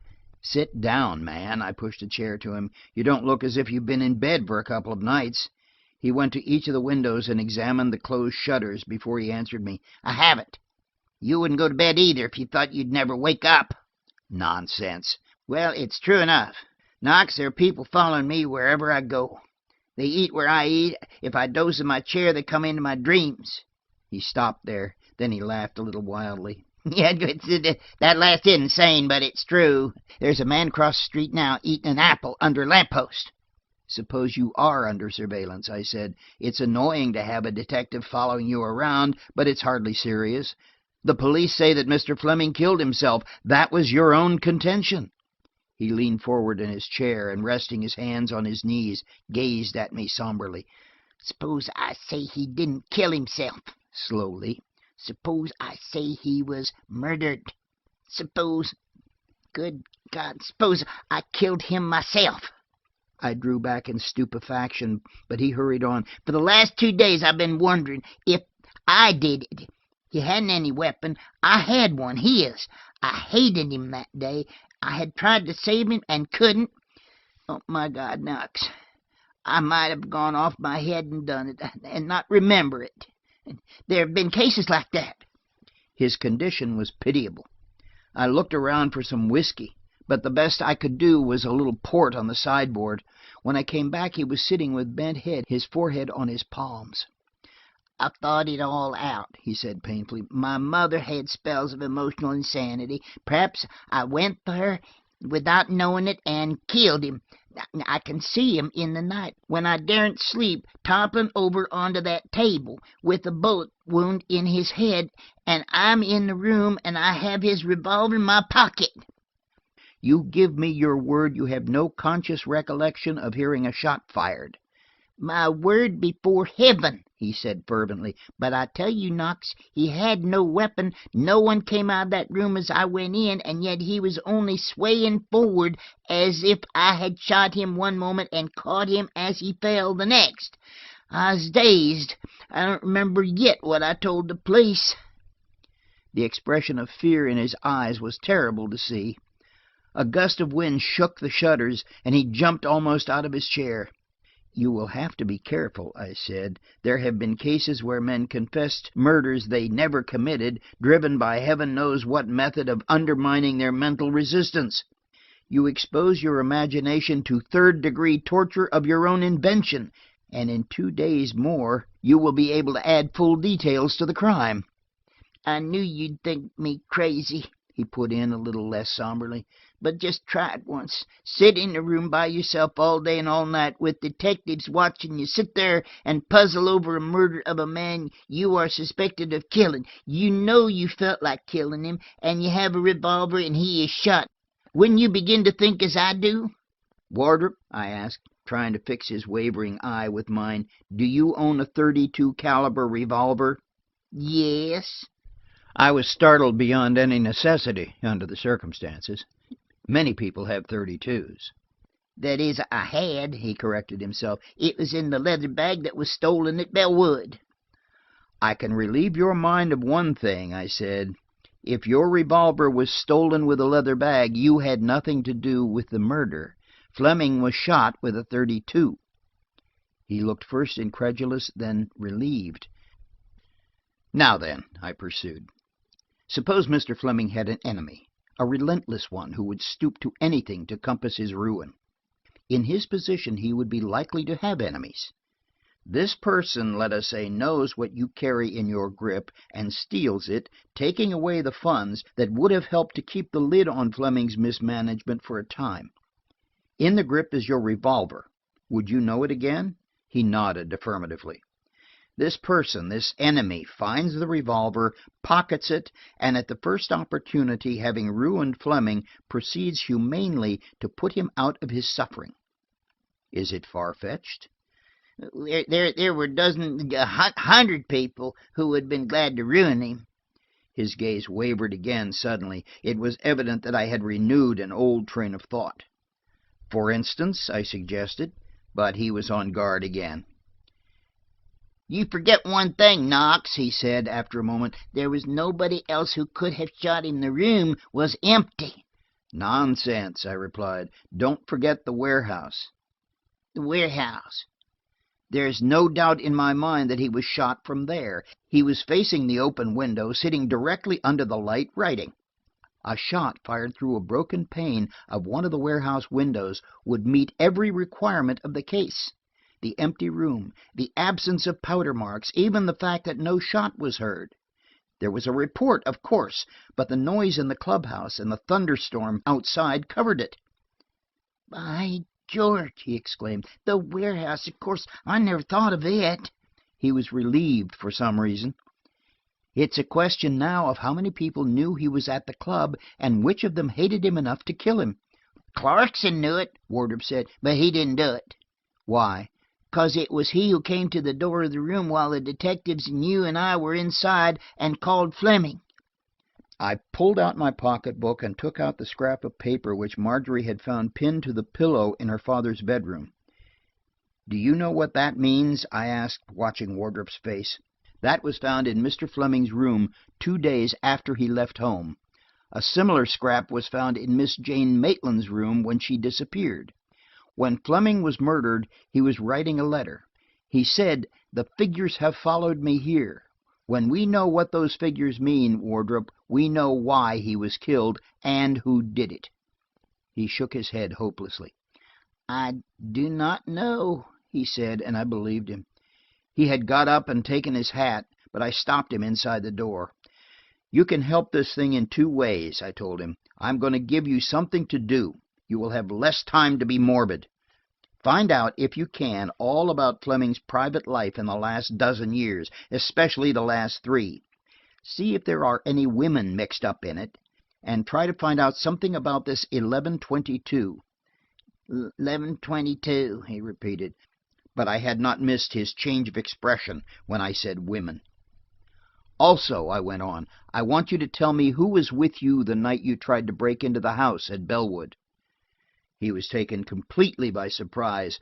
When he had gathered himself together, his perplexity was overdone. With me?" he repeated. I was alone, of course." "I mean the woman at the gate." He lost his composure altogether then. I put my back against the door and waited for him to get himself in hand. "There was a woman," I persisted. "And what is more, Wardrop, at this minute you believe she took your Russia leather bag and left a substitute." He fell into the trap. "But she couldn't," he quavered. "I thought till my brain's going, I don't see how she could have done it." He became sullen when he saw what he had done, refused any more information, and left almost immediately. Fred came soon after, and in the meantime I had made some notes like this: 1. Examine warehouse and yard. 2. Attempt to trace Carter. 3. See station agent at Bellwood. 4. Inquire Wardrop's immediate past. 5. Take Wardrop to Dr. Anderson, the specialist. 6. Send Marjorie violets.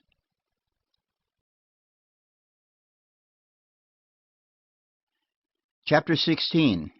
1122 again. Burton's idea of exploiting Miss Jane's disappearance began to bear fruit the next morning. I went to the office early, anxious to get my more pressing business out of the way, to have the afternoon with Burton to inspect the warehouse. At 9 o'clock came a call from the morgue. "Small woman, well-dressed, gray hair," I repeated. "I think I'll go up and see. Where was the body found?" "In the river at Monica Station," was the reply. "There's a scar diagonally across the cheek at the corner of the mouth." "A fresh injury?" "No, it's an old scar." With a breath of relief, I said it was not the person we were seeking, and tried to get back down to work again. But Burton's prophecy had been right. Miss Jane had been seen in 100 different places. One, perhaps, was right. Which one? A reporter from the Eagle had been working on the case all night. He came in for a more detailed description of the missing woman, and he had a theory, to fit which he was quite ready to cut and trim the facts. "It's Roe," he said confidently. "You can see his hand in it right through. I was put on the Benson kidnapping case, you remember. The boy who was kept for 3 months in a deserted lumber camp in the mountains. Oh, sir, every person in the Benson house swore that youngster was in bed at midnight when the house was closed for the night. And every door and window bolted in the morning, and the boy gone. When we found Roe, after the mother had put on mourning, and found the kid 10 pounds heavier than he had been before he was abducted and strutting around like a turkey cock, Roe told us that he and the boy took in the theater that night and were there for the first act. Now, how did he do it?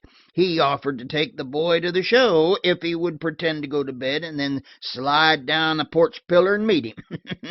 The boy didn't want to go home when we found him. There can't be any mistake about the time in this case, I commented. I saw her myself after 11 and said good night. The Eagle man consulted his notebook. Oh, yes, he asked. Did she have a diagonal cut across her cheek? No, I said for the second time. My next visitor was a cabman. On the night in question, he had taken a small and very nervous old woman to the Omega ferry. She appeared excited and almost forgot to pay him. She carried a small satchel and wore a black veil. What did she look like? Well, she had gray hair, and she seemed to have a scar on her face that drew the corner of her mouth. At 10 o'clock, I telephoned Burton. For heaven's sake, I said, if anyone has lost a little old lady in a black dress, wearing a black veil, carrying a satchel, and with a scar diagonally across her cheek from her eye to her mouth, I can tell them all about her and where she is now. That's funny, he said. We're stirring up the pool and bringing up things we didn't expect. The police have been looking for that woman quietly for a week. She's the widow of a coal baron, and her son-in-law's under suspicion of making away with her. Well, he didn't, I affirmed. She committed suicide from an Omega ferry boat, and she's at the morgue this morning. Bully, he returned. Keep on. You'll get lots of clues, and remember, one will be right. It was not until noon, however, that anything concrete developed. In the 2 hours between, I had interviewed 7 more people. I had followed the depressing last hours of the coal baron's widow and jumped with her mentally into the Black River that night. I had learned of a small, fairish-haired girl who had tried to buy cyanide of potassium at 3 drugstores on the same street, and of a tall, light woman who had taken a room for 3 days at a hotel and was apparently demented. At 12, however, my reward came. 2 men walked in, almost at the same time. One was a motorman, in his official clothes, with brass buttons and patches around the pockets. The other was a taxi driver. Both had the uncertain gait of men who by occupation are unused to anything stationary under them, and each eyed the other suspiciously. The motorman claimed priority by a nose, so I took him first into my private office. His story, shorn of his own opinions at the time and later, was as follows. On the night in question, Thursday of the week before, he took his car out of the barn for the 11 o'clock run. Barney was his conductor. They went from the barn to Hay Street, downtown, and then started out for Winton. The controller blew out, and 2 or 3 things went wrong. All told, they lost 40 minutes. They got to Winton at 5 minutes after 2. Their time there was 1:25. The car went to the bad again at Winton, and he and Barney tinkered with it until 2:40. They got it in shape to go back to the barn, but that was all. Just as they were ready to start, a passenger got on, a woman, alone. A small woman with a brown veil. She wore a black dress or a suit. He was vague about everything but the color. And he noticed her especially because she was fidgety and excited. Half a block further, a man boarded the car and sat across from the woman. Barney said afterwards that the man tried twice to speak to the woman, but she looked away each time. No, he hadn't heard what he said. The man got out when the car went into the barn, but the woman stayed on. He and Barney got another car and took it out, and the woman went with them. She made a complete round trip this time, going out to Winton and back to the end of the line downtown. It was just daylight when she got off at last at First and Day Streets. Asked if he had thought at the time that the veiled woman was young or old, he said he had thought she was probably middle-aged. Very young or very old women would not put in a night riding in a streetcar. Yes, he had had men who rode around a couple of times at night, mostly to sober up before they went home, but he never saw a woman do it before. I took his name and address and thanked him. The chauffeur came next, and his story was equally pertinent. On the night of the previous Thursday, he had been engaged to take a sick woman from a downtown hotel to a house at Bellwood. The woman's husband was with her, and they went slowly to avoid jolting. It was after 12 when he drove away from the house and started home. At a corner, he did not know the names of the streets, a woman hailed the cab and asked him if he belonged in Bellwood or was going to the city. She had missed the last train. When he told her he was going into town, she promptly engaged him and showed him where to wait for her, a narrow road off the main street. I waited for an hour, he finished, before she came. I dropped asleep, or I would have gone without her. About 1:30 she came along, and a gentleman with her. He put her in the cab, and I took her to the city. When I saw in the paper that a lady had disappeared from Bellwood that night, I knew right off that it was my party. Would you know the man again? I would know his voice, I expect, sir. I could not see much. He wore a slouch hat and had a traveling bag some kind. What did he say to the woman? I asked. He didn't say much. Before he closed the door, he said, "You have put me in a terrible position," or something like that. From the traveling bag and all, I thought perhaps it was an elopement, and the lady had decided to throw him down. Was it a young woman or an old one? I asked again. This time the cabbie's tone was assured. "Young," he asserted, "slim and quick, dressed in black with a black veil, soft voice. She got out at Market Street, and I have an idea she took a cross-town car from there." "I hardly think it was Miss Maitland," I said. "She was past 60, and besides, I don't think she went that way. Still, it is worth following up. Is that all?" He fumbled in his pocket, and after a minute brought out a small black pocketbook and held it out to me. It was the small coin purse out of a leather handbag. "She dropped this in the cab, sir," he said.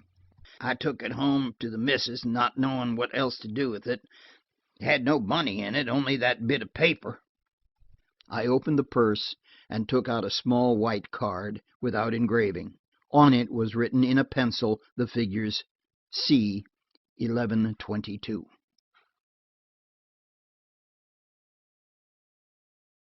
Chapter 17. His Second Wife. When the cabman had gone, I sat down and tried to think things out.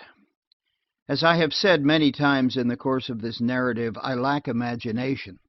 Moreover, a long experience of witnesses in court had taught me the unreliability of average observation. The very fact that two men swore to having taken solitary women away from Bellwood that night made me doubt if either one had really seen the missing woman. Of the two stories, the taxicab driver's was the more probable as far as Miss Jane was concerned. Knowing her childlike nature, her timidity, her shrinking and shamefaced fear of the dark, it was almost incredible that she should walk the 3 miles to Winton, voluntarily, and from there lose herself in the city. Besides, such an explanation would not fit the bloodstains, or the fact that she had gone, as far as we could find out, in her night clothes.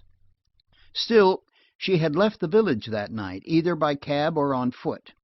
If the driver had been correct in his time, however, the taxicab was almost eliminated. He said the woman got into the cab at 1:30. It was between 1:30 and 1:45 when Marjorie heard the footsteps in the attic. I think for the first time it came to me that day that there was at least a possibility that Miss Jane had not been attacked, robbed, or injured, that she had left home voluntarily under stress of great excitement. But if she had, why? The mystery was hardly less for being stripped of its gruesome details. Nothing in my knowledge of the missing woman gave me a clue. I had a vague hope that, if she had gone voluntarily, she would see the newspapers and let us know where she was. To my list of exhibits I added the purse with its enclosure. The secret drawer of my desk now contained, besides the purse, the slip marked 1122 that had been pinned to Fleming's pillow, the similar scrap found over Miss Jane's mantle, the pearl I had found on the floor of the closet, and the cyanide, which, as well as the bullet, Burton had given me. Add to these the still tender place on my head where Wardrop had almost brained me with a chair, and a blue ankle, now becoming spotted with yellow, where I had fallen down the dumbwaiter, and my list of visible reminders of the double mystery grew to 8. I was not proud of the part I had played. So far I had blundered, it seemed to me, at every point where a blunder was possible. I had fallen over folding chairs and down a shaft. I had been a half hour too late to save Alan Fleming. I had been up and awake, and Miss Jane had got out of the house under my very nose. Last, and by no means least, I had waited 35 years to find the right woman, and when I found her, someone else had won her. I was in the depths that day when Burton came in. He walked into the office jauntily and presented Miss Grant with a club sandwich, neatly done up in waxed paper. Then he came into my private room and closed the door behind him. "Avaunt, dull care!" he exclaimed, taking in my dejected attitude and exhibits on the desk at a glance. "Look up and grin, my friend." He had his hands behind him. "Don't be a fool," I snapped. "I'll not grin unless I feel like it." "Grin, darn you," he said, and put something on the desk in front of me. It was a Russia leather bag. "The leather bag," he pointed proudly. "Where did you get it?" I exclaimed, incredulous. Burton fumbled with the lock while he explained. "It was found in Boston," he said. "How do you open this thing, anyhow?" It was not locked, and I got it open in a minute. As I had expected, it was empty. "Then perhaps Wardrop was telling the truth," I exclaimed. "By Jove, Burton, he was robbed by the woman in the cab, and he can't tell about her on account of Miss Fleming. She made a haul for certain." I told him then of the two women who had left Bellwood on the night of Miss Jane's disappearance, and showed him the purse and its enclosure. The sea puzzled him as it had me. "It might be anything," he said as he gave it back, "from a book, chapter and verse in the Bible, to a prescription for rheumatism at a drugstore. As to the lady in the cab, I think perhaps you are right," he said, examining the interior of the bag, where Wardrop's name in ink told its story. "Of course, we have only Wardrop's word that he brought the bag to Bellwood. If we grant that, we can grant the rest, that he was robbed, that the thief emptied the bag, and either took it or shipped it to Boston." "And how on earth did you get it?" "It was a coincidence. There have been a shrewd lot of baggage thieves in 2 or 3 eastern cities lately, mostly Boston. The method, the police say, was something like this. One of them, the chief of the gang, would get a wagon, dress like an expressman, and go around the depots looking at baggage. He would make a mental note of the numbers, go away and forge a check to match, and secure the pieces he had taken a fancy to. Then he merely drove around to headquarters, and the trunk was rifled. The police got on, raided the place, and found, among others, our Russia leather bag. It was shipped back, empty, to the address inside, at Bellwood." "At Bellwood? Then how—" "It came while I was lunching with Miss Letitia," he said easily. "We're very chummy, thick as thieves. What I want to know is," disregarding my astonishment, "where is the 100,000? "Find the woman." "Did you ever hear of Anderson, the nerve specialist?" he asked without apparent relevancy. "I've been thinking of him," I answered. "If we could get Wardrop there on some plausible excuse, it would take Anderson about 10 minutes, with his instruments and experimental psychology, to know everything Wardrop ever forgot."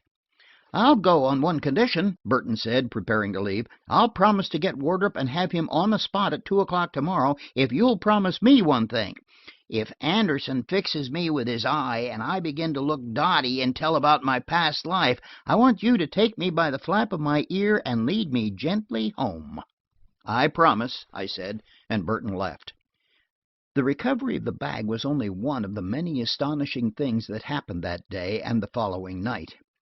Hawes, who knew little of what it all meant and disapproved a great deal, ended that afternoon by locking himself blinking furiously in his private office. To Hawes, any practice that was not lucrative was bad practice. About 4 o'clock, when I had shut myself away from the crowd in the outer office, and was letting Miss Grant take their depositions as to when and where they had seen a little old lady, probably demented, wandering around the streets, a woman came who refused to be turned away. "Young woman," I heard her say, speaking to Miss Grant, "he may have important business, but I guess mine's just a little more so." I interfered then, and let her come in. She was a woman of medium height, quietly dressed, and fairly handsome. My first impression was favorable. She moved with a certain dignity, and she was not laced, crimped, or made up. I am more sophisticated now. The lady who tells me things says that the respectable women nowadays out-rouge, out-crimp, and outlace the unrespectable. However, the illusion was gone the moment she began to speak. Her voice was heavy, throaty, expressionless. She threw it like a weapon. I'm perfectly honest in saying that for a moment the surprise of her voice outweighed the remarkable thing she was saying. "I am Mrs. Allen Fleming," she said with a certain husky defiance. "I beg your pardon," I said after a minute. "You mean the Allen Fleming who has just died?" She nodded. I could see she was unable just then to speak. She had nerved herself to the interview, but it was evident that there was a real grief. She fumbled for a black-bordered handkerchief, and her throat worked convulsively. I saw now that she was in mourning. "Do you mean," I asked incredulously, "that Mr. Fleming married a second time?" "He married me 3 years ago in Plattsburgh. I came from there last night. I couldn't leave before." "Does Miss Fleming know about this second marriage?" "No, nobody knew about it. I've had to put up with a great deal, Mr. Knox. It's a hard thing for a woman to know that people are talking about her, and all the time she's married as tight as ring and book can do it." "I suppose," I hazarded, "if that is the case, you have come about the estate?" "Estate?" Her tone was scornful. "I guess I'll take what's coming to me, as far as that goes, and it won't be much. No, I've come to ask what they mean by saying Allen Fleming killed himself." "Don't you think he did?" "I know he did not," she said tensely. "Not only that, I know who did it. It was Schwartz, Henry Schwartz." "Schwartz? But what on earth—" "You don't know Schwartz," she said grimly. "I was married to him for 15 years. I took him when he had a saloon in the 5th Ward at Plattsburgh. The next year he was alderman. I didn't expect in those days to see him riding around in an automobile. Not but what he was making money. Henry Schwartz is a money maker. That's why he's boss of the state now." "And you divorced him?" "He was a brute," she said vindictively. "He wanted me to go back to him, and I told him I would rather die. I took a big house and kept bachelor suites for gentlemen. Mr. Fleming lived there, and he married me 3 years ago. He and Schwartz had to stand together, but they hated each other." "Schwartz?" I meditated. "Do you happen to know if Senator Schwartz was in Plattsburgh at the time of Mr. Fleming's death?" "He was here in Manchester." "He had threatened Mr. Fleming's life?" "He had already tried to kill him the day we were married. He stabbed him twice, but not deep enough." I looked at her in wonder. For this woman, not extraordinarily handsome, 2 men had fought, and one had died, according to her story. "I can prove everything I say," she went on rapidly. "I have letters from Mr. Fleming telling me what to do in case he was shot down. I have papers, canceled notes, that would put Schwartz in the penitentiary. That is," she said cunningly, "I did have them. Mr. Fleming took them away." "Aren't you afraid for yourself?" I asked. "Yes, I'm afraid. Afraid he'll get me back yet. It would please him to see me crawl back on my knees." "But he cannot force you to go back to him." "Yes, he can," she shivered, from which I knew she had told me only a part of her story. After all, she had nothing more to tell. Fleming had been shot. Schwartz had been in the city about the Borough Bank. He had threatened Fleming before, but a political peace had been patched. Schwartz knew the White Cat, that was all. Before she left, she told me something I had not known. "I know a lot about inside politics," she said as she got up. "I have seen the state divided up with the roast at my table and served around with the dessert. And I can tell you something you don't know about your White Cat. A back staircase leads to one of the upstairs rooms and shuts off with a locked door. It opens below out a side entrance, not supposed to be used. Only a few know of it. Henry Butler was found dead at the foot of that staircase." "He shot himself, didn't he?" "The police say so," she replied with her grim smile. "There is such a thing as murdering a man by driving him to suicide." She wrote an address on a card and gave it to me. "Just a minute," I said as she was about to go. "Have you ever heard Mr. Fleming speak of the Misses Maitland?" "They were his first wife's sisters. No, he never talked of them, but I believe just before he left Plattsburgh he tried to borrow some money from them." "And failed?" "The oldest one telegraphed the refusal. Collect," she said, smiling faintly. "There is something else," I said. Did you ever hear of the number 1122? No. Well, why, yes, she said. It is the number of my house. It seemed rather ridiculous when she was gone, and I sat down to think it over. It was anticlimax, to say the least. If the mysterious number meant only the address of this very ordinary woman, then it was probable her story of Schwartz was true enough. But I could not reconcile myself to it, nor could I imagine Schwartz with his great bulk skulking around pinning scraps of paper to pillows. It would have been more like the fearlessness and passion of the man to have shot Fleming down in the State House corridor or on the street, and to have trusted in his influence to set him free. For the first time it occurred to me that there was something essentially feminine in the revenge of the figures that had haunted the dead man. I wondered if Mrs. Fleming had told me all, or only half the truth. That night, at the most peaceful spot I had ever known, Fred's home, occurred another inexplicable affair, one that left us all with racked nerves and listening, fearful ears.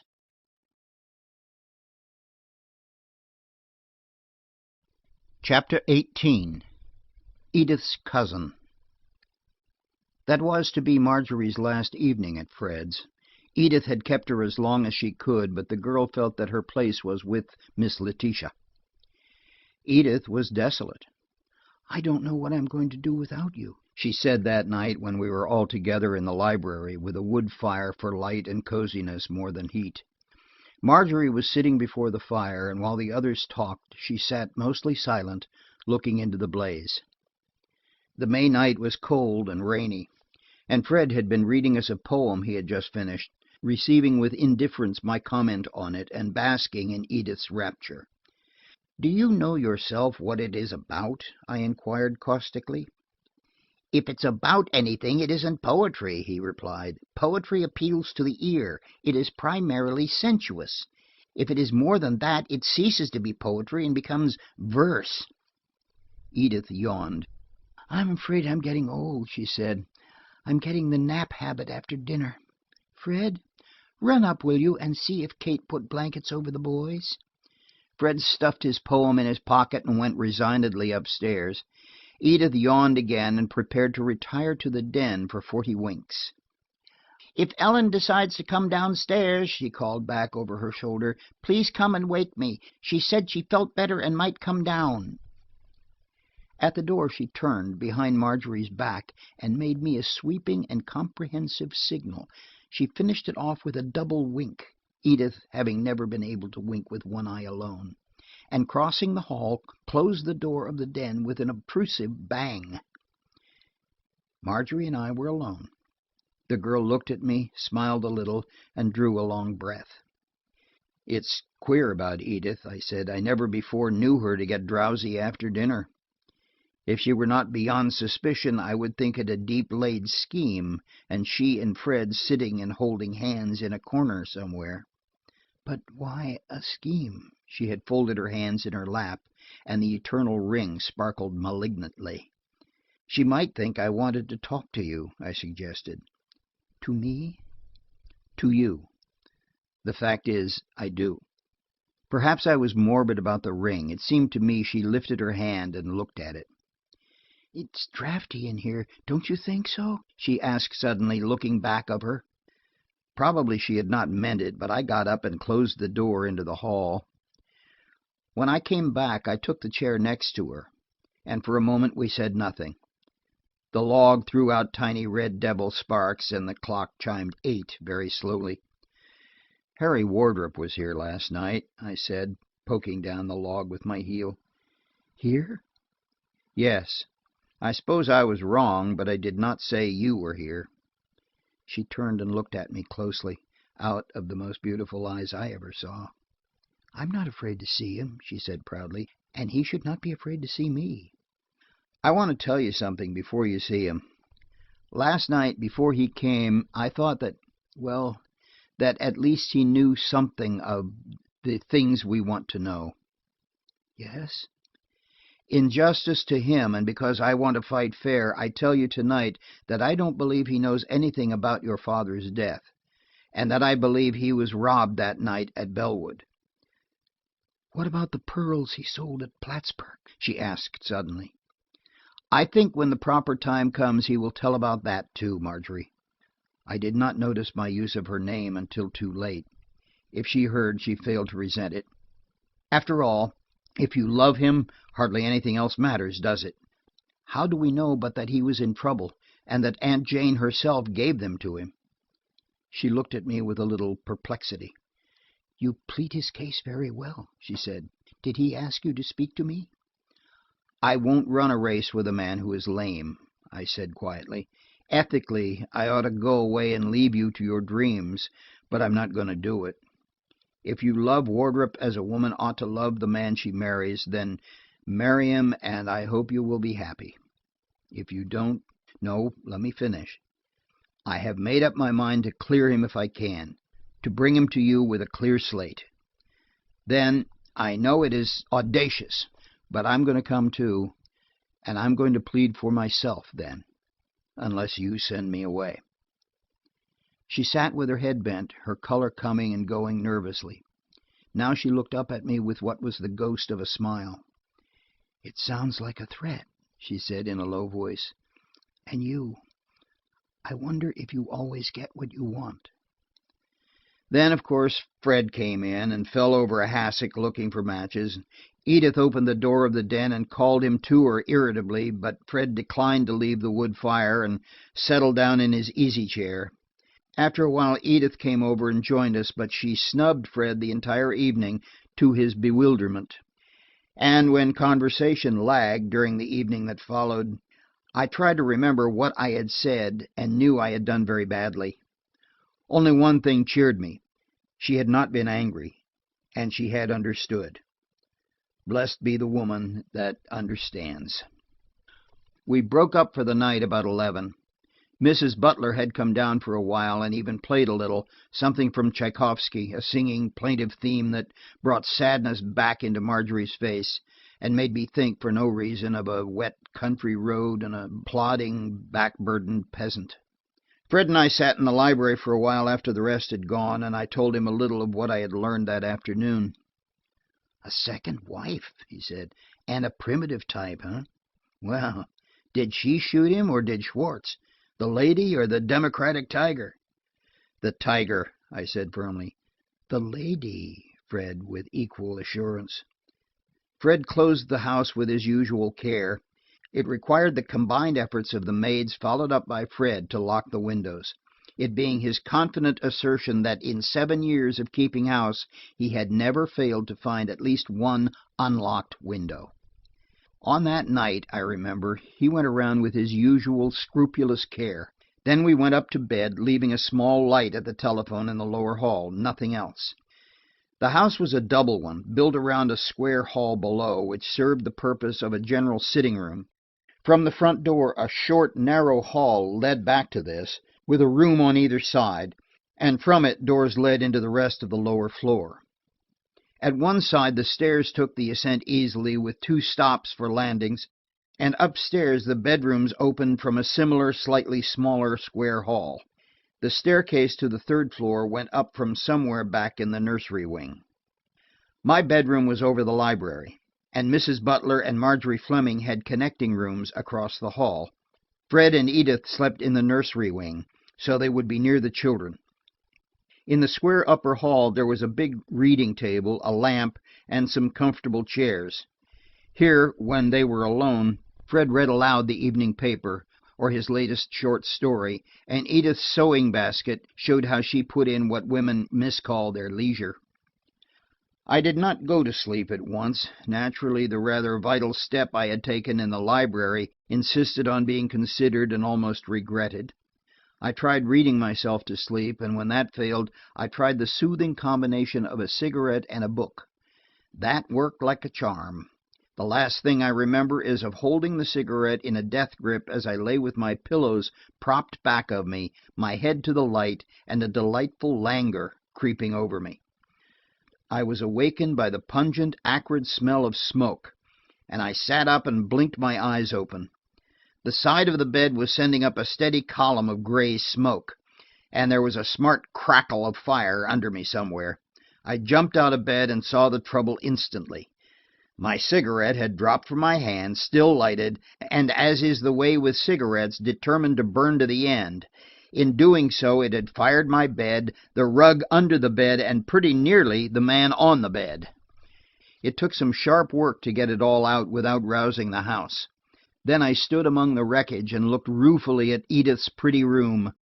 I could see mentally the spot of water on the library ceiling the next morning, and I could hear Fred's strictures on the heedlessness and indifference to property of bachelors in general and me in particular. 3 pitchers of water on the bed had made it an impossible couch. I put on a dressing gown, and, with a blanket over my arm, I went out to hunt some sort of place to sleep. I decided on the davenport in the hall just outside, and as quietly as I could, I put a screen around it and settled down for the night. I was awakened by the touch of a hand on my face. I started, I think, and the hand was jerked away. I'm not sure. I was still drowsy.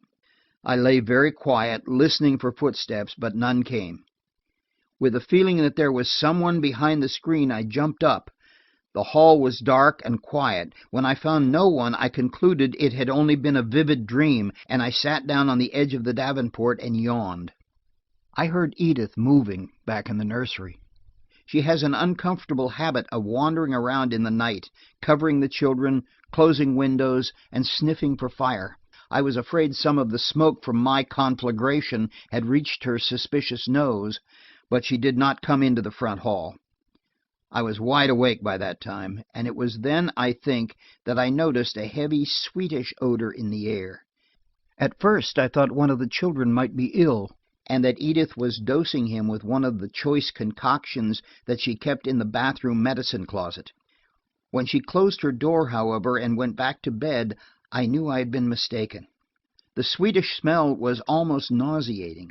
For some reason or other, association of certain odors with certain events, I found myself recalling a time when I had a wisdom tooth taken out, and that when I came around I was being sat on by a dentist and his assistant, and the latter had a black eye. Then suddenly I knew. The sickly odor was chloroform. I had the light on in a moment, and was rapping at Marjorie's door. It was locked, and I got no answer. A pale light shone over the transom, but everything was ominously quiet beyond the door. I went to Mrs. Butler's room next. It was unlocked and partly open. One glance at the empty bed and the confusion of the place, and I rushed without ceremony through the connecting door into Marjorie's room. The atmosphere was reeking with chloroform. The girl was in bed, apparently sleeping quietly. One arm was thrown up over her head, and the other lay relaxed on the white cover. A folded towel had been laid across her face, and when I jerked it away I saw she was breathing very slowly, stertorously, with her eyes partly open and fixed. I threw up all the windows before I roused the family, and as soon as Edith was in the room I telephoned for the doctor. I hardly remember what I did until he came. I know we tried to rouse Marjorie and failed, and I know that Fred went downstairs and said the silver was intact and the back kitchen door open. And then the doctor came, and I was put out in the hall, and for an eternity I walked up and down, 8 steps one way, 8 steps back, unable to think, unable even to hope. Not until the doctor came out to me and said she was better, and would I call a maid to make some strong black coffee, did I come out of my stupor. The chance of doing something, anything, made me determine to make the coffee myself. They still speak of that coffee at Fred's. It was Edith who brought Mrs. Butler to my mind. Fred had maintained that she had fled before the intruders, and was probably in some closet or corner of the upper floor. I was afraid our solicitude was long in coming. It was almost an hour before we organized a searching party to look for her. Fred went upstairs, and I took the lower floor. It was I who found her, after all, lying full length on the grass in the little square yard back of the house. She was in a dead faint, and she was a much more difficult patient than Marjorie. We could get no story from either of them that night. The 2 rooms had been ransacked, but apparently nothing had been stolen. Fred vowed he had locked and bolted the kitchen door, and that it had been opened from within. It was a strange experience, that night intrusion into the house, without robbery as a motive. If Marjorie knew or suspected the reason for the outrage, she refused to say. As for Mrs. Butler, to mention the occurrence put her into hysteria. It was Fred who put forth the most startling theory of the lot. "By George," he said the next morning when we had failed to find tracks in the yard and Edith had reported every silver spoon in its place, "by George, it wouldn't surprise me if the lady in the grave clothes did it to herself. There isn't anything a hysterical woman won't do to rouse your interest in her if it begins to flag. How did anyone get in through that kitchen door when it was locked inside and bolted? I tell you, she opened it herself." I did not like to force Marjorie's confidence, but I believed that the outrage was directly for the purpose of searching her room, perhaps for papers that had been her father's. Mrs. Butler came around enough by morning to tell a semi-connected story in which she claimed that two men had come in from a veranda roof and tried to chloroform her, that she had pretended to be asleep and had taken the first opportunity while they were in the other room to run downstairs and into the yard. Edith thought it likely enough, being a credulous person. As it turned out, Edith's intuition was more reliable than my skepticism, or Fred's.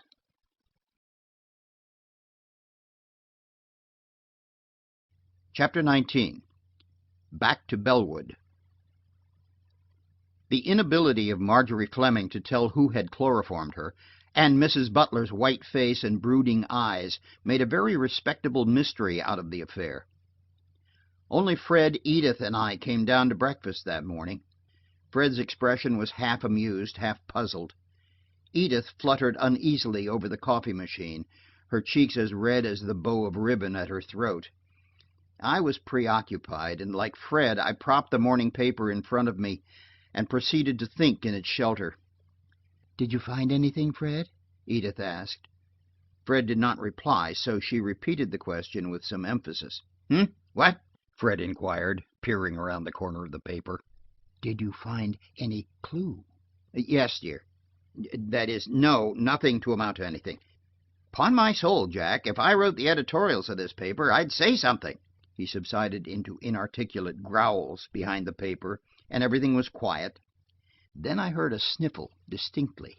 I looked up. Edith was crying, pouring cream into a coffee cup and feeling blindly for the sugar, with her pretty face twisted and her pretty eyes obscured. In a second I was up, had crumpled the newspapers, including Fred's, into a ball, and had lifted him bodily out of his chair. "When I am married," I said fiercely, jerking him around to Edith and pushing him into a chair beside her, "if I ever read the paper at breakfast when my wife is bursting for conversation, may I have some good and faithful friend who will bring me back to a sense of my duty."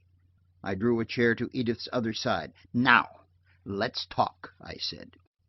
She wiped her eyes shamelessly with her table napkin. "There isn't a soul in this house I can talk to," she wailed. "All kinds of awful things happening, and we had to send for coffee this morning, Jack. You must have used 4 pounds last night, and nobody will tell me a thing. There's no use asking Marjorie. She's sick at her stomach from the chloroform, and Ellen never talks except about herself, and she's horribly uninteresting. And Fred and you make a barricade out of newspapers and fire yes at me when you mean no." "I put the coffee back where I got it, Edith," I protested stoutly. "I know we're barbarians, but I'll swear to that." And then I stopped, for I had a sudden recollection of going upstairs with something fat and tinny in my arms, and finding it in my way, and of hastily thrusting it into the boys' boot closet under the nursery stair. Fred had said nothing. He had taken her hand and was patting it gently, the while his eyes sought the headlines on the wad of morning paper. "You burned that blue rug," she said to me disconsolately, with a threat of fresh tears. "It took me ages to find the right shade of blue." "I will buy you that Shirvan you wanted," I hastened to assure her. "Yes, to take away when you get married." There is a hint of the shrew in all good women. "I will buy the Shirvan and not get married."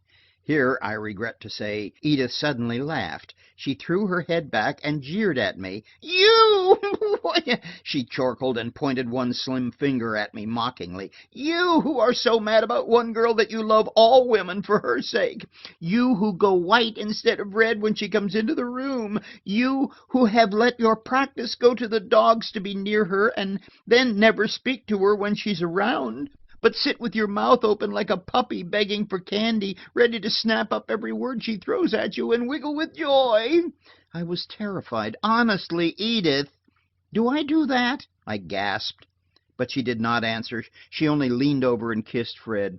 Women like men to be awful fools about them, she said. That's why I'm so crazy about Freddie. He writhed. If I tell you something nice, Jack, will you make it a room-size rug? Room size it is. Then Marjorie's engagement ring was stolen last night, and when I commiserated her, she said, "Oh, dear me, the lamp's out and the coffee's cold." Remarkable speech under the circumstances, said Fred. Edith rang the bell and seemed to be thinking. Perhaps we'd better make it 4 small rugs instead of 1 large one, she said. Not a rug until you have told me what Marjorie said, firmly. Oh, that. Why, she said it didn't really matter about the ring. She had never cared much about it anyway. But that's only a matter of taste, I protested, somewhat disappointed. But Edith got up and patted me on the top of my head. Silly, she said. If the right man came along and gave her a rubber teething ring, she'd be crazy about it for his sake. Edith, Fred said, shocked. But Edith was gone. She took me upstairs before I left for the office to measure for the Shirvan. Edith being a person who believes in obtaining a thing while the desire for it is in its first bloom. Across the hall, Fred was talking to Marjorie through the transom. Mustard leaves are mighty helpful, he was saying. I always take 'em on shipboard. And cheer up, land's in sight. I would have given much for Fred's ease of manner when, a few minutes later, Edith having decided on 4 Shirvans and a hall runner, she took me to the door of Marjorie's room. She was lying very still and pale in the center of the white bed, and she tried bravely to smile at us. I hope you are better, I said. Don't let Edith convince you that my coffee has poisoned you. She said she was a little better and that she didn't know she had had any coffee. That was the extent of the conversation. I, who have a local reputation of a sort before a jury, I could not think of another word to say. I stood there for a minute uneasily, with Edith poking me with her finger to go inside the door and speak and act like an intelligent human being. But I only muttered something about a busy day before me and fled. It was a singular thing, but as I stood in the doorway, I had a vivid mental picture of Edith's description of me, sitting up puppy-like to beg for a kind word and wiggling with delight when I got it. If I slunk into my office that morning like a dog scoured to his kennel, Edith was responsible.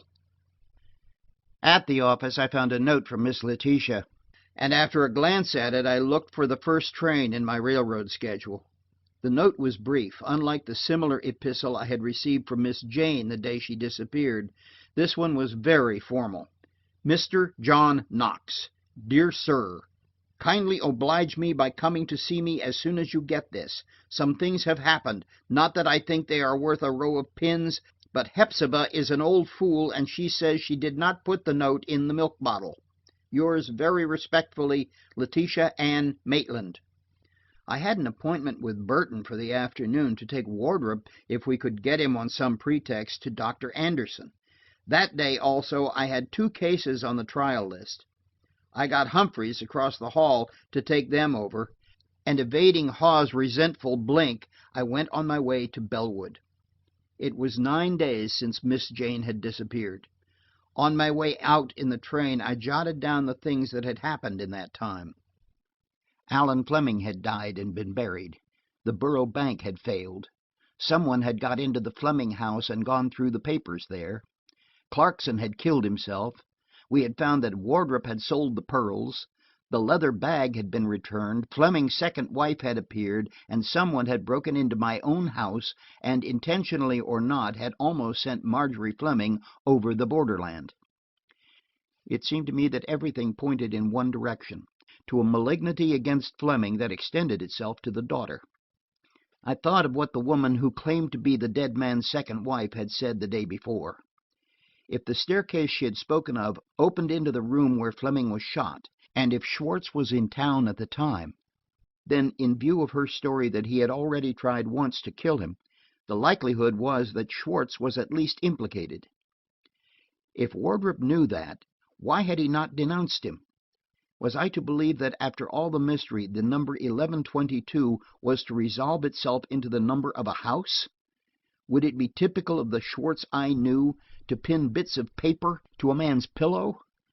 On the other hand, if he had reason to think that Fleming had papers that would incriminate him, it would be like Schwartz to hire someone to search for them, and he would be equal to having Wardrop robbed of the money he was taking to Fleming.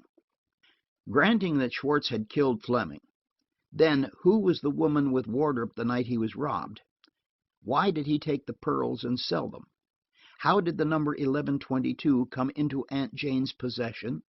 How did the leather bag get to Boston? Who had chloroformed Marjorie? Who had been using the Fleming house while it was closed? Most important of all, now, where was Aunt Jane?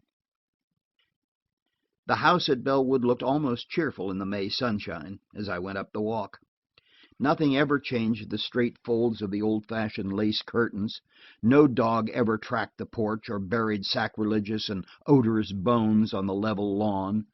The birds were nesting in the trees well above the reach of Robert's ladder, but they were decorous, well-behaved birds, whose prim courting never partook of the exuberance of their neighbors, bursting their little throats in an elm above the baby perambulator in the next yard. When Bella had let me in, and I stood once more in the straight hall with the green rep chairs and the Japanese umbrella stand, involuntarily I listened for the tap of Miss Jane's small feet on the stairs. Instead came Bella's heavy tread, and a request from Miss Letitia that I go upstairs. The old lady was sitting by a window of her bedroom, in a chintz-upholstered chair. She did not appear to be feeble. The only change I noticed was a relaxation in the severe tidiness of her dress. I guessed that Miss Jane's exquisite neatness had been responsible for the white ruchings, the soft caps, and the spotless shoulder shawls which had made lovely their latter years. "You've taken your own time about coming, haven't you?" Miss Letitia asked sourly. "If it hadn't been for that cousin of yours you sent here, Burton, I'd have been driven to sending for Amelia Miles, and when I send for Amelia Miles for company, I'm in a bad way." "I've had a great deal to attend to," I said as loud as I could. "I came some days ago to tell you Mr. Fleming was dead. After that we had to bury him and close the house. It's been very sad." "Did he leave anything?" she interrupted. "It isn't sad at all unless he didn't leave anything." "He left very little. The house, perhaps, and I regret to have to tell you that a woman came to me yesterday who claims to be a second wife." She took off her glasses, wiped them, and put them on again. "Then," she said with a snap, "there's one other woman in the world as big a fool as my sister Martha was. I didn't know there were two of them. What do you hear about Jane?" "The last time I was here," I shouted, "you thought she was dead. Have you changed your mind?" "The last time you were here," she said with dignity, "I thought a good many things that were wrong. I thought I had lost some pearls, but I hadn't." "What?" I exclaimed incredulously. She put her hands on the arms of her chair and leaned forward, shot the words at me viciously. "I said I had lost some of the pearls. Well, I haven't." She didn't expect me to believe her, any more than she believed it herself, but why on earth she had changed her attitude about the pearls was beyond me. I merely nodded comprehensively. "Very well," I said. "I'm glad to know it was a mistake. Now, the next thing is to find Miss Jane." "We have found her," she said tartly. "That's what I sent for you about." "Found her?" This time I got out of my chair. "What on earth do you mean, Miss Letitia? Why, we've been scouring the country for her." She opened a religious monthly on the table beside her and took out a folded paper. I had to control my impatience while she changed her glasses and read it slowly. "Heppy found it on the back porch under a milk bottle," she prefaced. Then she read it to me. I do not remember the wording, and Miss Letitia refused both then and later to let it out of her hands. As a result, unlike the other manuscripts in this case, I have not even a copy. The substance, shorn of its bad spelling and grammar, was this. The writer knew where Miss Jane was, the inference being that he was responsible. She was well and happy, but she had happened to read a newspaper with an account of her disappearance, and it had worried her. the payment of a small sum of $5,000 would send her back as well as the day she left. The amount left in a tin can on the base of the Maitland shaft in the cemetery would bring the missing lady back within 24 hours. On the contrary, if the recipient of the letter notified the police, it would go hard with Miss Jane. What do you think of it? She asked, looking at me over her glasses. If she was fool enough to be carried away by a man who spells cemetery with one M, then she deserves what she's got. And I won't pay $5,000 anyhow. It's entirely too much. It doesn't sound quite genuine to me, I said, reading it over. I should certainly not leave any money until we had tried to find who left this. I'm not so sure but what she'd better stay a while anyhow, Miss Letitia pursued. Now that we know she's living, I ain't so particular when she gets back. She'd been notionate lately anyhow. I had begun reading the note again. There's one thing here that makes me doubt the whole story, I said. What's this about her reading the papers? I thought her reading glasses were found in the library. Miss Letitia snatched the paper from me and read it again. Reading the paper, she sniffed. You've got more sense than I've been giving you credit for, Knox. Her glasses are here this minute. Without them, she can't see to scratch her nose. It was a disappointment to me, although the explanation was simple enough. It was surprising that we had not had more attempts to play on our fears. But the really important thing bearing on Miss Jane's departure was when Heppy came into the room with her apron turned up like a pocket and her dust cap pushed down over her eyes like the slouch hat of a Bowery tough. When she got to the middle of the room, she stopped and abruptly dropped the corners of the apron. There rolled out a heterogeneous collection of things, a white muslin garment, which proved to be a nightgown, with long sleeves and a high collar, a half-dozen hair curlers, I knew those. Edith had been seen in midnight emergencies with her hair twisted around just such instruments of torture, a shoe buttoner, a railroad map, and one new and unworn black kid glove. Miss Letitia changed her glasses deliberately and took a comprehensive survey of the things on the floor. "Where'd you get 'em?" she said, fixing Heppy with an awful eye. "I found 'em stuffed under the blankets in the chest of drawers in the attic," Heppy shouted at her. "If we'd washed the blankets last week as I wanted to—" "Shut up!" Miss Letitia said shortly, and Heppy's thin lips closed with a snap. "Now then, Knox, what do you make of that?"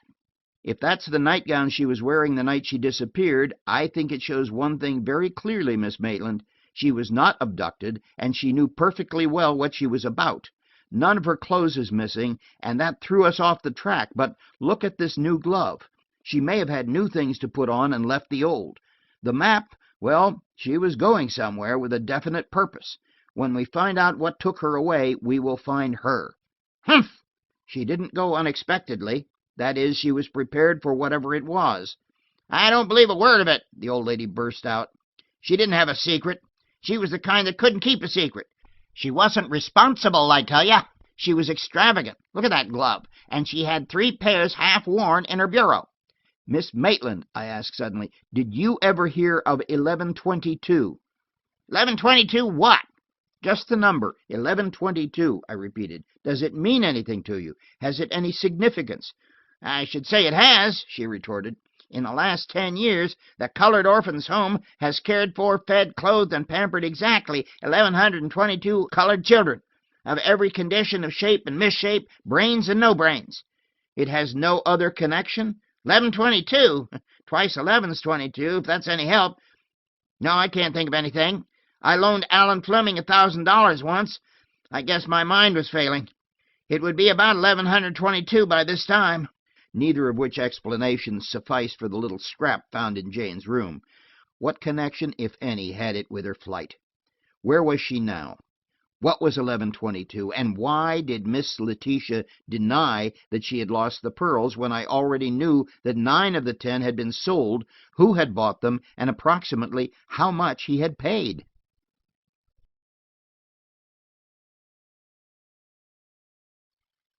Chapter 20. Association of Ideas. I ate a light lunch at Bellwood alone, with Bella to look after me in the dining room. She was very solicitous, and when she brought my tea, I thought she wanted to say something. She stood awkwardly near the door and watched me. "You needn't wait, Bella," I said. "I beg your pardon, sir, but I wanted to ask you, is Miss Fleming well?"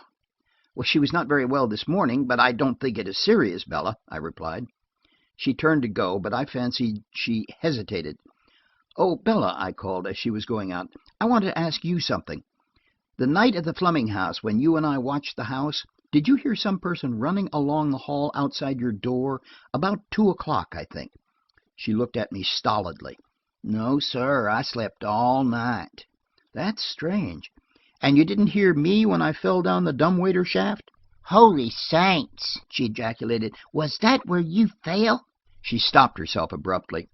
You heard that? I asked gently. And yet you slept all night, Bella. There's a hitch somewhere. You didn't sleep that night at all. You told Miss Fleming I had been up all night. How did you know that? If I didn't know that you couldn't possibly get around as fast as the person in the house that night, I would say you had been in Mr. Fleming's desk looking for, well, let us say, postage stamps. May I have another cup of coffee? She turned a sickly yellow-white and gathered up my cup and saucer with trembling hands. When the coffee finally came back, it was brought grumblingly by old Heppy. She says she turned her ankle, she sniffed. Turned it on a lathe, like a table leg, I should say, from the shape of it. Before I left the dining room, I put another line in my notebook. What does Bella know? I got back to the city somewhat late for my appointment with Burton. I found Wardrop waiting for me at the office, and if I had been astonished at the change in him 2 nights before, I was shocked now. He seemed to have shrunk in his clothes. His eyeballs were bloodshot from drinking, and his fair hair had dropped neglected over his forehead. He was sitting in his familiar attitude, his elbows on his knees, his chin on his palms. He looked at me with dull eyes when I went in. I did not see Burton at first. He was sitting on my desk, holding a flat can in his hand and digging out with a wooden toothpick one sardine after another and bolting them whole. "Your good health," he said, poising one in the air where it threatened oily tears over the carpet. "As an appetite quencher and a thirst producer, give me the festive sardine. How lovely it would be if we could eat 'em without smelling 'em." "Don't you do anything but eat?" Wardrop asked without enthusiasm. Burton eyed him reproachfully. "Is that what I get for doing without lunch in order to prove to you that you are not crazy?" He appealed to me. "He says he's crazy. Lost his think works. Now, I ask you, Knox, when I go to the trouble to find out for him that he's got as many convolutions as anybody, and that they've only got a little convoluted, is it fair, I ask you, for him to reproach me about my food?" "I didn't know you knew each other," I put in, while Burton took another sardine. "He says we do," Wardrop said wearily. "Says he used to knock me around at college." Burton winked at me solemnly. "He doesn't remember me, but he will," he said. "It's his nerves that are gone, and we'll have him restrung with new wires like an old piano in a week." Wardrop had that after-debauch suspicion of all men, but I think he grasped at me as a dependability. "He wants me to go to a doctor," he said. "I'm not sick. It's only—" He was trying to light a cigarette, but the match dropped from his shaking fingers. "Better see one, Wardrop," I urged, and I felt mean enough about doing it. "You need something to brace you up." Burton gave him a very small drink, for he could hardly stand, and we went down in the elevator. My contempt for the victim between us was as great as my contempt for myself. That Wardrop was in a bad position there could be no doubt. There might be more men than Fleming who had known about the money in the leather bag, and who thought he had taken it and probably killed Fleming to hide the theft. It seemed incredible that an innocent man would collapse as he had done, and yet, at this minute I can name a dozen men who, under the club of public disapproval, have fallen into paresis, insanity, and the grave. We are all indifferent to our fellow men until they are against us. Burton knew the specialist very well. In fact, there seemed to be few people he did not know, and considering the way he got hold of Miss Letitia and Wardrop, it was not surprising. He had evidently arranged for the doctor, for the waiting room was empty and we were after hours. The doctor was a large man, his size emphasized by the clothes he wore, very light in color and unprofessional in cut. He was sandy-haired, inclined to be bald, and with shrewd, light blue eyes behind his glasses. Not particularly impressive except as to size, on first acquaintance. A good fellow, with a brisk voice and an amazingly light tread. He began by sending Wardrop into a sort of examining room in the rear of the suite somewhere to take off his coat and collar. When he had gone, the doctor looked at a slip of paper in his hand. "I think I've got it all for Mr. Burton," he said. "Of course, Mr. Knox, this is a little out of my line. A nerve specialist has as much business with psychotherapy as a piano tuner has with musical technique. But the idea is Munsterberg's, and I've had some good results. I'll give him a short physical examination, and when I ring the bell, one of you may come in. Are you a newspaperman, Mr. Knox?" "An attorney," I said briefly. "Pressman, lawyer, doctor," Burton broke in. "We all fatten on the other fellow's troubles, don't we?" "We don't fatten very much," I corrected. "We live." The doctor blinked behind his glasses. "I never saw a lawyer yet who would admit he was making money," he said. "Look at the way a doctor grinds for a pittance. He's just as capable as the lawyer. He works a damn sight harder, and he makes a tenth the income. A man will pay his lawyer $10,000 for keeping him out of jail for 6 months, and he'll kick like a steer if his doctor charges him $100 to keep him out of hell for life. Which of you will come in? I'm afraid 2 would distract him." "I guess it is Knox butt in," Burton conceded. "But I'll get it later, doctor. You promised." The physical examination was very brief. When I was called in, Wardrop was standing at the window looking down into the street below, and the doctor was writing at his desk. Behind Wardrop's back, he gave me the slip he had written. "Test is for association of ideas. Watch length of time between word I give and his reply. I often get hold of facts forgotten by the patient. A wait before the answering word is given shows an attempt at concealment." "Now, Mr. Wardrop," he said, "will you sit here, please?" He drew a chair to the center table for Wardrop and another just across for himself. I sat back and to one side of the patient, where I could see Wardrop's haggard profile and every movement of the specialist.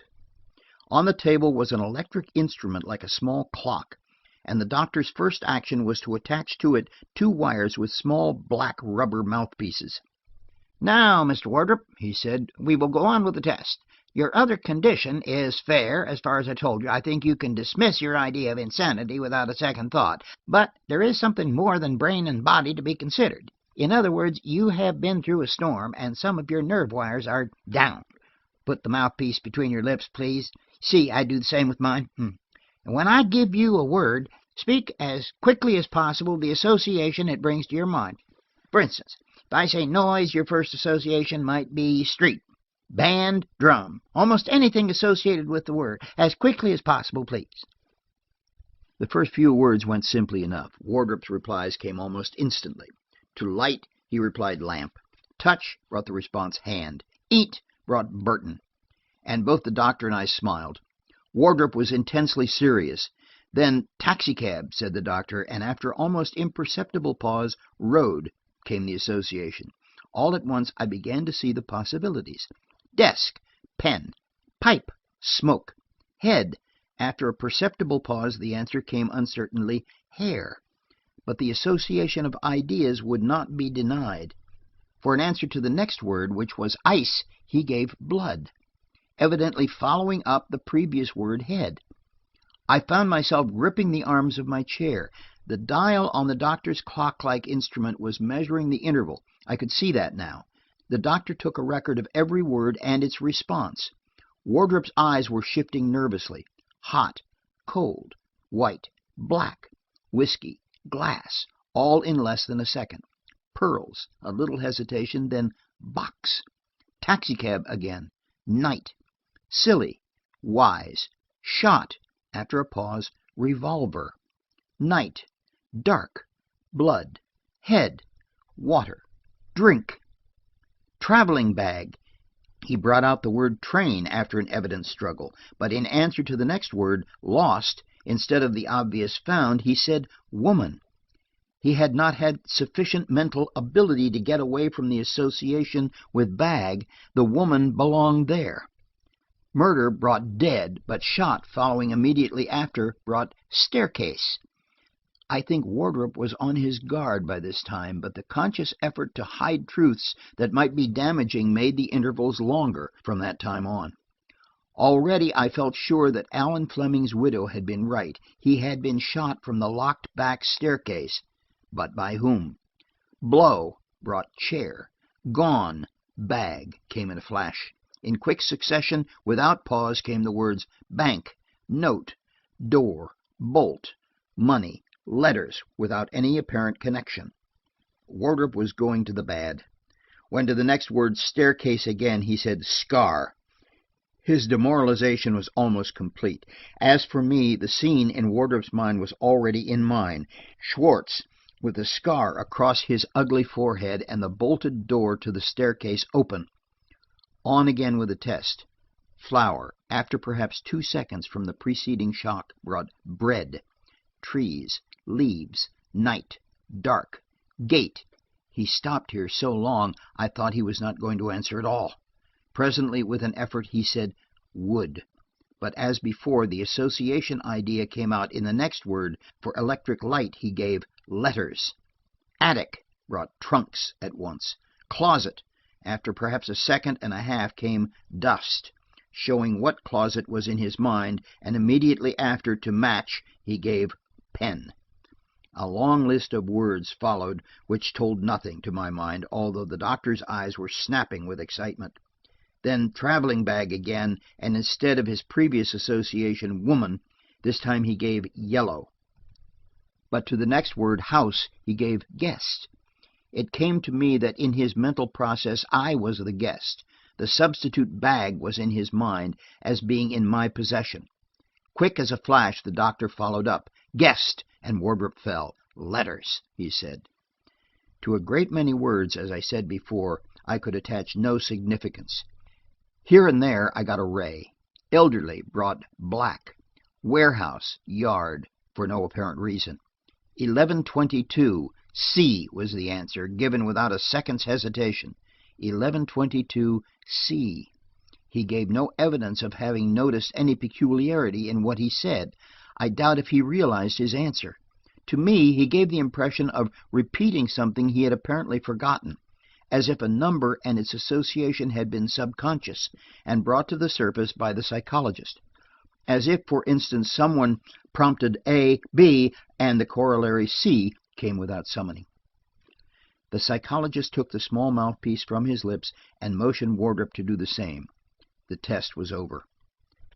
"I don't call that bad condition, Mr. Wardrop," the doctor said. "You are nervous, and you need a little more care in your habits. You want to exercise regularly, and you will have to cut out everything in the way of stimulants for a while. Oh, yes, a couple of drinks a day at first, then one a day, and then none. And you're to stop worrying. When trouble comes around and stares at you, don't ask it to have a drink. Take it out in the air and kill it. Oxygen is as fatal to anxiety as it is to tuberculosis." How would Bellwood do, I asked, or should it be the country? "Bellwood, of course," Doctor responded heartily. 10 miles a day, 4 cigarettes and 3 meals, which is more than you have been taking, Mr. Wardrop, by 2. I put him on the train for Bellwood myself, and late that afternoon the three of us, the doctor, Burton, and myself, met in my office and went over the doctor's record. "When the answer comes in 4/5 of a second," he said before we began, "it is hardly worth comment. There is no time in such an interval for any mental reservation. Only those words that showed noticeable hesitation need be considered." We worked until almost 7. At the end of that time, the doctor leaned back in his chair and thrust his hands deep in his trouser pockets. "I got the story from Burton," he said, after a deep breath. "I had no conclusion formed, and of course I am not a detective. Things looked black for Mr. Wardrop in view of the money lost, the quarrel with Fleming that morning at the White Cat, and the circumstances of his leaving the club and hunting for a doctor outside instead of raising the alarm. Still, no two men ever act alike in an emergency. Psychology is as exact a science as mathematics.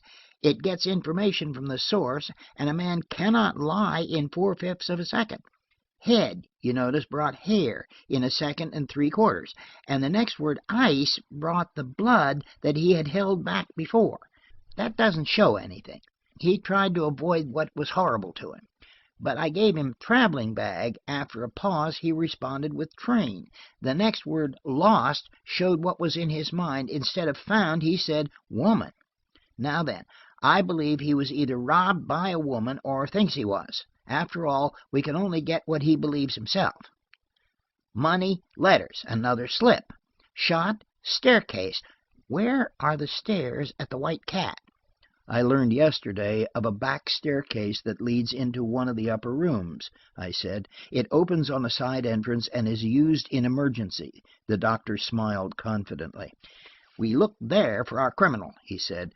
Nothing hides from the chronoscope. Now then, staircase scar. Isn't that significant? The association is clear. A scar that is vivid enough, disfiguring enough, to be the first thing that enters his mind. Schwartz, Burton said with awe. Doctor, what on earth does 1122C mean? I think that is up to you, gentlemen. The C belongs there, without doubt. Briefly, looking over these slips, I make it something like this. Wardrop thinks a woman took his traveling bag. 3 times he gave the word letters in response to gate, guest, and money. Did he have a guest at the time all this happened at Bellwood? I was a guest in the house at the time. Did you offer him money for letters? No. Did he give you any letters to keep for him? He gave me the bag that was substituted for his. Locked? Yes. By Jove, I wonder if there's anything in it. I have reason to know that he came into my room that night at least once after I went asleep. I think it is very likely, he said dryly. One thing we have not touched on, and I believe Mr. Wardrop knows nothing of it. That is the disappearance of the old lady. There's a psychological study for you. My conclusion? Well, I should say that Mr. Wardrop is not guilty of the murder. He knows, or thinks he knows, who is. He has a theory of his own about someone with a scar. It may only be a theory. He does not necessarily know, but he hopes. He is in a state of abject fear. Also, he is hiding something concerning money. And from the word money in that connection, I believe he either sold or bought some damaging papers. He is not a criminal, but he is what is almost worse. The doctor rose and picked up his hat. He is a weakling, he said from the doorway. Burton looked at his watch. By George, he said, 7:20, and I've had nothing since lunch but a box of sardines. I'm off to chase the festive mutton chop. Oh, by the way, Knox, where is that locked bag? In my office safe. I'll drop around in the morning and assist you to compound a felony, he said easily. But as it happened, he did not.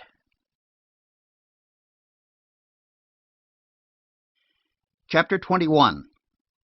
A Proscenium Box. I was very late for dinner. Fred and Edith were getting ready for a concert, and the 2 semi-invalids were playing pinochle in Fred's den. Neither one looked much the worse for her previous night's experience. Mrs. Butler was always pale, and Marjorie had been so since her father's death. The game was over when I went into the den. As usual, Mrs. Butler left the room almost immediately and went to the piano across the hall. I had grown to accept her avoidance of me without question. Fred said it was because my overwhelming vitality oppressed her. Personally, I think it was because the neurasthenic type of woman is repulsive to me.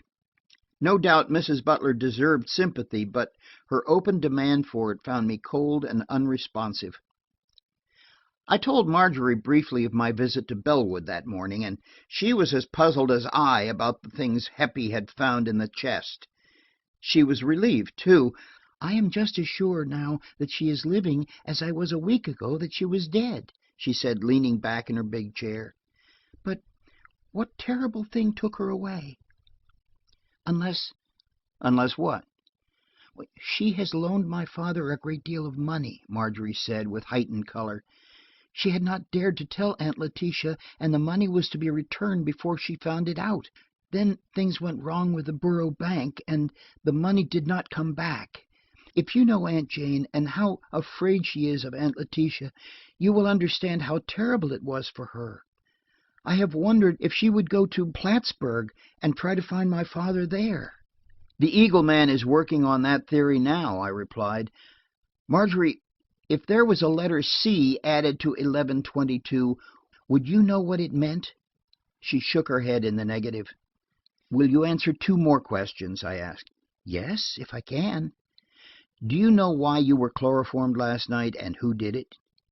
"I think I know who did it, but I don't understand. I have been trying all day to think it out. I'm afraid to go to sleep tonight." "You need not be," I assured her. "If necessary, we will have the city police in a ring around the house.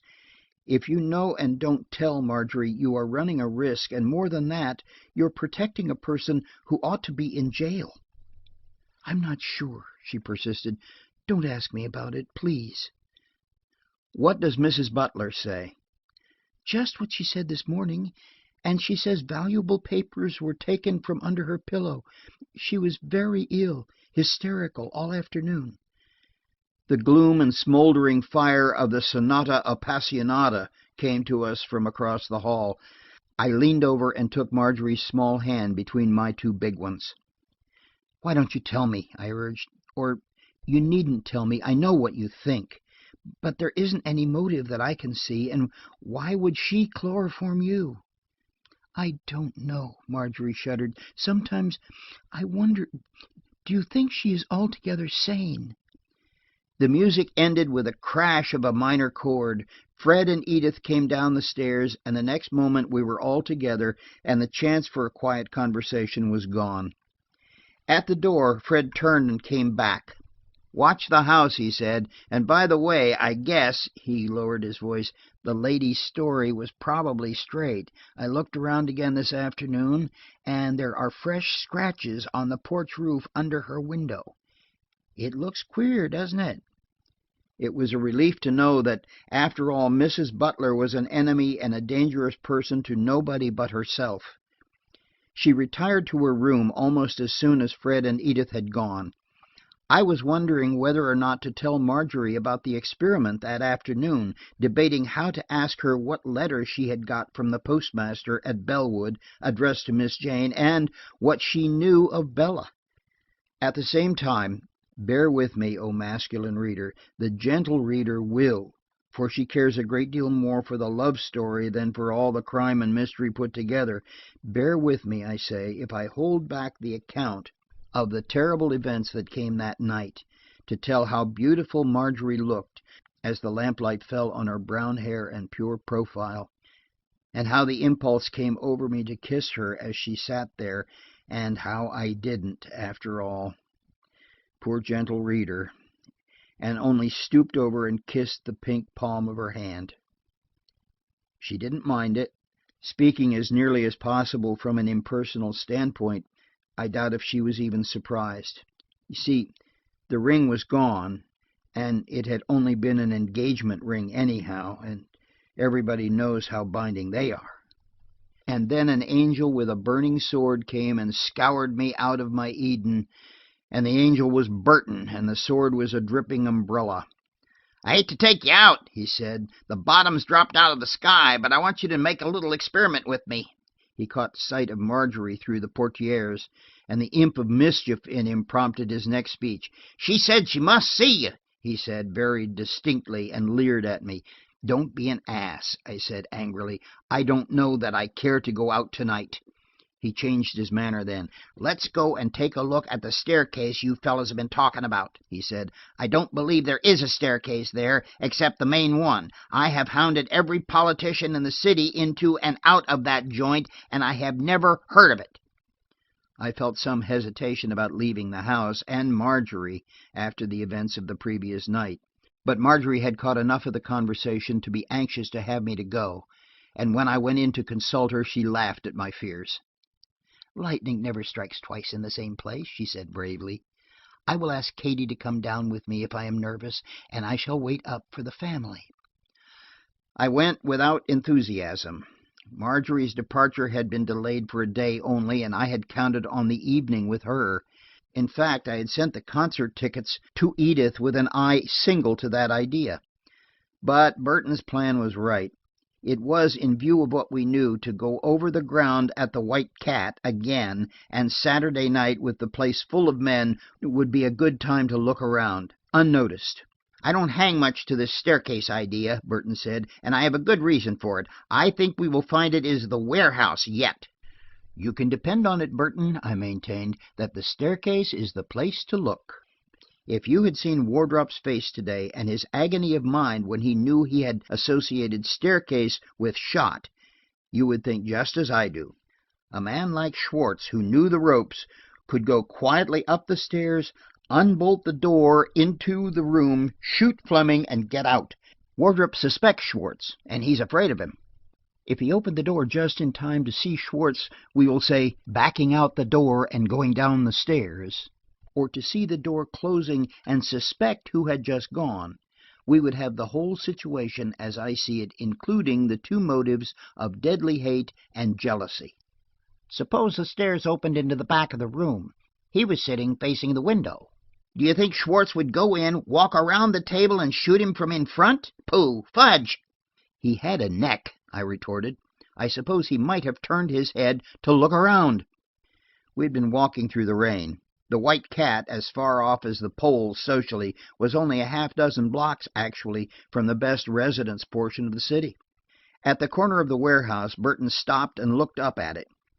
I always get mad when I look at this building, he said. My great-grandfather had a truck garden on this exact spot 70 years ago, and the old idiot sold out for $300 and a pair of mules.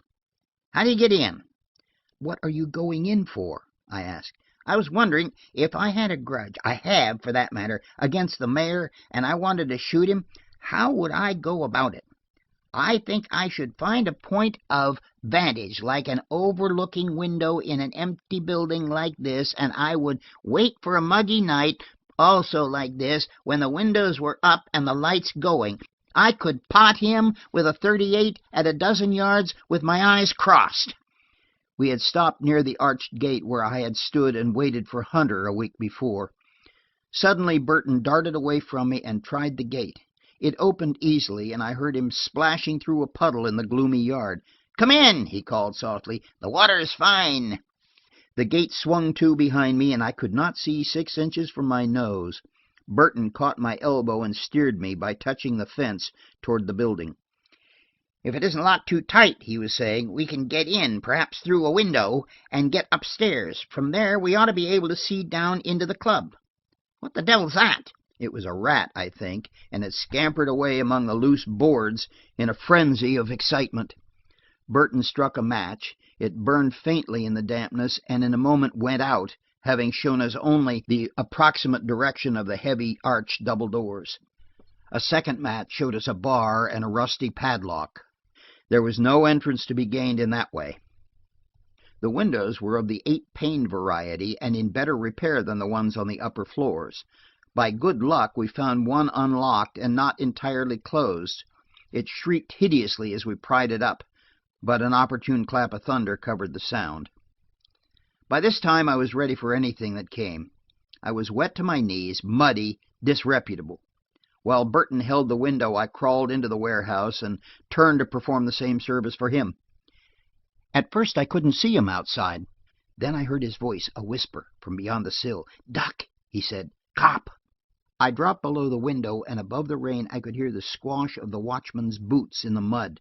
He flashed a night lamp in at the window next to ours, but he was not very near, and the open window escaped his notice. I felt all the nervous dread of a real malefactor, and when I heard the gate close behind him and saw Burton put a leg over the sill, I was almost as relieved as I would have been had somebody's family plate, tied up in a tablecloth, been reposing at my feet. Burton had an instinct for getting around in the dark. I lighted another match as soon as he had closed the window, and we made out our general direction towards where the stairs ought to be. When the match went out, we felt our way in the dark. I had only one box of wax matches, and Burton had dropped his in a puddle. We got to the second floor finally, and without any worse mishap than Burton banging his arm against a wheel of some sort. Unlike the first floor, the second was subdivided into rooms. It took a dozen precious matches to find our way to the side of the building overlooking the club, and another dozen to find the window we wanted. When we were there at last, Burton leaned his elbows on the sill and looked down and across. "Could anything be better?" he said. "There's our theater, and we've got a proscenium box. That room over there stands out like a spotlight." He was right. Not more than 15 feet away, and perhaps a foot lower than our window, was the window of the room where Fleming had been shot. It was empty, as far as we could see. The table, neat enough now, was where it had been before, directly under the light. Anyone who sat there would be an illuminated target from our window. Not only that, but an arm could be steadied on the sill, allowing for an almost perfect aim. "Now where's your staircase?" Burton jeered. The club was evidently full of men, as he had prophesied. Above the rattle of the rain came the thump-thump of the piano, and a half-dozen male voices. The shutters below were closed. We could see nothing.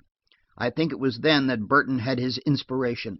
"I'll bet you a $5 bill," he said, "that if I fire off my revolver here, now, not one of those fellows down there would pay the slightest attention."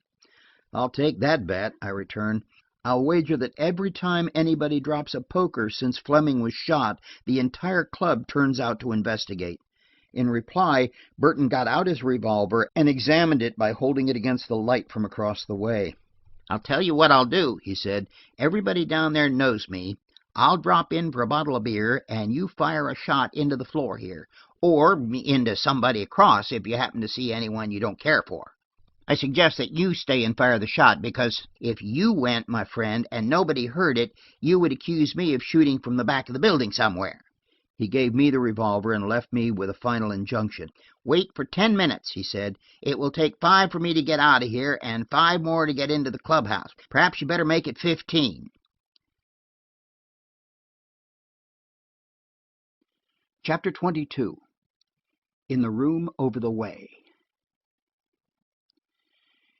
He went away into the darkness, and I sat down on an empty box by the window and waited. Had anyone asked me at that minute how near we were to the solution of our double mystery, I would have said we had made no progress, save by eliminating Wardrop. Not for one instant did I dream that I was within less than half an hour of a revelation that changed my whole conception of the crime. I timed the interval by using one of my precious matches to see my watch when he left. I sat there for what seemed 10 minutes, listening to the rush of the rain and the creaking of a door behind me in the darkness somewhere that swung back and forth rustily in the draught from the broken windows. The gloom was infinitely depressing. Away from Burton's enthusiasm, his scheme lacked point. His argument that the night duplicated the weather conditions of that other night, a week ago, seemed less worthy of consideration. Besides, I have a horror of making myself ridiculous, and I had an idea that it would be hard to explain my position alone in the warehouse, firing a revolver into the floor, if my own argument was right and the club should rouse to a search. I looked again at my watch. Only 6 minutes. 8 minutes. 9 minutes. Everyone who has counted the passing of seconds knows how they drag. With my eyes on the room across and my finger on the trigger, I waited as best I could. At 10 minutes, I was conscious there was someone in the room over the way. And then he came into view from the side somewhere and went to the table. He had his back to me, and I could only see that he was a large man with massive shoulders and dark hair. It was difficult to make out what he was doing. After a half-minute, however, he stepped to one side, and I saw that he had lighted a candle and was systematically reading and then burning certain papers, throwing the charred fragments on the table. With the same glance that told me that, I knew the man. It was Schwartz. I was so engrossed in watching him that when he turned and came directly to the windows, I stood perfectly still, staring at him. With a light at his back, I felt certain I had been discovered, but I was wrong. He shook the newspaper which had held the fragments out of the window, lighted a cigarette, and flung the match out also, and turned back into the room. As a second thought, he went back and jerked at the cord of the window shade, but it refused to move.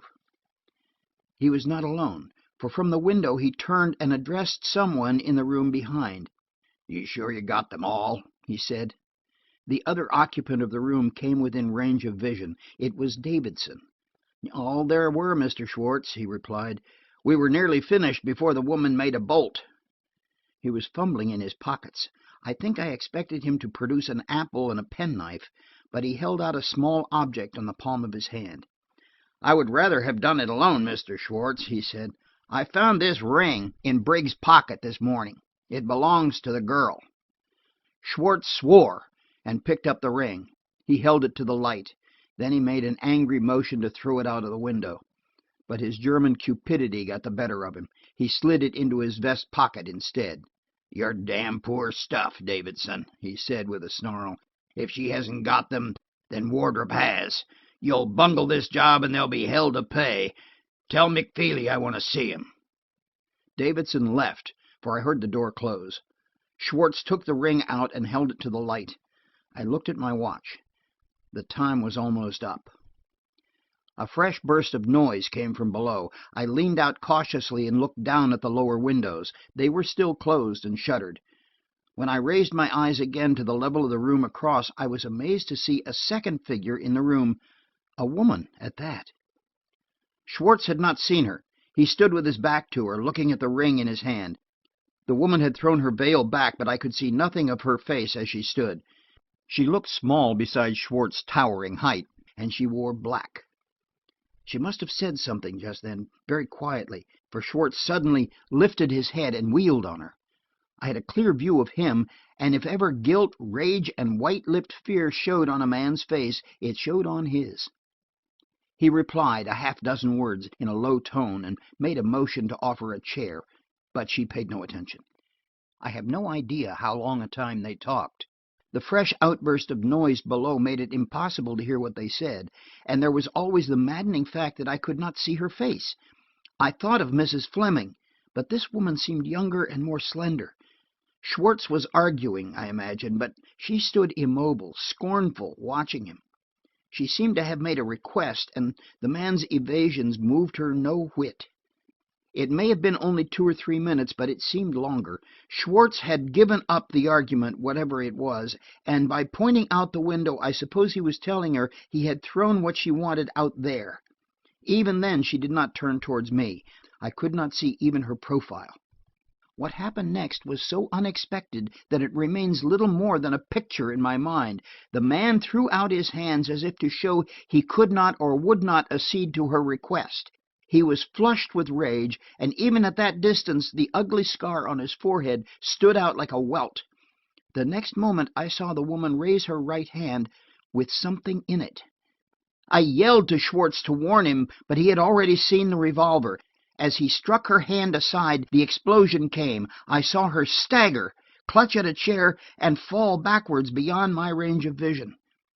Then the light went out, and I was staring at a black brick wall. I turned and ran frantically toward the stairs. Luckily, I found them easily. I fell rather than ran down to the floor below. Then I made a wrong turning and lost some time. My last match set me right, and I got into the yard somehow and to the street. It was raining harder than ever, and the thunder was incessant. I ran around the corner of the street and found the gate to the White Cat without trouble. The inner gate was unlocked, as Burton had said he would leave it, and from the steps of the club I could hear laughter and the refrain of a popular song. The door opened just as I reached the top step, and I half tumbled inside. Burton was there in the kitchen with 2 other men whom I did not recognize, each one holding a stein of beer. Burton had 2, and he held one out to me as I stood trying to get my breath. "You win," he said. "Although I'm a hard-working journalist and need the money, I won't lie. This is Osborne of the Star and McTeague of the Eagle, Mr. Knox. They heard the shot in there, and if I hadn't told the story, there would have been panic. What's the matter with you?" I shut the door into the grill room and faced the 3 men. "For God's sake, Burton," I panted, "let's get upstairs quietly. I didn't fire any shot. There's a woman dead up there."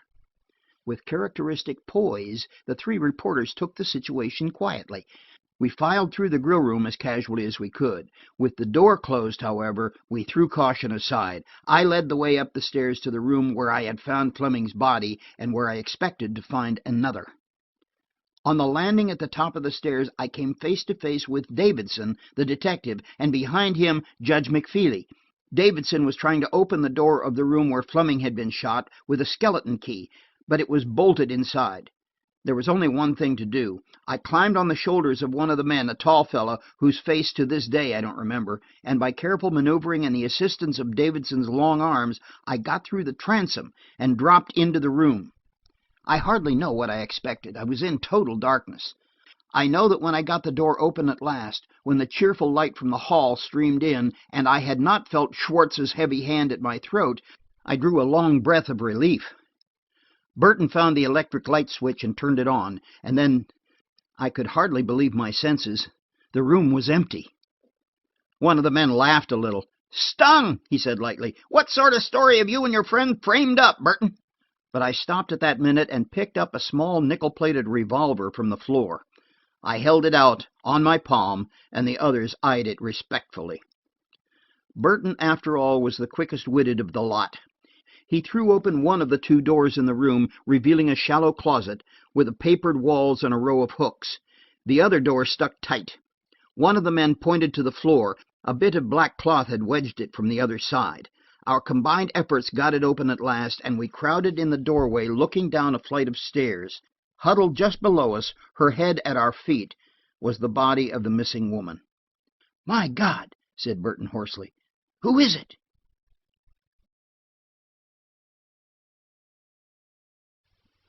Chapter 23. A Box of Crown Derby. We got her into the room and on the couch before I knew her. Her fair hair had fallen loose over her face, and one long, thin hand clutched still at the bosom of her gown. It was Ellen Butler. She was living, but not much more. We gathered around and stood looking down at her in helpless pity. A current of cold night air came up the staircase from an open door below, and set the hanging light to swaying, throwing our shadows in a sort of ghastly dance over her quiet face. I was too much shocked to be surprised. Burton had picked up her hat and put it beside her. "She's got about an hour, I should say," said one of the newspaper men. "See if Gray is around, will you, Jim? He's mostly here Saturday night." "Is it Miss Maitland?" Burton asked in a strangely subdued voice. "No, it is Henry Butler's widow," I returned, and the three men were reporters again at once. Gray was there and came immediately.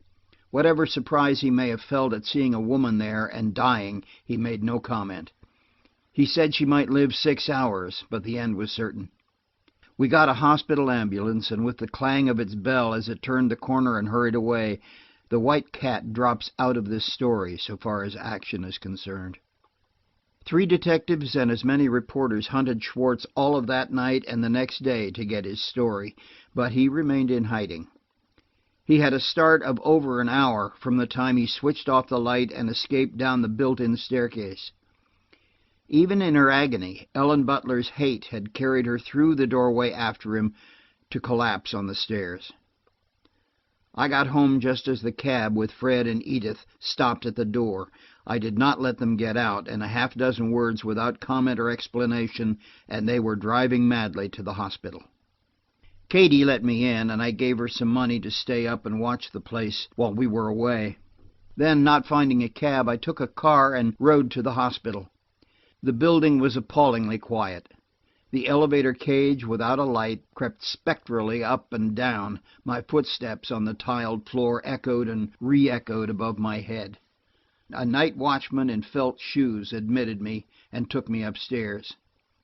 There was another long wait while the surgeon finished his examination, and a nurse with a basin of water and some towels came out of the room, and another one with dressings went in. And then the surgeon came out in a white coat with the sleeves rolled above his elbows and said I might go in. The cover was drawn up to the injured woman's chin, where it was folded neatly back. Her face was bloodless, and her fair hair had been gathered up in a shaggy knot. She was breathing slowly but regularly, and her expression was relaxed, more restful than I had ever seen it. As I stood at the foot of the bed and looked down at her, I knew that as surely as death was coming, it would be welcome. Edith had been calm before, but when she saw me, she lost her self-control. She put her head on my shoulder and sobbed out the shock and the horror of the thing. As for Fred, his imaginative temperament made him particularly sensitive to suffering in others. As he sat there beside the bed, I knew by his face that he was repeating and repenting every unkind word he'd said about Ellen Butler. She was conscious. We realized that after a time. Once she asked for water without opening her eyes, and Fred slipped a bit of ice between her white lips. Later in the night she looked up for an instant at me. "He struck my hand," she said with difficulty, and closed her eyes again. During the long night hours I told the story as I knew it, in an undertone, and there was a new kindliness in Fred's face as he looked at her. She was still living by morning, and was rallying a little from the shock. I got Fred to take Edith home, and I took her place by the bed. Someone brought me coffee about 8, and at 9 o'clock I was asked to leave the room while 4 surgeons held a consultation there. The decision to operate was made shortly after. "There's only a chance," a gray-haired surgeon told me in brisk, short-clipped words. "The bullet went down and has penetrated the abdomen. Sometimes, taken early enough, we can repair the damage to a certain extent, and nature does the rest." "The family is willing, I suppose?" I knew of no family but Edith, and over the telephone she said, with something of her natural tone, to do what the surgeons considered best. I hoped to get some sort of statement before the injured woman was taken to the operating room, but she lay in a stupor, and I had to give up the idea. It was 2 days before I got her deposition, and in that time I had learned many things. On Monday I took Marjorie to Bellwood. She had received the news about Mrs. Butler more calmly than I had expected. "I do not think she is quite sane, poor woman," she said with a shudder. "She had had a great deal of trouble. But how strange! A murder and an attempt at murder in that little club in a week." She did not connect the two, and I let the thing rest at that. Once on the train she turned to me suddenly, after she had been plunged in thought for several minutes. "Don't you think," she asked, "that she had a sort of homicidal mania, and that she tried to kill me with chloroform?" "I hardly think so," I returned evasively. "I am inclined to think someone actually got in over the porch roof." "I am afraid," she said, pressing her gloved hands tight together, "wherever I go something happens that I cannot understand. I never willfully hurt anyone, and yet these terrible things follow me. I'm afraid to go back to Bellwood, with Aunt Jane still gone, and you in the city." "A lot of help I have been to you," I retorted bitterly. "Can you think of a single instance where I have been able to save you trouble or anxiety? Why, I allowed you to be chloroformed within an inch of eternity before I found you." "But you did find me," she cheered me, "and just to know that you were doing all you can." "My poor best," I supplemented. "It is very comforting to have a friend one can rely on," she finished, and the little bit of kindness went to my head. If she had not got a cinder in her eye at that psychological moment, I'm afraid I would figuratively have trampled Wardrop underfoot right there. As it was, I got the cinder, after a great deal of looking into one beautiful eye, which is not as satisfactory by half as looking into 2. And then we were at Bellwood. We found Miss Letitia in the lower hall, and Heppie on her knees with a hatchet. Between them sat a packing box, and they were having a spirited discussion as to how it should be opened. "Here, give it to me," Miss Letitia demanded, as we stopped in the doorway. "You got stove links there for 2 days if you don't chop 'em into splinters." With the hatchet poised in mid-air she saw us, but she let it descend with considerable accuracy nevertheless, and our greeting was made between thumps. "Come in," thump. "Like as not it's a mistake," bang. "But the expressage was prepaid. If it's mineral water," crash. Something broke inside. "If it's mineral water," I said, "you better let me open it. Mineral water is meant for internal use, and not for hall closets." I got the hatchet from her gradually. "I knew a case once where a bottle of hair tonic was spilled on a rag carpet, and in a year they had it dyed with spots over it and called it a tiger skin." She watched me suspiciously while I straightened the nails she had bent and lifted the boards. In the matter of curiosity, Miss Letitia was truly feminine. Great handfuls of excelsior she dragged out herself and heaped on Heppie's blue apron, stretched out on the floor. The article that had smashed under the vigor of Miss Letitia's 70 years lay on the top. It had been a teapot of some very beautiful ware. I have called just now from my study to ask what sort of ware it was, and the lady who sets me right says it was Crown Derby. Then there were rows of cups and saucers and heterogeneous articles in the same material that the women folk seemed to understand. At the last, when the excitement seemed over, we found a toast rack in the lower corner of the box, and the oohs and ahs had to be done all over again. Not until Miss Letitia had arranged it all on the dining-room table and Marjorie had taken off her wraps and admired from all four corners did Miss Letitia begin to ask where they had come from. And by that time Heppy had the crate in the wood box, and the Excelsior was a black and smoking mass at the kitchen end of the grounds. There was not the slightest clue to the sender, but while Miss Letitia rated Heppy loudly in the kitchen and Bella swept the hall, Marjorie voiced the same idea that had occurred to me. "If Aunt Jane were all right," she said tremulously, "it would be just the sort of thing she loves to do."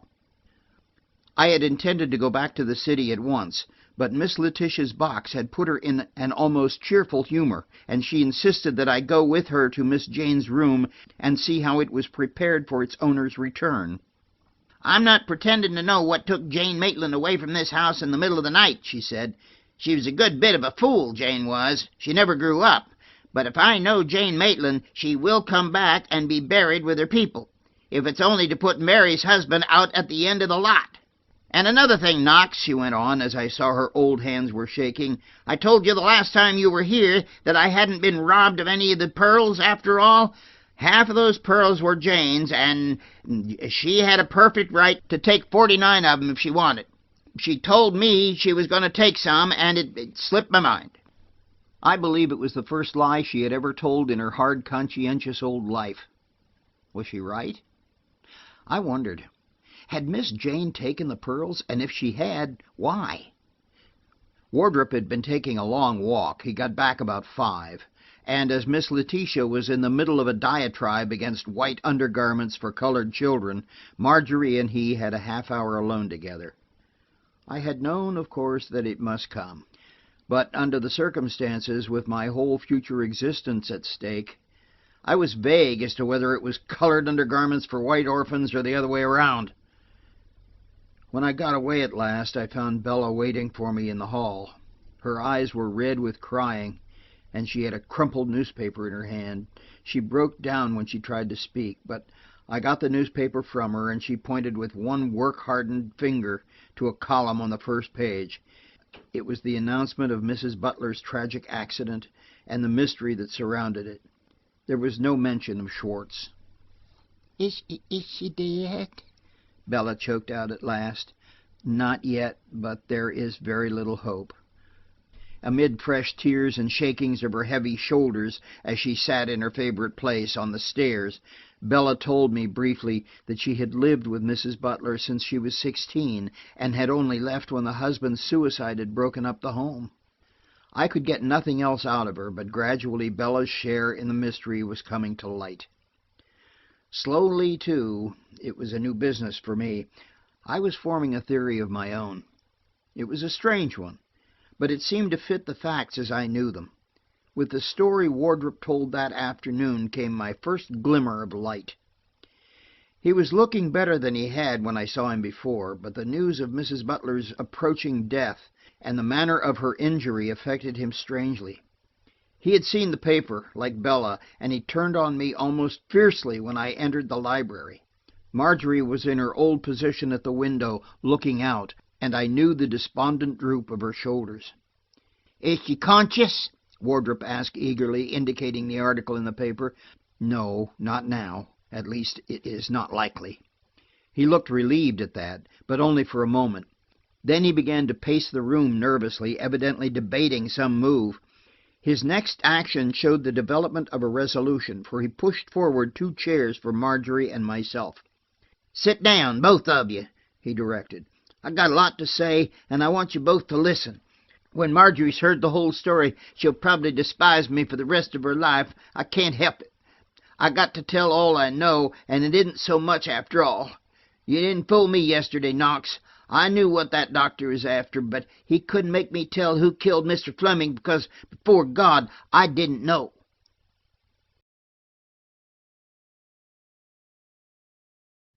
Chapter 24. Wardrop's Story. I have to go back to the night Miss Jane disappeared, and that's another thing that has driven me desperate. Will you tell me why I should be suspected of having a hand in that when she had been a mother to me? If she is dead, she can't exonerate me. If she is living and we find her, she will tell you what I tell you, that I know nothing of the whole terrible business. "I am quite certain of that, Wardrop," I interposed. "Besides, I think I have got to the bottom of that mystery." Marjorie looked at me quickly, but I shook my head. It was too early to tell my suspicions. The things that looked black against me were bad enough, but they had nothing to do with Miss Jane. I will have to go back to before the night she went away, back to the time Mr. Butler was the state treasurer and your father, Marjorie, was his cashier. Butler was not a businessman. He let too much responsibility lie with his subordinates, and then, according to the story, he couldn't do much anyhow against Schwartz. The cashier was entirely under machine control, and Butler was neglectful. You remember, Knox, the crash when 3 banks, rotten to the core, went under, and it was found a large amount of state money had gone too. It was Fleming who did it. I am sorry, Marjorie, but this is no time to mince words. It was Fleming who deposited the money in the wrecked banks, knowing what would happen.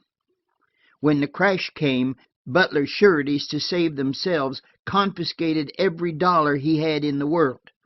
Butler went to the penitentiary for 6 months on some minor count, and when he got out, after writing to Fleming and Schwartz protesting his innocence and asking for enough out of the fortune they had robbed him of to support his wife, he killed himself at the White Cat. Marjorie was very pale, but quiet. She sat with her fingers locked in her lap and her eyes on Wardrop. "It was a bad business," Wardrop went on wearily. "Fleming moved into Butler's place as treasurer and took Lightfoot as his cashier. That kept the lid on. Once or twice, when there was an unexpected call for funds, the treasury was almost empty and Schwartz carried things over himself. I went to Plattsburgh as Mr. Fleming's private secretary when he became treasurer, and from the first I knew things were even worse than in the average state government. Schwartz and Fleming had to hold together. They hated each other, and the feeling was trebled when Fleming married Schwartz's divorced wife." Marjorie looked at me with startled, incredulous eyes. What she must have seen confirmed Wardrop's words, and she leaned back in her chair, limp and unnerved. But she heard and comprehended every word Wardrop was saying. "The woman was a very ordinary person, but it seems Schwartz cared for her, and he tried to stab Mr. Fleming shortly after her marriage. About a year ago, Mr. Fleming said another attempt had been made on his life with poison. He was very much alarmed, and I noticed a change in him from that time on. Things were not going well at the treasury. Schwartz and his crowd were making demands that were hard to supply, and behind all that, Fleming was afraid to go out alone at night. He employed a man to protect him, a man named Carter, who had been a bartender in Plattsburgh. When things began to happen here in Manchester, he took Carter to the home as a butler. Then the Borough Bank got shaky. If it went down, there would be an ugly scandal, and Fleming would go too. His notes for $500,000 were there without security, and he dared not show the canceled notes he had with Schwartz's endorsement. I'm not very proud of the rest of the story, Marjorie."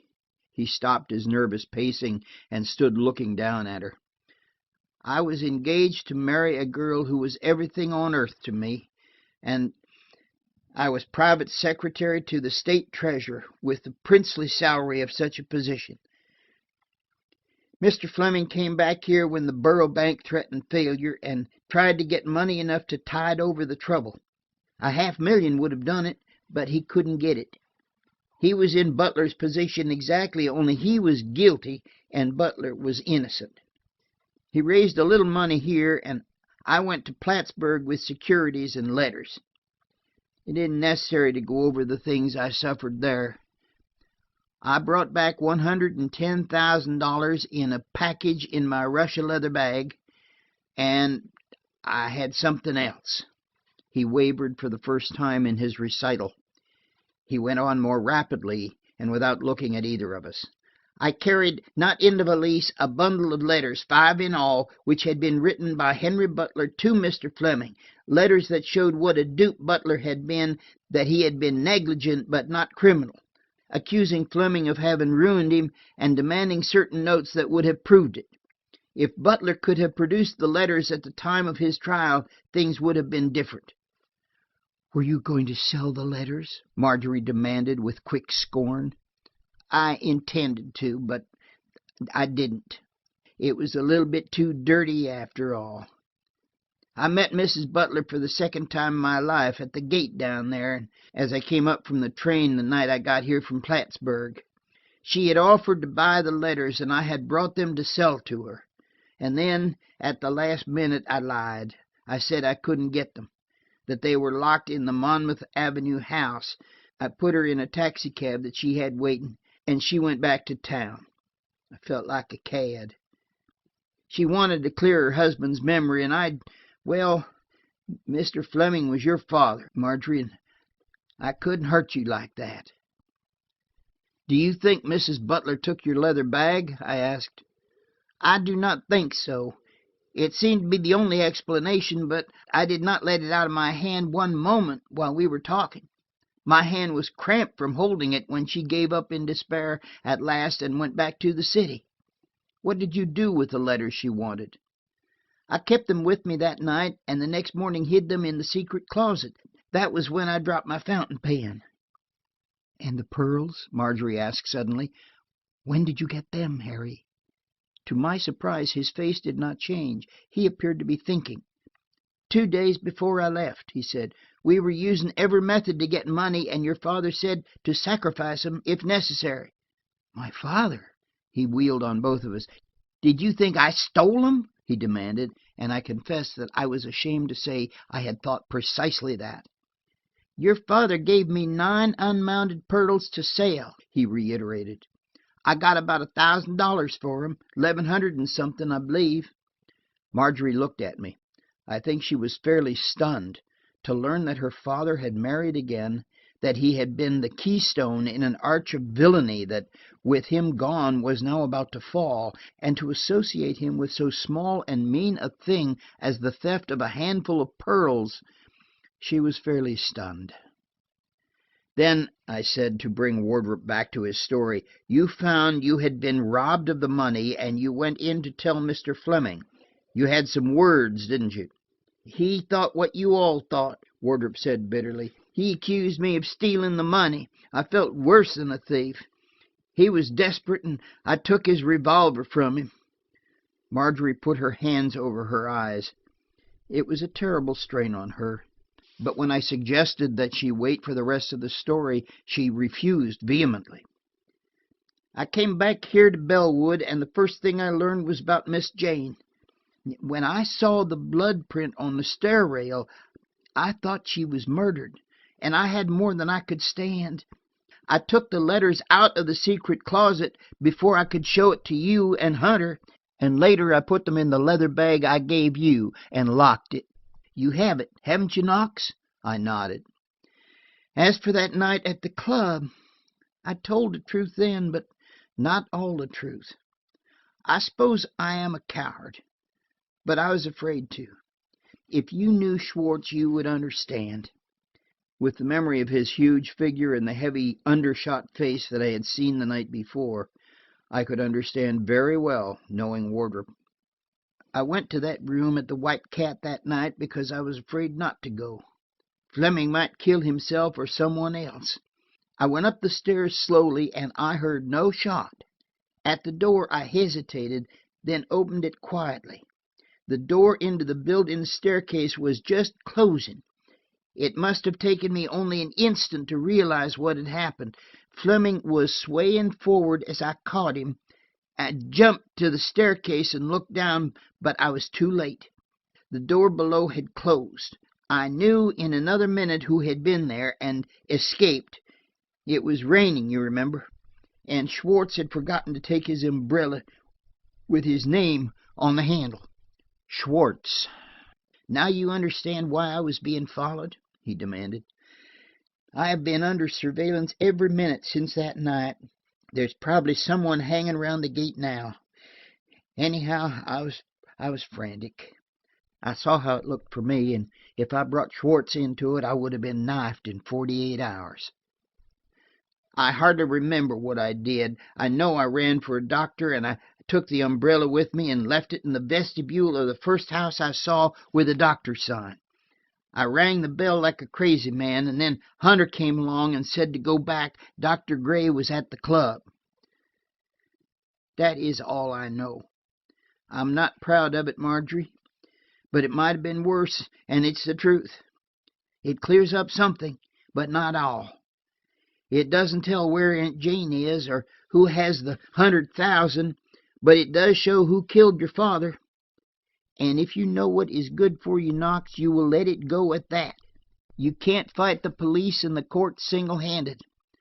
Look how the whole thing has dropped, and the most cold-blooded kind of murder turned into suicide. Suicide without a weapon?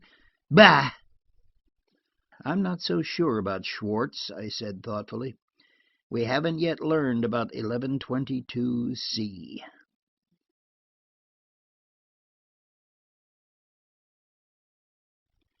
Chapter 25. Measure for Measure. Miss Jane Maitland had been missing for 10 days. In that time, not one word had come from her. The reporter from the Eagle had located her in a dozen places and was growing thin and haggard, following little old ladies along the street and being sent about his business tartly when he tried to make inquiries. Some things puzzled me more than ever in the light of Wardrop's story. For the third time I asked myself why Miss Letitia denied the loss of the pearls.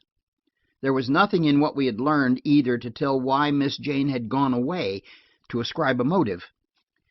How she had gone, in view of Wardrop's story of the cab, was clear. She had gone by streetcar, walking the 3 miles to Winton alone at 2 o'clock in the morning, although she had never stirred around the house at night without a candle, and was privately known to sleep with a light when Miss Letitia went to bed first and could not see it through the transom. The theory I had formed seemed absurd at first, but as I thought it over, its probabilities grew on me. I took dinner at Bellwood and started for town almost immediately after. Marjorie had gone to Miss Letitia's room, and Wardrop was pacing up and down the veranda, smoking. He looked dejected and anxious, and he welcomed my suggestion that he walk down to the station with me. As we went, a man emerged from the trees across and came slowly after us. "Say, I'm only nominally a free agent," he said morosely. "They'll poison me yet. I know too much." We said little on the way to the train. Just before it came thundering along, however, he spoke again. "I'm going away, Knox. There isn't anything in this political game for me, and the law is too long. I have a chum in Mexico, and he wants me to go down there." "Permanently?" "Yes. There's nothing to hold me here now." I turned and faced him in the glare of the station lights. "What do you mean?" I demanded. "I mean that there isn't any longer a reason why one part of the earth is better than another. Mexico or Alaska, it's all the same to me."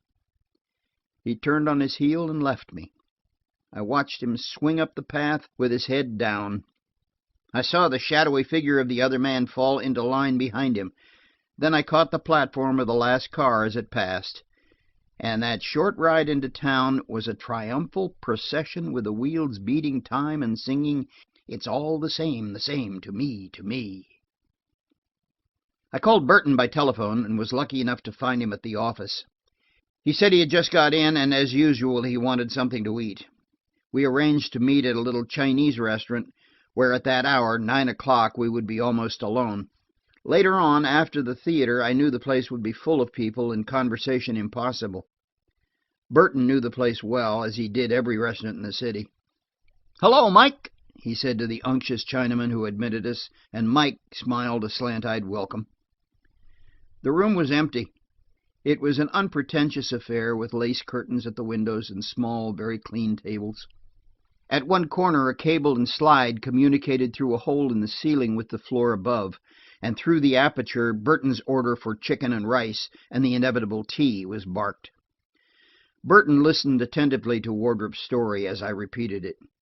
"So Schwartz did it after all," he said regretfully when I finished.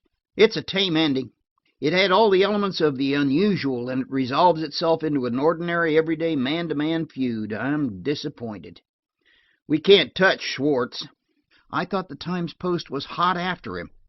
"Schwartz bought the Times-Post 3 o'clock this afternoon," Burton said with repressed rage. "I'm called off.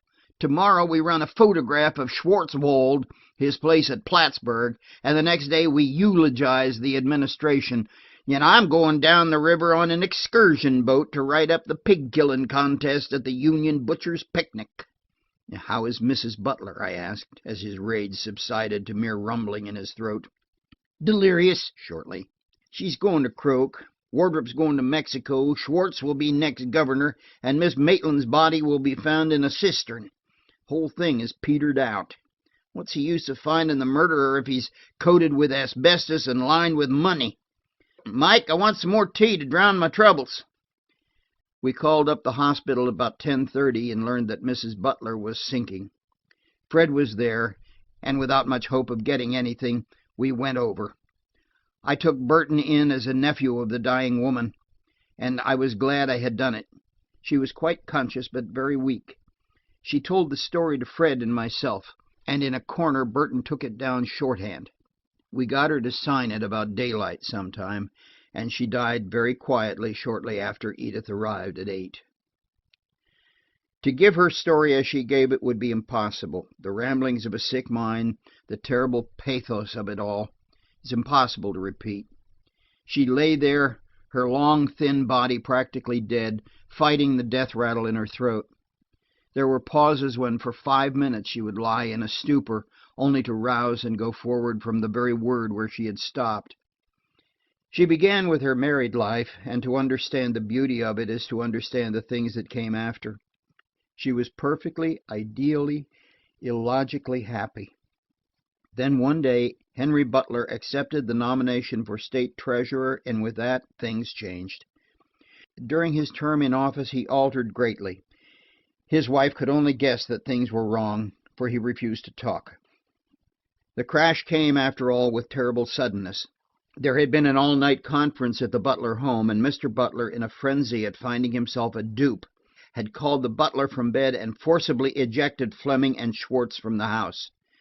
Ellen Butler had been horrified, sickened by what she regarded as the vulgarity of the occurrence.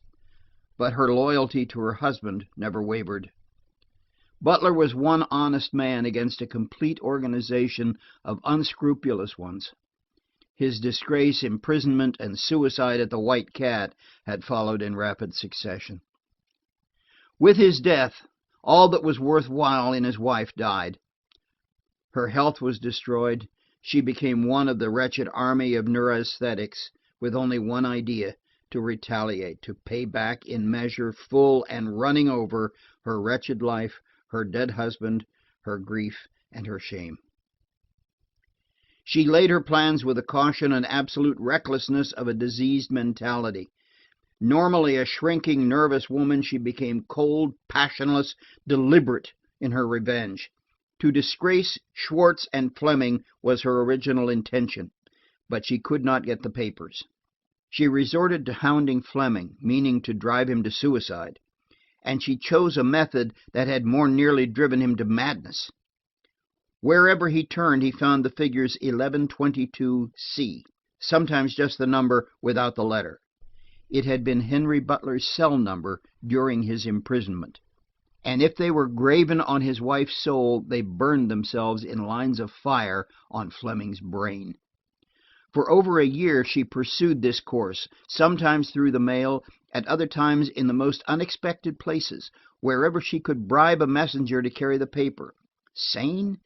No, hardly sane, but inevitable as fate. The time came when other things went badly with Fleming, as I had already heard from Wardrop. He fled to the White Cat, and for a week Ellen Butler hunted him vainly. She had decided to kill him, and on the night Marjorie Fleming had found the paper on the pillow, she had been in the house. She was not the only intruder in the house that night. Someone, presumably Fleming himself, had been there before her. She found a lady's desk broken open and a small drawer empty. Evidently Fleming, unable to draw a check while in hiding, had needed ready money. As to the jewels that had been disturbed in Marjorie's boudoir, I could only surmise the impulse that, after prompting him to take them, had failed at the sight of his dead wife's jewels. Surprised by the girl's appearance, she had crept to the upper floor and concealed herself in an empty bedroom. It had been almost dawn before she got out. No doubt this was the room belonging to the butler, Carter, which Marjorie had reported as locked that night. She took a key from the door of a side entrance and locked the door behind her when she left. Within a couple of nights she had learned that Wardrop was coming home from Plattsburgh, and she met him at Bellwood. We already knew the nature of that meeting. She drove back to town, half maddened by her failure to secure the letters that would have cleared her husband's memory, but the wiser by one thing: Wardrop had inadvertently told her where Fleming was hiding. The next night she went to the White Cat and tried to get in. She knew from her husband of the secret staircase, for many a political meeting of the deepest significance had been possible by its use, but the door was locked and she had no key. Above her, the warehouse raised its empty height, and it was not long before she decided to see what she could learn from its upper windows. She went in at the gate and felt her way through the rain to the windows. At that moment the gate opened suddenly, and a man muttered something in the darkness. The shock was terrible. I had no idea that night of what my innocent stumbling into the warehouse yard had meant to a half-crazed woman just beyond my range of vision. After a little she got her courage again, and she pried up an unlocked window. The rest of her progress must have been much as ours had been a few nights later. She found a window that commanded the club, and with 3 possibilities that she would choose and would see the wrong room, she won the 4th. The room lay directly before her, distinct in every outline, with Fleming seated at the table, facing her and sorting some papers. She rested her revolver on the sill and took absolutely deliberate aim. Her hands were cold, and she even rubbed them together to make them steady. Then she fired, and a crash of thunder at the very instant covered the sound. Fleming sat for a moment before he swayed forward. On that instant she realized that there was someone else in the room. A man who took an uncertain step or two forward into view, threw up his hands, and disappeared as silently as he had come. It was Schwartz. Then she saw the door into the hall open, saw Wardrop come slowly in and close it, watched his sickening realization of what had occurred. Then a sudden panic seized her. Arms seemed to stretch out from the darkness behind her to draw her into it. She tried to get away, to run, even to scream. Then she fainted. It was gray dawn when she recovered her senses and got back to the hotel room she had taken under an assumed name. By night she was quieter. She read the news of Fleming's death in the papers, and she gloated over it. But there was more to be done. She was only beginning. She meant to ruin Schwartz, to kill his credit, to fell him with the club of public disfavor. Wardrop had told her that her husband's letters were with other papers at the Monmouth Avenue house, where he could not get them. Fleming's body was taken home that day, Saturday, but she had gone too far to stop. She wanted the papers before Lightfoot could get at them and destroy the incriminating ones. That night she got into the Fleming house, using the key she had taken. She ransacked the library, finding not the letters that Wardrop had said were there, but others, equally and more incriminating, canceled notes, private accounts that would have ruined Schwartz forever. It was then that I saw the light and went downstairs. My unlucky stumble gave her warning enough to turn out the light. For the rest, the chase through the back hall, the dining room, and the pantry had culminated in her escape up the back stairs while I had fallen down the dumbwaiter shaft. She had run into Bella on the upper floor, Bella who had almost fainted, and who knew her and kept her until morning, petting her and soothing her, and finally getting her into a troubled sleep. That day she realized that she was being followed. When Edith's invitation came, she accepted it at once, for the sake of losing herself and her papers, until she was ready to use them. It had disconcerted her to find Marjorie there, but she managed to get along. For several days everything had gone well. She was getting stronger again, ready for the second act of the play, prepared to blackmail Schwartz and then expose him. She would have killed him later, probably.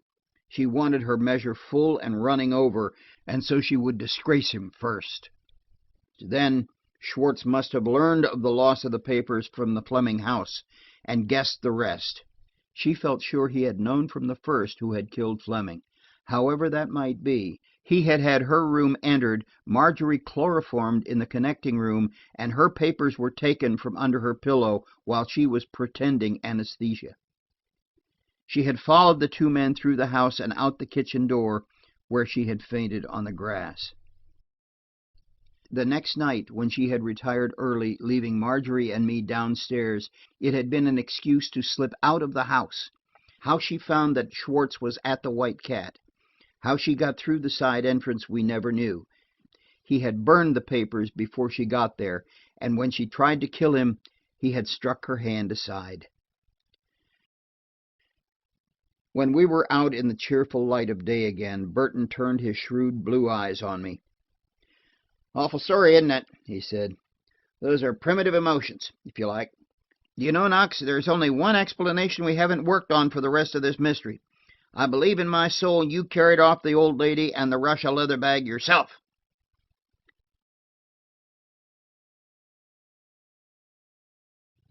Chapter 26.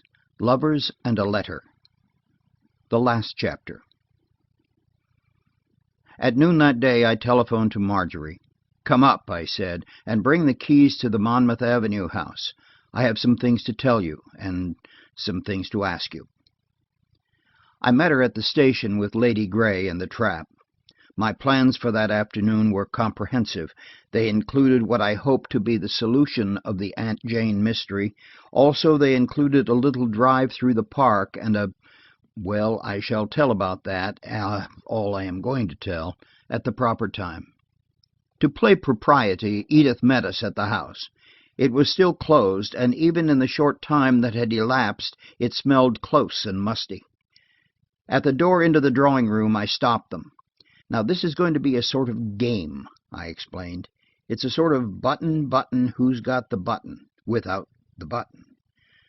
We are looking for a drawer, receptacle, or closet which shall contain, bunched together and without regard to whether they should be there or not, a small revolver, 2 military brushes and a clothes-brush, 2 or 3 soft-bosomed shirts, perhaps a half-dozen collars, and a suit of underwear.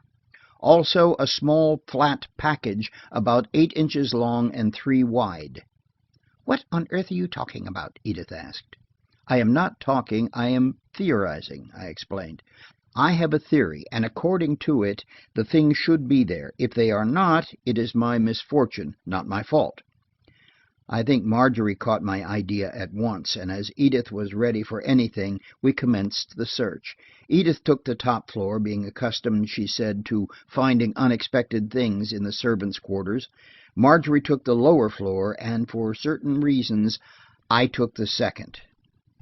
For 10 minutes there was no result. At the end of that time I had finished 2 rooms and commenced on the blue boudoir. And here, on the top shelf of a 3-cornered Empire cupboard, with glass doors and spindle legs, I found what I was looking for. Every article was there. I stuffed a small package into my pocket and called the 2 girls. "The lost is found," I stated calmly, when we were all together in the library. "When did you lose something?" Edith demanded. "Do you mean to say, Jack Knox, that you have brought us here to help you find a suit of gaudy pajamas and a pair of military brushes?" I brought you here to find Aunt Jane, I said soberly, taking a letter and the flat package out of my pocket. You see, my theory worked out. Here is Aunt Jane, and there is the money from the Russia leather bag. I laid the packet in Marjorie's lap, and without ceremony opened the letter. It began, "My dearest niece, I am writing to you because I cannot think what to say to Sister Letitia. I am running away. I am running away. My dear, it scares me even to write it all alone in this empty house. I have had a cup of tea out of one of your lovely cups and a nap on your pretty couch, and just as soon as it is dark I am going to take the train for Boston. When you get this, I will be on the ocean. The ocean, my dear, that I have read about and dreamed about and never seen. I am going to realize a dream of 40 years, more than twice as long as you have lived. Your dear mother saw the continent before she died, but the things I have wanted have always been denied me. I have been one of those that have eyes to see and see not. So I have run away. I am going to London and Paris and even to Italy, if the money your father gave me for the pearls will hold out. For a year now I have been getting steamship circulars, and I have taken a little French through a correspondence school. That is why I always made you sing French songs, dearie. I wanted to learn the accent. I think I should do very well if I could only sing my French instead of speaking it. I am afraid that Sister Letitia discovered that I had taken some of the pearls, but half of them were mine, from our mother, and although I had wanted a pearl ring all my life, I have never had one. I am going to buy me a hat instead of a bonnet, and clothes, and pretty things underneath, and a switch. Marjorie, I have wanted a switch for 30 years. I suppose Letitia will never want me back. Perhaps I shall not want to come. I tried to write to her when I was leaving, but I had cut my hand in the attic, where I had hidden away my clothes, and it bled on the paper. I have been worried since for fear your Aunt Letitia would find the paper in the basket and be alarmed at the stains. I wanted to leave things in order. Please tell Letitia. But I was so nervous and in such a hurry. I walked 3 miles to Winton and took a streetcar. I just made up my mind I was going to do it. I am 65, and it is time I have a chance to do the things I like. I came in on the car and came directly here. I got in with the second key on your key ring. Did you miss it? And I did the strangest thing at Bellwood. I got down the stairs very quietly and out onto the porch. I set down my empty traveling bag. I was going to buy everything new in the city to close the door behind me. Then I was sure I heard someone at the side of the house, and I picked it up and ran down the path in the dark. You can imagine my surprise when I opened the bag this morning to find I had picked up Harry's. I am emptying it and taking it with me, for he has mine. If you find this right away, please don't tell Sister Letitia for a day or two. You know how firm your Aunt Letitia is. I shall send her a present from Boston to pacify her, and perhaps when I come back in 3 or 4 months, she will be over the worst. I am not quite comfortable about your father, Marjorie. He is not like himself. The last time I saw him, he gave me a little piece of paper with a number on it, and he said they followed him everywhere and were driving him crazy. Try to have him see a doctor. And I left a bottle of complexion cream in the little closet over my mantel, where I had hidden my hat and shoes that I wore. Please destroy it before your Aunt Letitia sees it.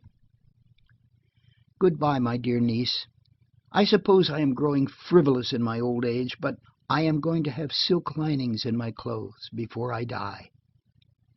Your loving Aunt Jane. When Marjorie stopped reading, there was an amazed silence. Then we all three burst into relieved, uncontrolled mirth. The dear little old lady, with her new independence and her 65-year-old romantic, starved heart. Then we opened the packet, which was a sadder business, for it had represented Alan Fleming's last clutch at his waning public credit. Edith ran to the telephone with the news for Fred, and for the first time that day Marjorie and I were alone. She was standing with one hand on the library table. In the other she held Aunt Jane's letter, half tremulous, wholly tender. I put my hand over hers on the table. "Marjorie," I said. She did not stir. "Marjorie, I want my answer, dear. I love you. Love you. It isn't possible to tell you how much. There isn't enough time in all existence to tell you. You are mine, Marjorie, mine. You can't get away from that." She turned very slowly and looked at me with her level eyes. "Yours," she replied softly, and I took her in my arms. Edith was still at the telephone. "I don't know," she was saying. "Just wait until I see." As she came toward the door, Marjorie squirmed, but I held her tight. In the doorway, Edith stopped and stared. Then she went swiftly back to the telephone. "Yes, dear," she said sweetly, "they are. This minute."